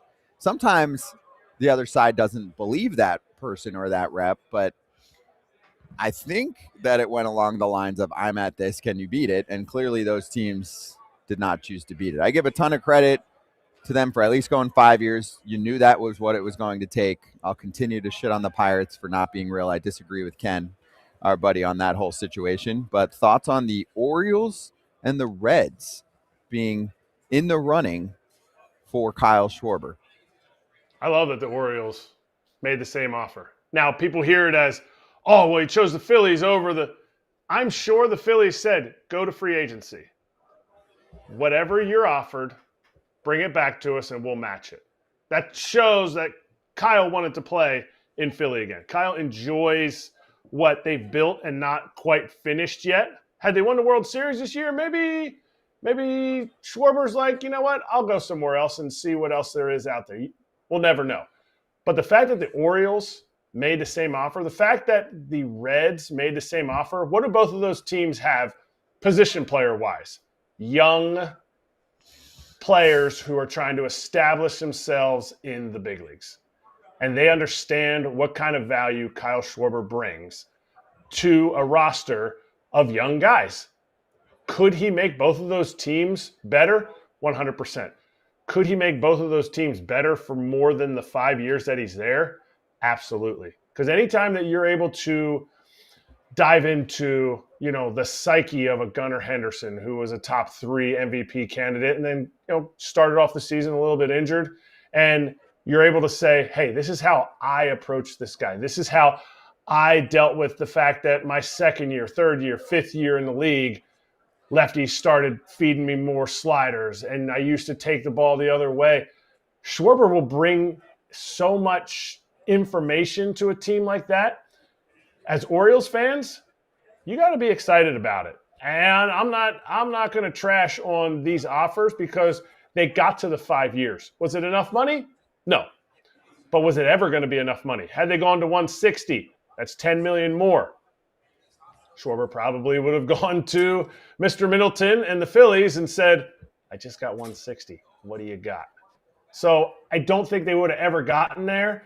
But to me, as an Orioles fan and a Reds fan, it shows me, is there somebody else on the market that I can now say, okay, they're willing to go, let's say it's 140, or for the Orioles, it was 150.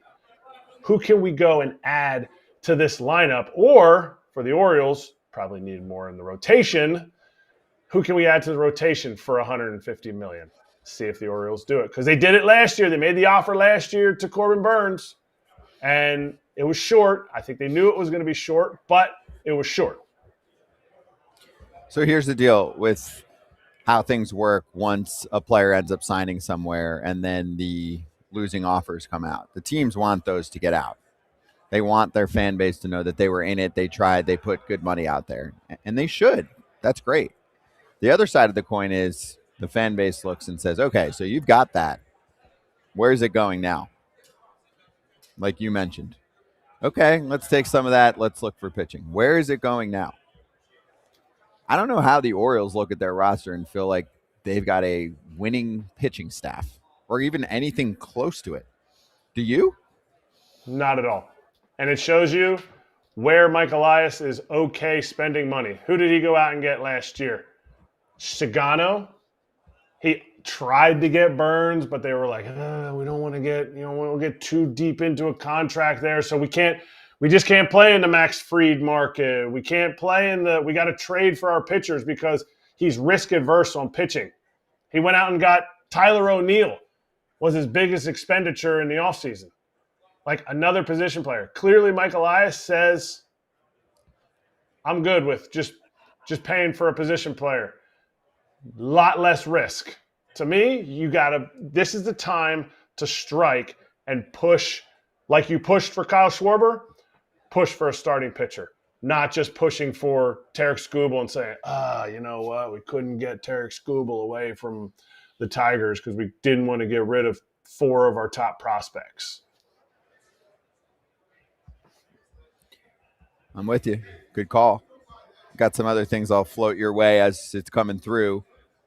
The Edwin Diaz contract has deferrals in it, and it's $4.5 million per year, according to Joel Sherman. That puts the luxury tax number at around $21 million per season. So, shocker, there's deferrals in the deal. The Mets also had deferrals in the deal for Edwin Diaz. Eventually, we'll get the number. Usually they come up with the number, the net present value, which is important. And I can talk all about it because AJ's not on right now, and he doesn't understand how that works. But $21 million per year for 3 years is how much they end up getting Edwin Diaz for, right? And we saw that Devin Williams was $350-ish with all the deferral mishmash, right? Yes. So, I mean, again, I don't have final math numbers, and there's different comps, the Players Association versus the luxury tax number. Those numbers are all different, right?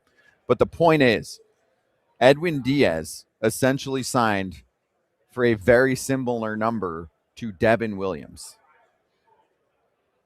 I don't understand that one. It's not similar. It's definitely about $4 million a year different. So that's significant. That is significant. But what's not significant, but yeah, it is like just the sheer number of saves, the sheer numbers of 2 guys that came off of platform years. You talk about Edwin Diaz had a 1.63. His ERA plus last year was, I mean, it's not even fair. ERA plus is a little bit different for relievers, but it was a 2.48 ERA plus last year. And you look at a Devin Williams, you're talking about Edwin Diaz has 253 career saves. Devin Williams had a down year. He doesn't even have 100 saves yet. So you're looking at it and you say, okay, his ERA plus last year was 85. So the fact that the numbers are close, I am so surprised at the numbers are not close. I'm surprised that the numbers, as far as financially, the Mets would not bring back Edwin Diaz. I just don't. Yeah, like you already had him here, Kratz. I'd rather pay a little bit more and get the commodity that I know. It's not that Devin Williams is bad, and yes, I know his stuff was good, but his results were not great. I know it was a rocky start, but his results were not great. And he felt like he figured out how to pitch in New York, okay, until the next adversity strikes. For me, I don't think there's a comparison here for what would have made sense for the Mets to lock down their ninth inning, right? We did not see a full brilliant season from Devin Williams. We saw flashes. We saw guys reaching down for his changeup and turning it into knocks when that didn't happen in the past. Again, really good pitcher, good stuff. I like Edwin Diaz way better. And this leads us to Anthony Nicomo reporting on Pete Alonso, who is here today in Orlando, not meeting with the Mets. They already know each other very well. But Anthony Nicomo said, he covers the Mets for MLB. He said the sticking point between the Mets. Oh, no, this was from Mark Feinsand, actually, who also, insider for MLB. Mark said the sticking point between the Mets and Alonso could very well be years, as sources say the Mets may be hesitant to go more than 3 years with the first baseman. Okay, well, not you're about happen. to get swiped again. Like, do you want him or not? I mean, they want him at a certain level. I think another team should jump in for someone like him, too. It's not just first. I think he can age well as a designated hitter, don't you? 100%. It's not like you have a designated hitter already. Like, why would he? To me, somebody has to answer me why a 5-year deal would not play well. Why is that? Because of what happened to Jose Abreu? Because of what happened to other guys? Like, there's no team that knows Pete better than the Mets. And there's no team that knows the Mets better than Pete Alonso. To me, you've lost 2 cornerstone pieces of this recent build of Mets, and I think you can't miss out on Pete. I don't know where do they go. They're going to say, well, we'll put Vientos's 22 to 27 home runs over at first base.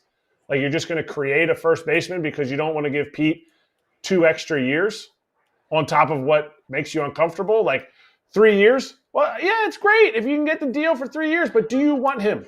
Do you want him, and can you replace guaranteed 40 homers at first base? I'm going to bring AJ into this conversation. So, since you've been gone, you've been gone. Exactly, I did that for you. We learned that there are $4.5 million a year in deferrals in Edwin Diaz's deal. So it's more like a 3-year 60-ish. So it's pretty damn close to the Devin Williams 3-year 50, right? But moving to Pete Alonso, where Mark Feinsand reported You love the deferrals. Well, I'm just explaining the money. We already talked shit about that when you were gone. But Mark Feinsand said it sounds like years are going to be a hang-up for Mets and Pete Alonso at 3 years. And I'm like, Pete Alonso's 2 years younger than Kyle Schwarber. I know that he wants to play first base, but he absolutely can be a DH, whether it's next year or beyond. 4 or 5 years for Pete Alonso. For example, 144 OPS plus this past season, 38 homers. Kyle Schwarber hit many more. The Mets, ballpark-wise, it's probably top 5 pitchers park, and he's putting up numbers like that. Schwarber was 150 OPS plus. In terms of the way that that you weight average, right, against the league and the ballpark, Pete Alonso and Kyle Schwarber were pretty close this past season. And also, let's not forget, we were giving Schwarber all this love for his clubhouse presence and all that. Pete Alonso, when you talk to people on the Mets, Pete Alonso ain't far behind. Like, his clubhouse presence and what he brings to that team every day, the energy and all that stuff. Listen, I love Pete Alonso. I think he's an unbelievable player.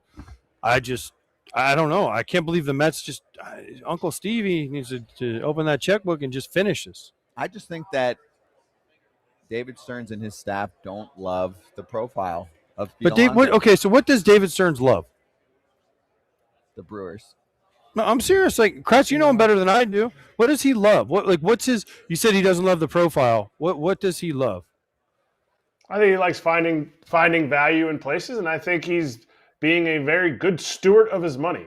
He is not just going and spending frivolously because he doesn't want to put the Mets in a situation 5-10 years down the road where they're hamstrung.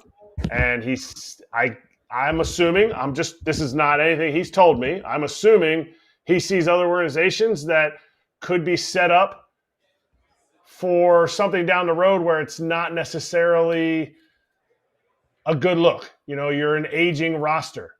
To me, there's got to be some kind of like what Mike Elias is doing down in Baltimore. There's got to be some kind of give and take. You got to go outside of your comfort bubble. And maybe him and Stevie Cohen, Uncle Stevie said, look, we're definitely doing the Juan Soto. I don't care what money it takes. We're doing it. And Stearns was like, that's fine. I just want you to know that I'm not going to act like that. I'm not going to push like that because I don't think it is worth it. And I have history that says it's not worth it. But the reality is New York Mets need to start winning. And if they don't start winning some of these negotiations, all of a sudden you're going to be looking at Juan Soto and Lindor. Like the team all of a sudden doesn't have a whole lot because we've seen they need a lot of pitching. But if you get rid of Nimmo, I think 25 or 27 home runs, you don't re-sign Pete. Now that's 40 plus every single year.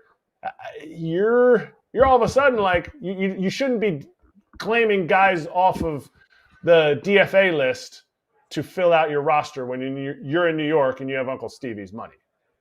And they're not, I mean, they have good prospects. Their farm system's in a good place right now. But as you saw at the end of last year, it's more tilted towards pitching in mind. They love this guy, Carson Benj, who's an outfielder, and they have Jet Williams. So there's two guys, right? But maybe one of them works out where they're a really productive player. Just playing the math game on prospects. Okay. Still got a lot to fill.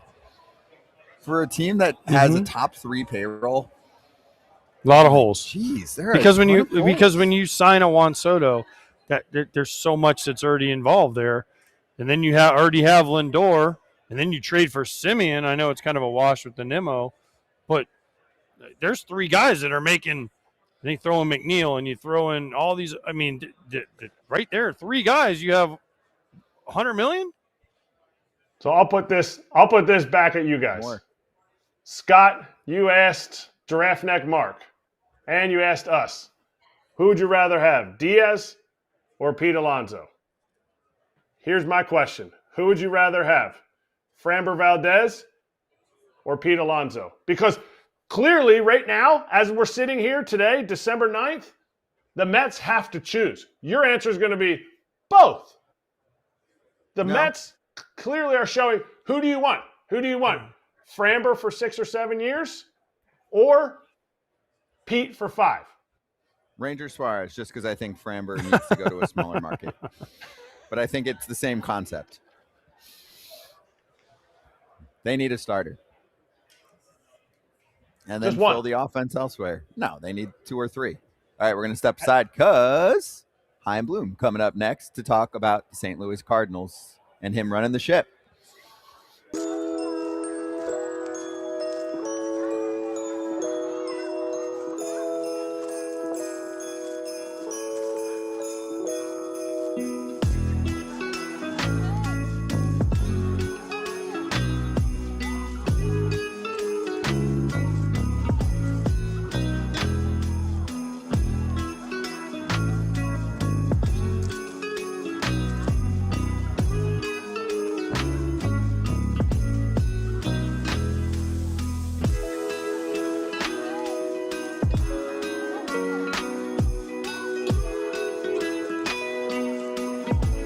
Mark, you can only keep Pete Alonso or Edwin Diaz. Forget about the money, right? Let's say Pete's getting 120 and Diaz is getting 95, whatever, right? The money shouldn't matter a ton when you're thinking about this team. You can only pick one. Which one do you need for next year?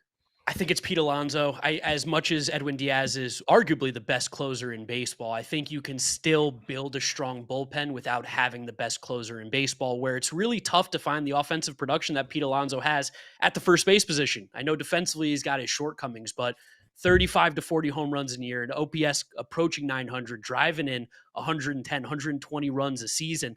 What Pete brings to the plate, it's really difficult to find in baseball, and you usually have to pay a lot. So to be able to get that kind of value at the first base position, I don't know how the Mets would really even come close to being able to fill in the shoes of Pete at the plate.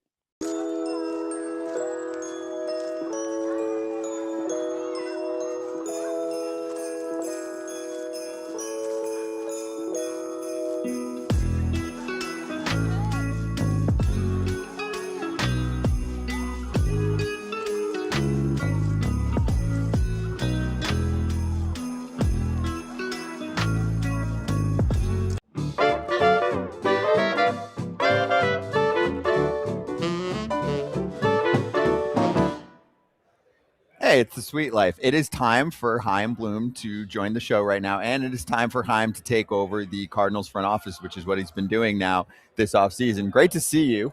I feel like it's like you're back in the wild again. Yeah, does it feel that way? It does. Yeah. You should ask my wife. It definitely feels like that way on the family front. The phone is ringing on weekends again. Yeah, a little less time. Yeah. A little tougher work-life balance. And we don't That's have a ton all right. of time in the segment, so I want to get right to the good No, stuff. here's my thing. So I saw you 2 years ago in spring training, right after you had got hired by the Cardinals, and I thought I saw you in the laundry room. Maybe you were washing your own underwear, which is crazy. No, and I said, "Hey, come out and talk to us." And you're like, "I'm behind the scenes guy now, right?" So now there's no more behind the scenes. Yeah. Now again, you're the face. So We're welcome making back. up for lost time these Welcome past back, couple months. Chaim. Welcome Believe back. me, Yes. it's good to be back. Okay, so what are we talking about here at the winter meetings? Do you think that there's a next step here coming soon for your team as you guys go through this transition period? Sonny Gray was the first, as you've been asked a billion times already, Wilson Contreras, Brendan Donovan, where are we at? Yeah, well, we have nothing up our sleeves ready to drop at this particular moment. But, when you're here, everything's a phone call away. Look, we've been, I think, maybe more than usual. There's obviously a lot of phone calls just because we've tried to be very clear publicly about what our goals are. And then if that involves hard decisions in the short term to build this thing to where we can be in position to win this division and keep doing it, we're going to make those hard decisions. We're fortunate to have a lot of good players here, and so when you have that, there's going to be interest in those guys. My job's to listen. I think especially in the first winter in this job, it's really important to have your ears open and just understand how the league sees our team, our players, and at the same time, we're hunting players from other clubs that we feel can be part of this core that we like and seeing if we can match up. Is it just going to be 2020 all over again, minus COVID? But when you were with the Red Sox, you went 2020. You guys stunk. It was a COVID season, whatever. JD Martinez didn't hit. 21, we were in the playoffs. So is that the route because it's worked and because now you can look at the Red Sox and go, oh yeah, Chaim did that. He built this metric. He built he built this group around these people. Are you just going to kind of recycle it? And is that what Cardinal fans can expect or hope, not expect, hope for? Well, sandwiched around maybe some other comments, there were some very kind words there about the work with the Red Sox, which I appreciate. Look, we're never going to go into a season conceding anything. Obviously, when you have the goals that we have, you're going to make moves accordingly. That may lead to some short-term sacrifices.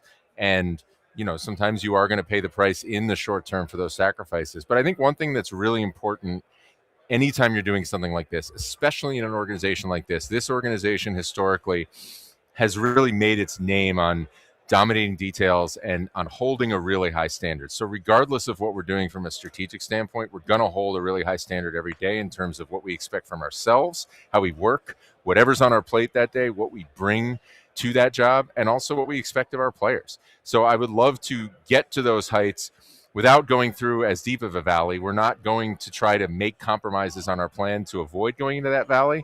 But I think we have a lot of good young talent here. Part of the reason we're doing this is because we just want more young talent so we can really build a core that we can sustain. And I am optimistic that regardless of what this winter holds, that talent is going to show through in a lot of different ways over the course of the season. And actually, sometimes, you cite the Boston time as an example. There were a lot of ways that we leaned into that project. I'm not going to sit here and tell you we did it perfectly, but we leaned into that project in ways that when we did that, not only was the long-term payoff there, as we've seen, in recent months, but sometimes we reap benefits in the short term because we were willing to make those hard decisions and willing to make those sacrifices. And the baseball gods will sometimes reward you for that. So we are going to be focused on our goals, but I think the more steadfastly we focus on them, the more we stand to realize some benefits in the short term with young players who can surprise you, contributions coming from places you might not have seen. And hopefully it all adds up to us having a lot of fun on the way to getting where we want to go. Okay. So you're going to make lots of trades with the Red Sox because you know all the players, you drafted them all. So we got that down. How hard is it? Because you come into a new job, like when you went to the Red Sox, the first thing you were told, I got to trade Mookie Betts. And you're the guy. Everyone's like, Chaim Bloom traded Mookie Betts. But you were told to do that, right? So now you come to St. Louis and they're like, you got Donovan, Arenado, you already traded Sonny Gray, possibly Contreras. Dude, when are you going to get to just run a team and not have to make all these crazy moves? You know what? You have to do what you have to do. I know, but gosh, dang, I just want you to get a chance to not have to do all this stuff. That other one was brutal, though. Hey, welcome to the party. Mookie Betts, is a freaking legendary Hall of Famer. You have to trade him. You know what was funny? Look, I don't want to really rehash too much about that. We should probably be at a later hour at a bar or something. No, but if we're going to do that, actually, we did do that. I told you you need a star, and you said you had one coming, and now he's not with the team anymore. But we don't have enough time for that one. we could rehash that maybe later tonight. But I hope we're too busy to do that. Look, it's actually funny with that deal. So my boys love baseball, and now they're old enough they really follow this very closely. They're way worse than anybody in the media in terms of how hard they are on me, and they were young enough when that happened that they weren't really aware of it. And now my oldest, who's just locked in on all this stuff, realized last year that I traded Mookie Betts. Oh no! And he's like, Dad, what are you doing? It's a long story. Yeah. Look, for me, obviously, again, sometimes there are hard decisions you have to make in the here and now. If you're not ready to make those, then this is not the business for you.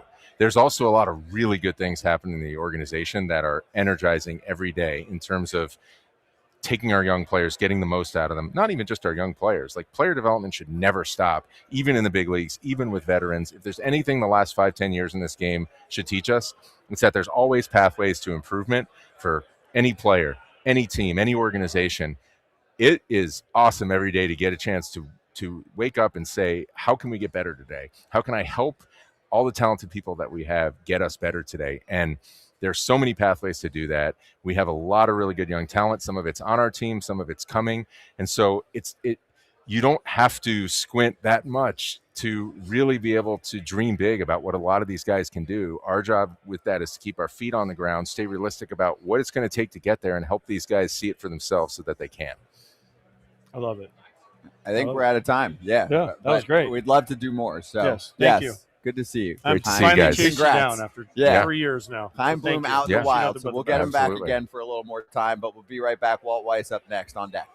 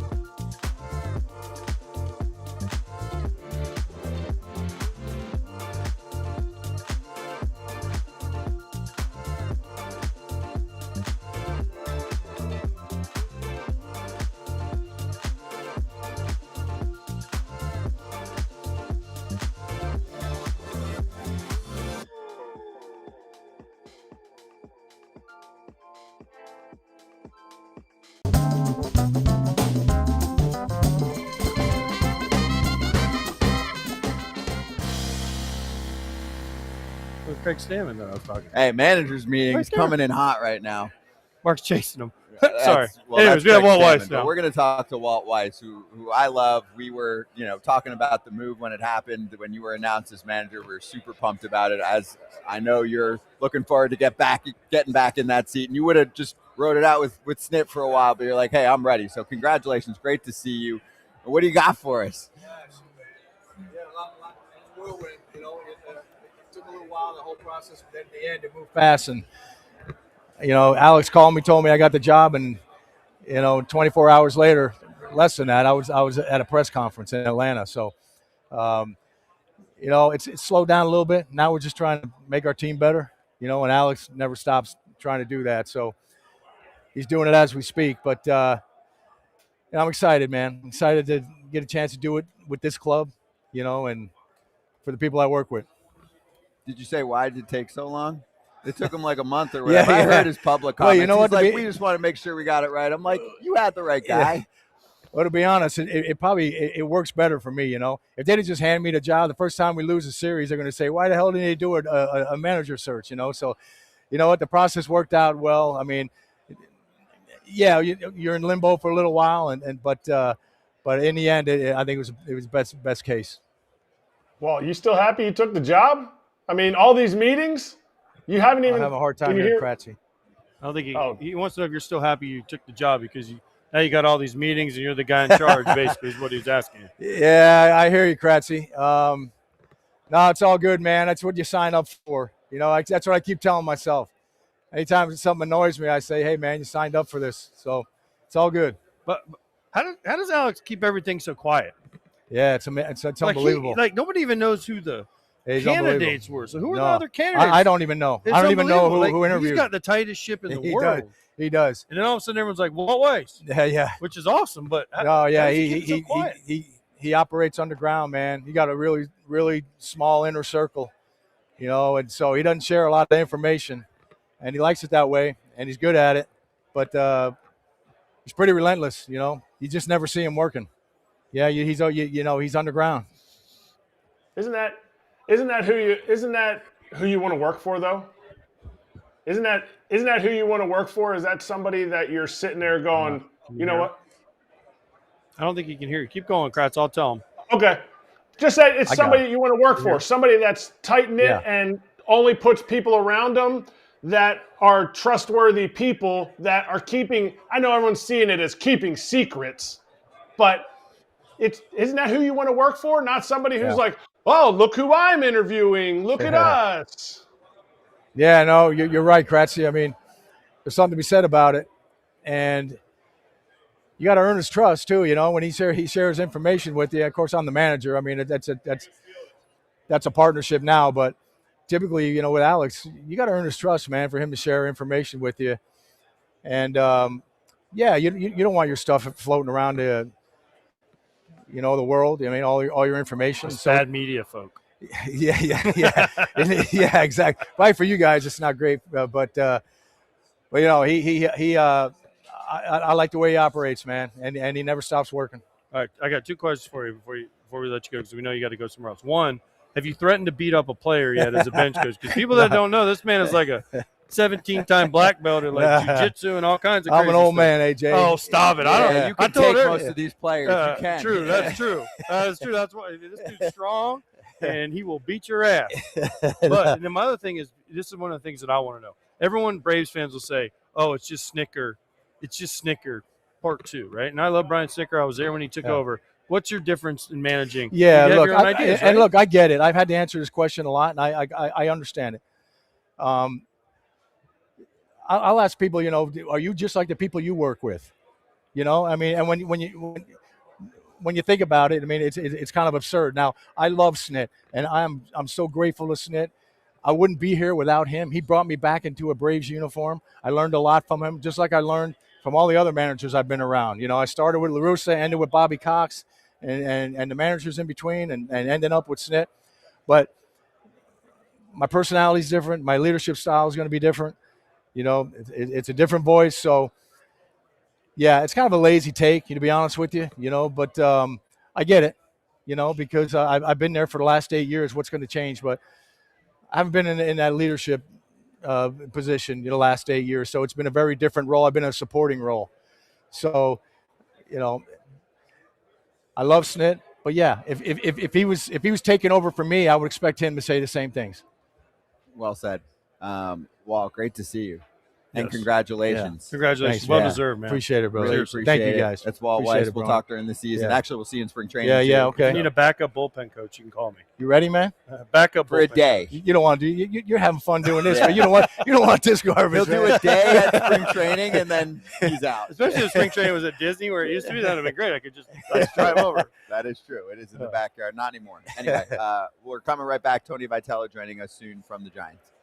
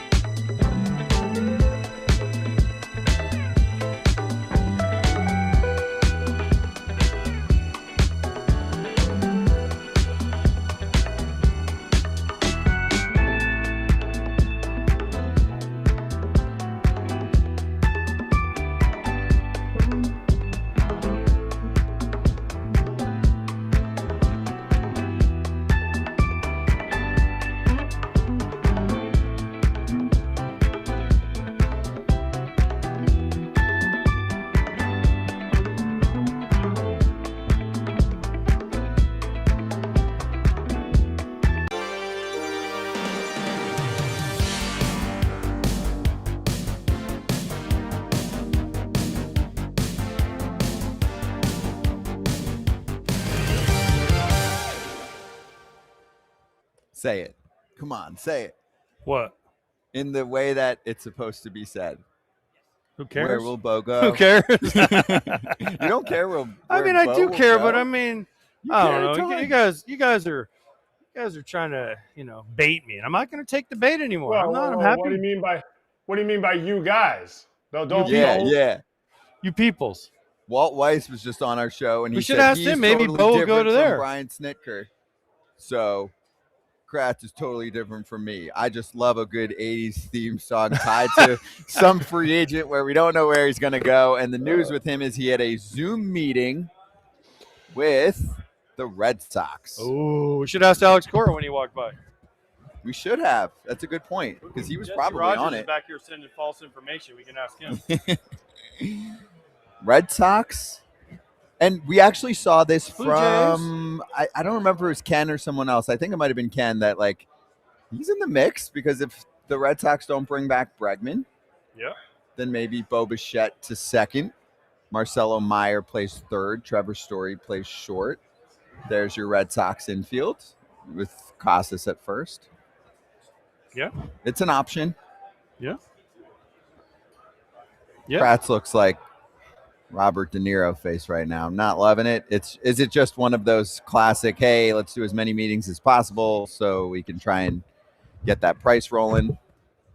Let's stop. Let's be honest. Zoom meetings, no. I need you to come up to Fenway Park. I need you to have some chowder outside the yard. I need you to go to the facility down in AJ's land of Florida to see where you're going to be spending spring training for the next 8 years. Whatever it is, I don't need to hear about a Zoom meeting. Like, we're not in COVID anymore. We need to have some face-to-face that's like we saw Shohei at the Blue Jays spring training complex. We saw Kyle Tucker at the Blue Jays spring training complex. Not Zooms. I can Zoom with my grandmother, not signing a contract with a team that's just Zooming with me. So I need to see a little bit more. There might be a little bit of smoke there, but no fire for me to get warm to. When you're a player of that ilk and you're going to command a lot of money, Is I it mean, he knows a Boston. real bid until they have an in-person? This- Like, you're not showing up there if you're like, hey, we're going to play in like the 100 range. He's like, well, I'm getting deals offers in like the 170 range. Yeah, but this is the same thing as like earlier. Like, if the Red Sox really want to make him a serious offer, then make a serious offer and have him come to Fenway, have him come to Fort Myers down there to see JetBlue, have him at the winter meetings. Dylan Cease is around here walking around in his new Blue Jays gear. Like, have him come around, try on that Red Sox uniform, see how it fits. Like, the Zoom meeting is cool and all, but not my favorite. What? What's the problem? Your mic fell out. Gosh, dang it! Need I a can new hear mic. No. I'm talking Your loud. mic's fine. Just Need a new mic, Mark. He's distracted. I mean, well, Mark's too busy trying to get managers. no. No, you're distracted. Okay, I'll play the middle part here. When somebody comes over to you, sometimes you got to move the mic down so that they don't get picked up on it, and then it gets messed up. So it is what it is. That's Craig Stammen. That was, yeah. But friends of my dad, by the way, which is the sister of my dad's, one of my dad's best friends. Random. We've talked about this. Were you on the show the other day when we talked about Bo Bichette versus Kyle Tucker in that situation with Toronto? They're not going to sign both of them. No, I wasn't. So what do you think happens, and what would you do? I'd sign Bo Bichette. You'd sign Bo? I would. I'd sign Bo Bichette.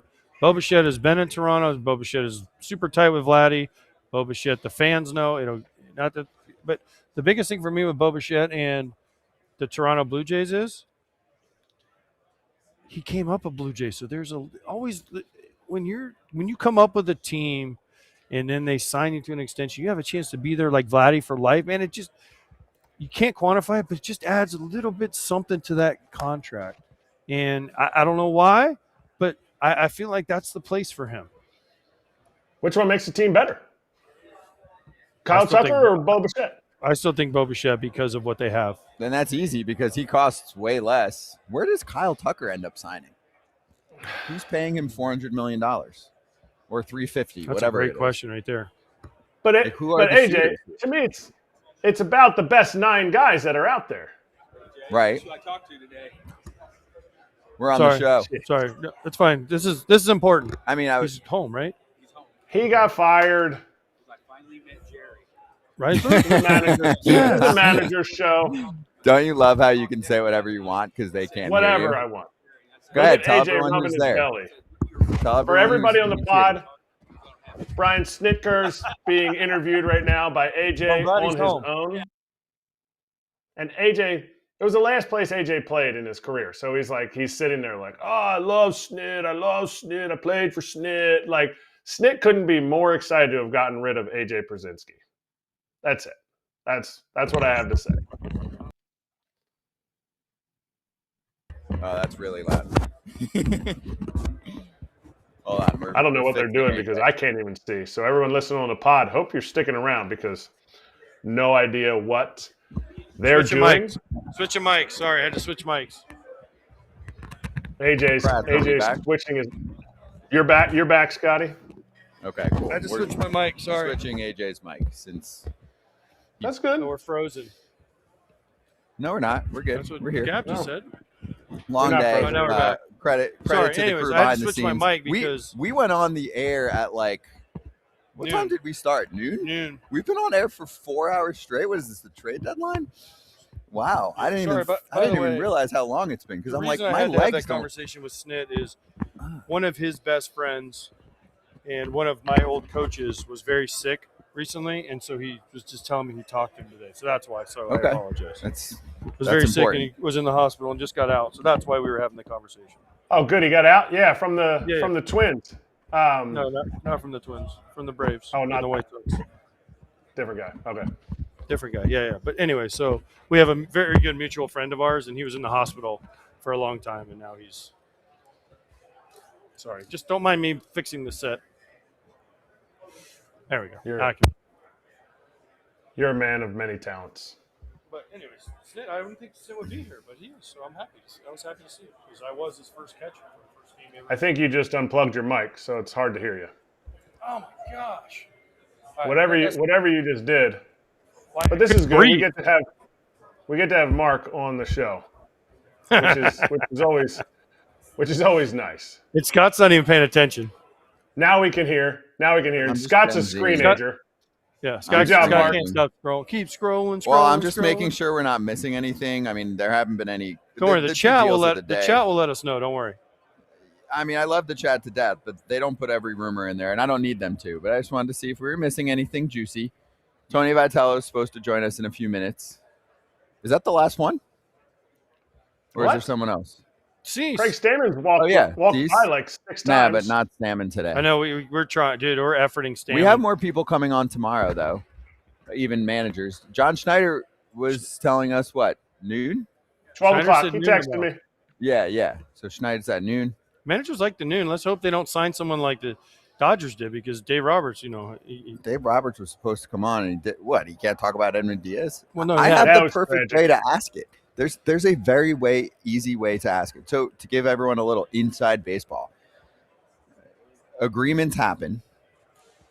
Then you need to have a physical with your free agent signings, right? So they can't officially announce it. Because of that, team employees can't talk about it. So there's one very easy way to get around that. Ask the person about that player in general, and they can essentially answer the same way.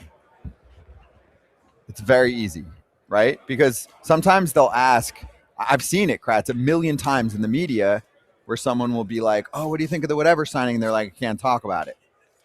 But you can just reverse it and be like, what do you think about this person as a player? And then they can essentially just give you the answer. It's a BS part of how the system works. And I get it. They don't want to start talking and gushing about the player, and then he flunks a physical. But they're allowed to talk about the player. They face all those here's guys. What happened. Here's what I think happened with this one. Dave Roberts also hadn't even gotten – I mean, this broke like 10 minutes before we went on the air. So he probably wanted to talk to his own people and his own media before – no offense to us. I'm sorry. I have to respect that. I respect that. He has to deal with them every day. He deals with us a couple times a year. Doc about? He's gotten this one a lot lately. Yeah, but Doc is this big salary cap guy now. Wow. Isn't that ironic, though? I just – like, even if you do believe that, don't you feel like it's a little bit ironic for the guy with the team that has it all to be like, we need a cap? I got to see the whole interview. He could have been primed. And no, I'm not asking the question like that, Scott. I'm asking the question about the guy that they just signed if the news broke 2 minutes ago. I'm saying it. I want to see a manager slip up because the manager's juiced. One day, they're not going to just have all their ducks in a row, and they're going to be like, yeah, super juiced about signing this guy. Arson Judge, best player in the planet. It doesn't matter. It's not like they're going to prison if they talk Torey about Lovullo, it that though, way. was very careful when he brought up Soroka. Well, we can't I'm talk sure about it. they He talked talked about all it ahead about of the time. player. He gave us the full scouting report. He did, but he just can't say what he's he happy thinks. to have him. It's essentially the same thing, though. If you say, what do you think of this player versus how happy you signed this player, they're going to tell you what they think of the player. Sure. That's all. Why. That's the psychology. That's the why only we thing I'm connect good with AJ Hinch. That's why we connect with AJ Hinch so much when he comes on.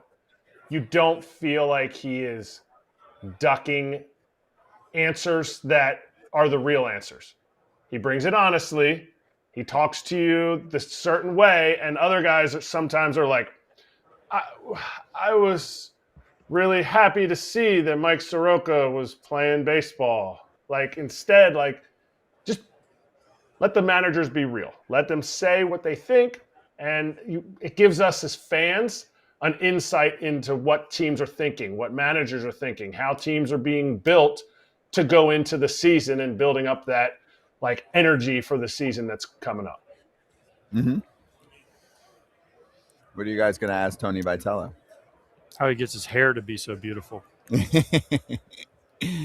You guys were hey. Here's what I'm gonna dig into college baseball before we get an MLB because as a Florida can you fan, at least reverse it? Oh, we're gonna go MLB before then college baseball. Okay, yeah. well, sure. There's a reason for that. People click into our videos and they want to hear the hardcore baseball stuff, and then the people that are still there, they want to hear the. Plus, I want to know what it was like for him to walk fun. out with Morgan Wallen, because he got to do the walkout with Morgan Wallen. That's pretty awesome. Onto the stage. Yeah, because you know how Morgan Wallen, if you ever seen a Morgan Wallen concert, he walks out and he has people wherever he was, and he was in Neyland Stadium and in Knoxville, and whammy. It's cool. Tony Vitello was one of them. Mm-hmm. So he does that at every stadium Mhm. he plays at. He Yeah. brings someone out. Yeah. That's cool.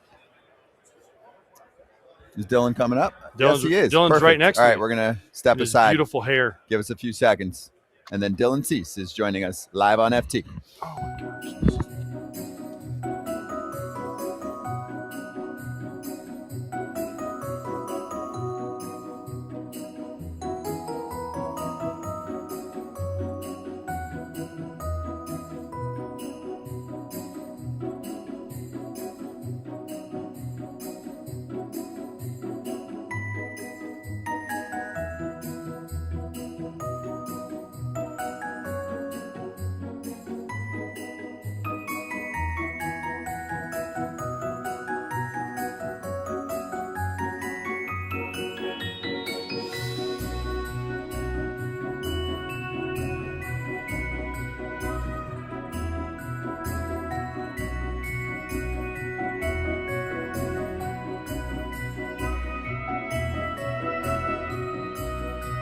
Do you think the Padres will dump some payroll? Dennis Lin of The Athletic wrote about this today. It certainly is possible. And the problem they have is, who do they dump? Now, Pavetta's name has been bandied about. It's at least out there.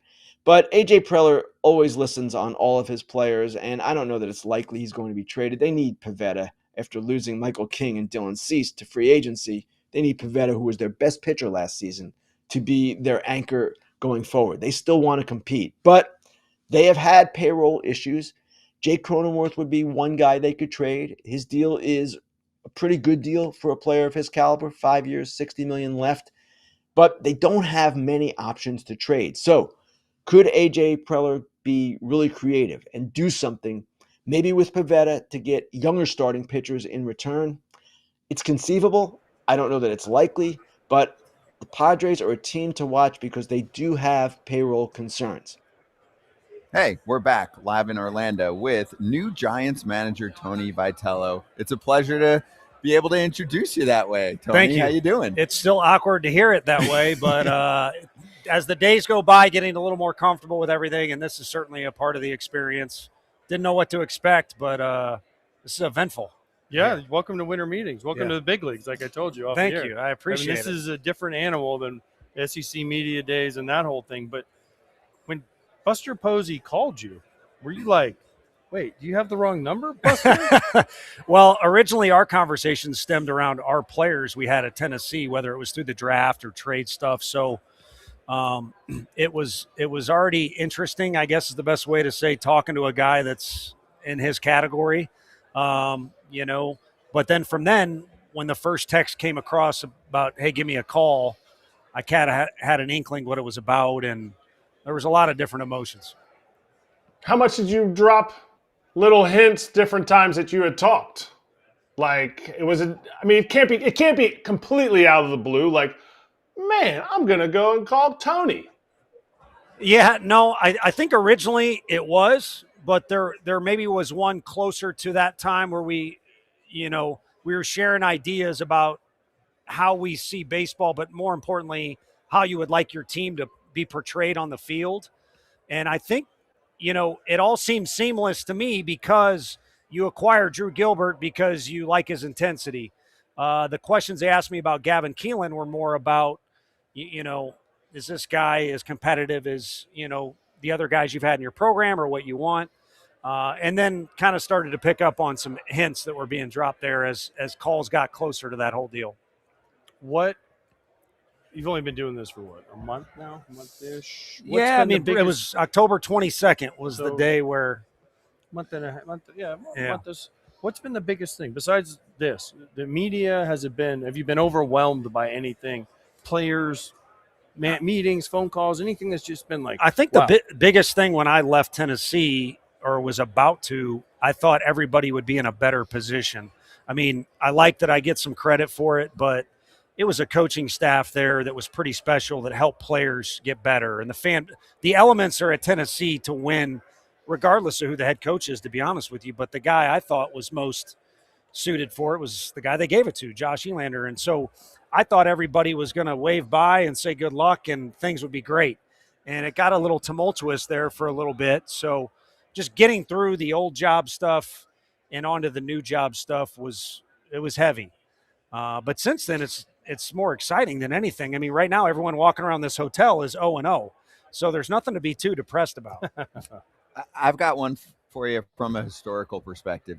This is essentially a first, right? For you to jump over to take over a major league team like this coming from the college ranks. Your job is to win games for the San Francisco Giants. But do you feel any type of onus to perform for the next Tony Vitello, to be able to make a jump like this and say, hey, there are some super talented managers that should be managing at the major league level, and we should take more bits and pieces from that? I think a bigger just trading back and forth in general, whether it's ideas or personnel or people or, technology now, like it or not. I think the more seamless it is, the better, and the more likely it is to occur more often. There's already been some coaches, obviously, whether it's strength coaches or pitching coaches, that have, made the jump, if that's what you want to call it. But at the end of the day, it's all baseball. It's all competing. I know the big leagues is way different. I'll have to hit you up sometime. You made the mistake of giving me your number. I know. So I'm happy to do it. I'm not going to tell you where I got your number from, though. But I know how competitive you are, and the game you played is baseball. So, yeah, as you get to a higher level, some of the things should increase, like talent that's on the field. But for the most part, I think the more seamless it is, the better off everybody is. Did your players in college call you coach? Can you say that again? Sorry. Did your players in college call you coach? Yeah, V was often, but yeah, coach. We were playing Auburn. Sonny DeShera was SEC Player of the Year, and was competitive on the field back and forth. And their guys started yelling at me and saying Tony, and I took offense to it. I grew up in a household where my dad, was a disciplinarian, and I thought Bob Knight, when he got fired, it was for the wrong reason. Some kid said, "Hey, Knight," to him, and he grabbed him on campus, and that was the last straw. So I think I know what you're getting at, but that game in 2022 is where I came to grips with the fans and the other team's players call me Tony. So I'm good with whatever you want to call me, as long as, it's relatively respectful and it's going to help us win games. Okay. Well, you kind of alluded to it, because they're not going to call you coach anymore, and sure as heck have never met anybody that they call manager. So it might be Skip or something like that. But what I was going to get to was, is there anything that Buster Posey has said, look, I saw you do this in college, you can't do it here? Or is he letting you be who you are? Like everyone we just talked about with somebody else, crowd surfing. I think we were talking to Torey Lovullo. Saw you crowd surf, and he's like, yeah, I'm pretty sure I'm going to crowd surf at some point this year. So, like, is there anything that Buster said, hey, pump the brakes on this? Or has he said, go for it, I trust you? No, and I think if that came up, it'd be worthy of a debate upstairs with all the people that are meeting of whether that's appropriate or not. In that moment, I guess self-defense coming up or defending myself is when you are competitive, you hamstring yourself so much when it comes to enjoying victories, because you're always on to the next thing and you're guarded and karma and all that BS. And that was a moment where there was no more games to play that season. So I was like, the hell with it. I'm going to get my money's worth. So if that were ever to occur again, maybe that would happen. But for the most part, the group it's been a collaborative vibe, and it's definitely been a be who you are type of deal. So I think that theme will stay consistent as long as nothing gets too crazy. What year was that? 2024. That after you guys won the World Series? Yeah. Oh, fuck. I'm a Gator fan. So Sorry. They've had their share of success. Yeah, you've kind of ruined it for them. But that leads me to my next question. Like, I watch a lot of SEC baseball, obviously being a Florida fan. You've been known to go at the other teams a little bit, whether good, bad, however you want to. You can't do that as much now. Are you going to be able to reel it in, your emotion and your fire that you have? You can't be wearing fur coats and doing the whole daddy hat thing. That was not my idea. I know, but you can't be doing all that I stuff. want all of that. No, I agree. And yeah, that's another moment post, championship or whatever. They threw that on me without my doing. And I'm not too big of a fan of that stuff, but it's part of the game. And I think I had to adapt to what the players were starting to do. And to be honest with you, I don't know that I could adapt to some of the things that are starting to go on now at high school level and at college levels to an extreme. So I've kind of got my own set of values, but I'm going to lean on people that have been in the big leagues and ask them what's a little corny and more suited for college and what's more appropriate for the. And I think at the very least, the respect level I have for the best players on the planet, because as a recruiting coordinator, you're always in awe or appreciation of a guy who's good. Well, these are the best players. And then just walking around here, I don't know. Maybe I got to make an adjustment. Shaking hands with guys like Pat Murphy is awkward to me at this point. All right. I've got one for you on players. So from what you can share, what's the most interesting thing a player has said to you so far on your current team, right? Like something on a phone call. And then the follow-up also is, how do you approach talking to Rafael Devers? I've known him for years. Yeah. He felt hurt from his situation last year. He's with a new spot. This is a chance for someone manager-wise too, not from San Francisco, but from Boston, but manager-wise to come in here and be like, yo, you're my guy. Got you for whatever, 8 years. This is the plan. Yeah, no, with a little bit of excitement as far as talking to Devers and also following Gilbert's lead. He and Drew became close for whatever reason. So I could that see guy's that. a madman, by the way. Yes, he is. But, getting to know each of those guys is exciting for me. I'm pretty fired up about the diversity that exists in big league baseball. I've become an avid traveler. It's my hobby, which is probably foolish because recruiting and playing baseball, you're flying as is. But I'm excited about that part about as much as any. And then talking with the current players as far as Giants, do you want to go get a drink? You talk about the 24 championship or other moments. There were a lot of times and a lot of invitations to have more fun than I actually did have. But when you're in college, you have a different representation of the program and who you are. And so, yeah, one of the first guys I ever met was over a drink, and it was a good conversation, and getting to know those guys is something I'm, again, excited to do. Are current big league managers too boring? I don't think if you meet them in person. No, on the field. On the field. Yeah, a lot of my experience is watching the playoffs. Our guys we're so wrapped up in what we're doing in college baseball. You don't get to see game 83 in the middle of the summer, what necessarily is going on. But I think back when I grew up, the managers were like Bobby Cox, Whitey Herzog, Dave. Those are guys you would almost just as likely have a poster on your wall of those guys as you would a player. I think there is a little bit of a missing chunk there between who those guys were maybe in today's game. And that's just an observation as a fan, and hey, maybe I was just a lot younger back then and looked up to those guys even more than I look up to some guys now. Okay, before we let you go, I have two quick things. One, Max Scherzer, I asked him about you. He said you're the best, so I'm sold because I love Max. I appreciate that. If he gives me a good endorsement, and he's pretty critical. He's very critical. He can be very critical and opinionated. Yes, also, and he gave you a good endorsement, so I have to respect what Max says. And then I brought this up earlier. You walked out with Morgan Wallen. It had to be one of the coolest things of all time. I signed with Tennessee out of high school. I never went there. I signed out of high school and went to the minor leagues, but I'm not a volunteer fan. So now you have a different shade of orange. Will you throw all that ugly-ass creamsicle orange out, or will you actually keep some?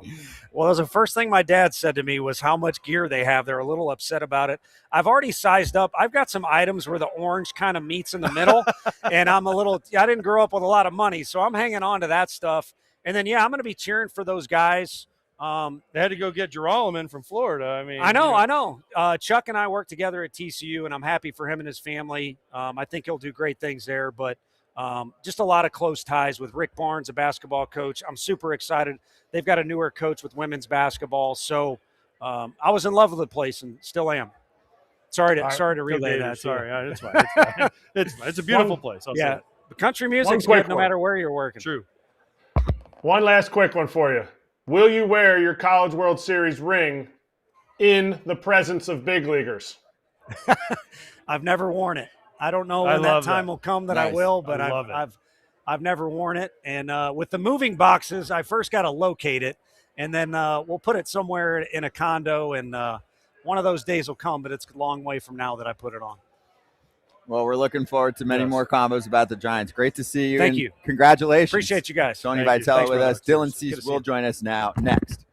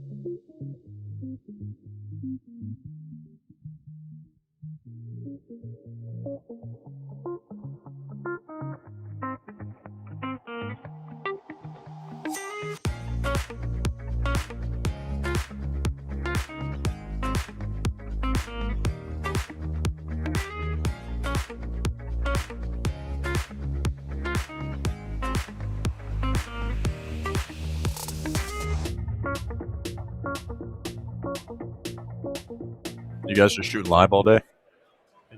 Hey, we're back. Dylan Cease is the newest Toronto Blue Jay. In fact, he is here at the Winter Meetings and just did his intro presser to get the hat, the whole deal. Dylan, great to have you here. Congratulations on the big deal, and welcome to, right now, Orlando, but welcome to Toronto, man. How did this all go down?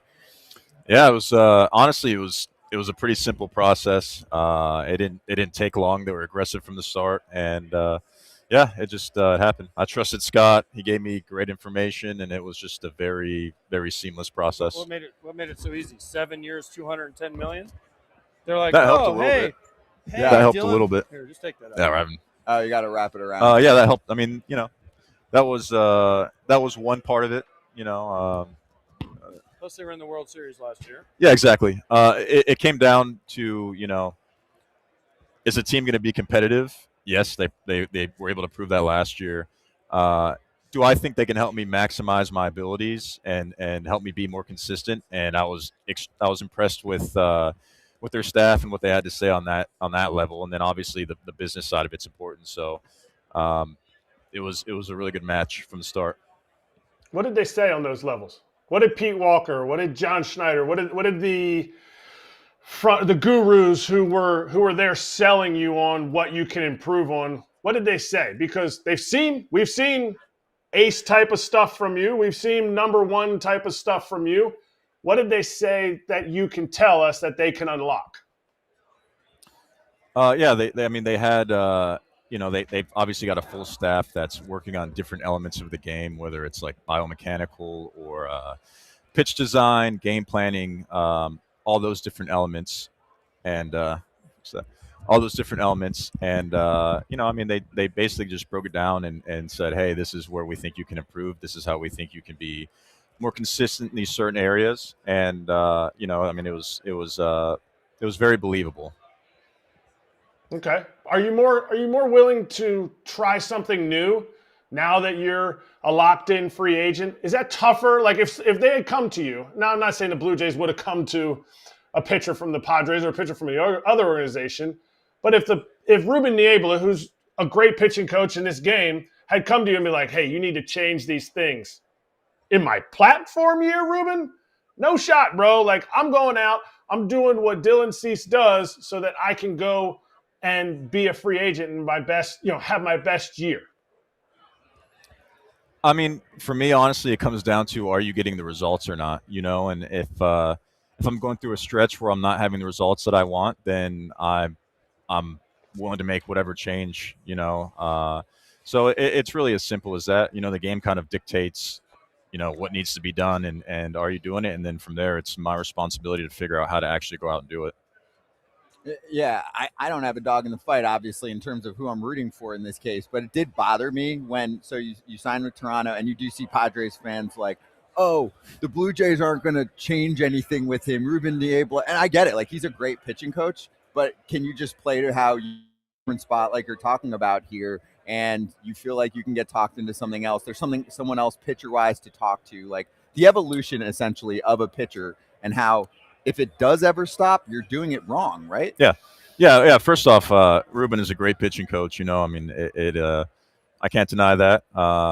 I'm excited to work with the Blue Jays. And it's I don't know how much I can share, how much they want me sharing about what their actual specific, development processes are. But, I feel confident they're going to be able to teach me things and be able to show me things that will help me be more consistent, because I mean, I've always had the talent, I've shown it at different times and spurts of some greatness, but inconsistency and not always the most consistent command has been what's holding me back. So, I want to develop. I want to, whether it's learning a changeup or learning a new pitch or sequencing or whatever it is, I'm very open-minded to learning. And ultimately, I mean, I want to give them, at the end of the 7 years, I want the Blue Jays to feel like they got a steal. So I'm going to be very open-minded to what they have for me. What were the other teams or team that was in the mix? There were a couple other teams. I got to talk to Scott and see if he wants me divulging that. I think he told me not to, but whatever. Who cares? Just say it. There were a couple other teams. I mean, 7 years. Other teams. There were other teams, there were other teams for sure. But I mean, the Blue Jays were the most aggressive, and it was a pretty simple process. Did they fly to Toronto?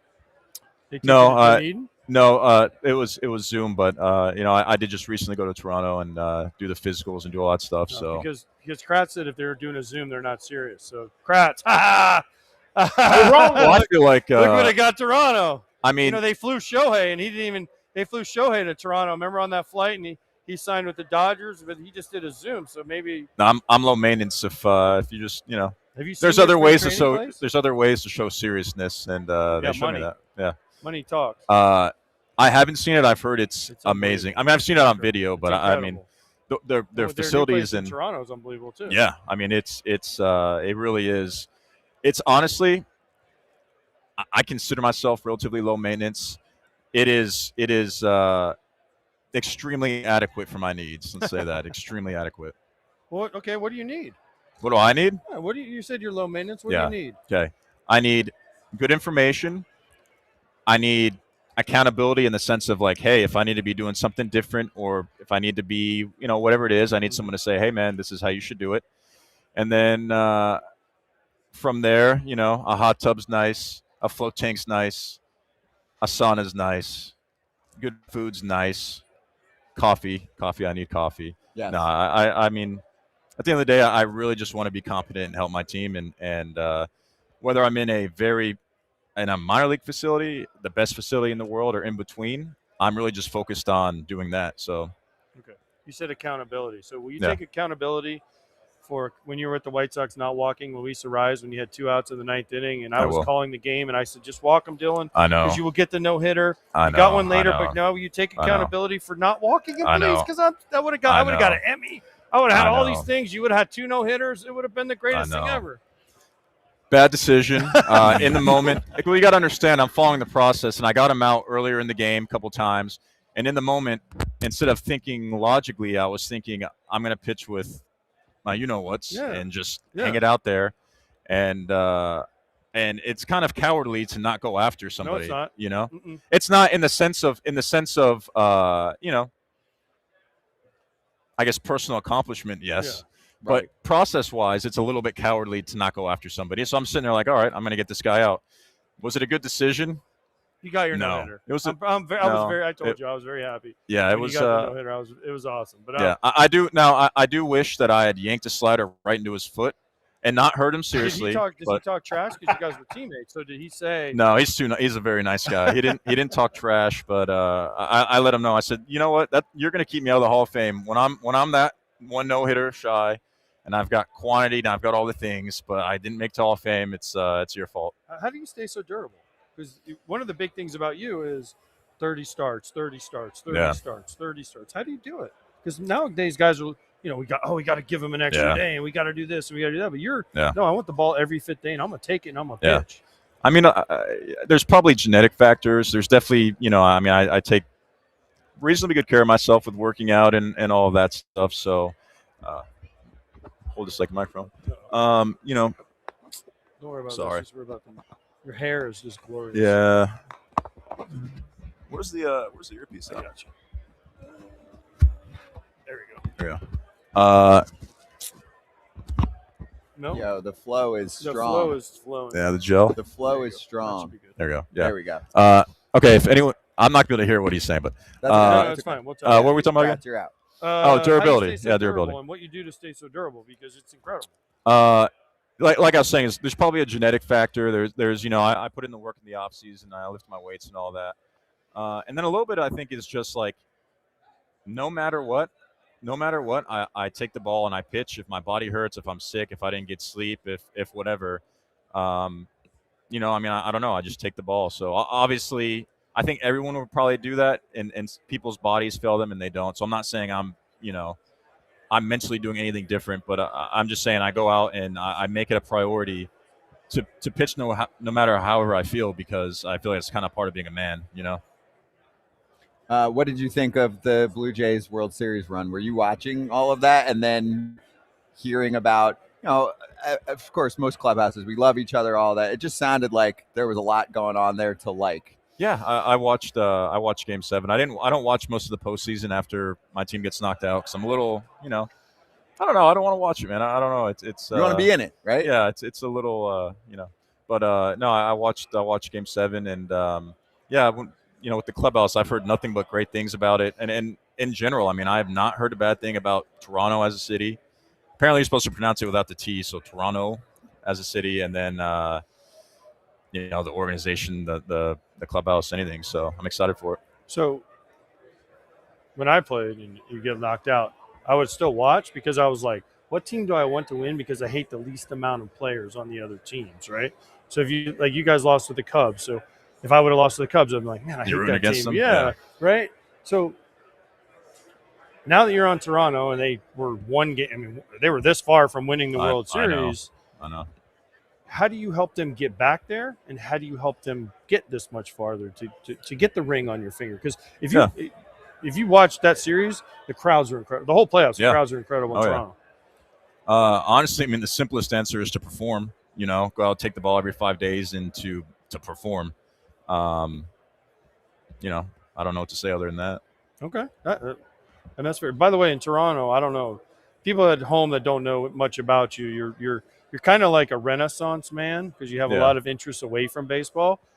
Disc golf is your thing, right? You're kind of your. I got a lot of things, yeah. But disc golf is one of you bought a disc golf. I own a couple courses. I'm trying to make moves in some different areas. It hasn't.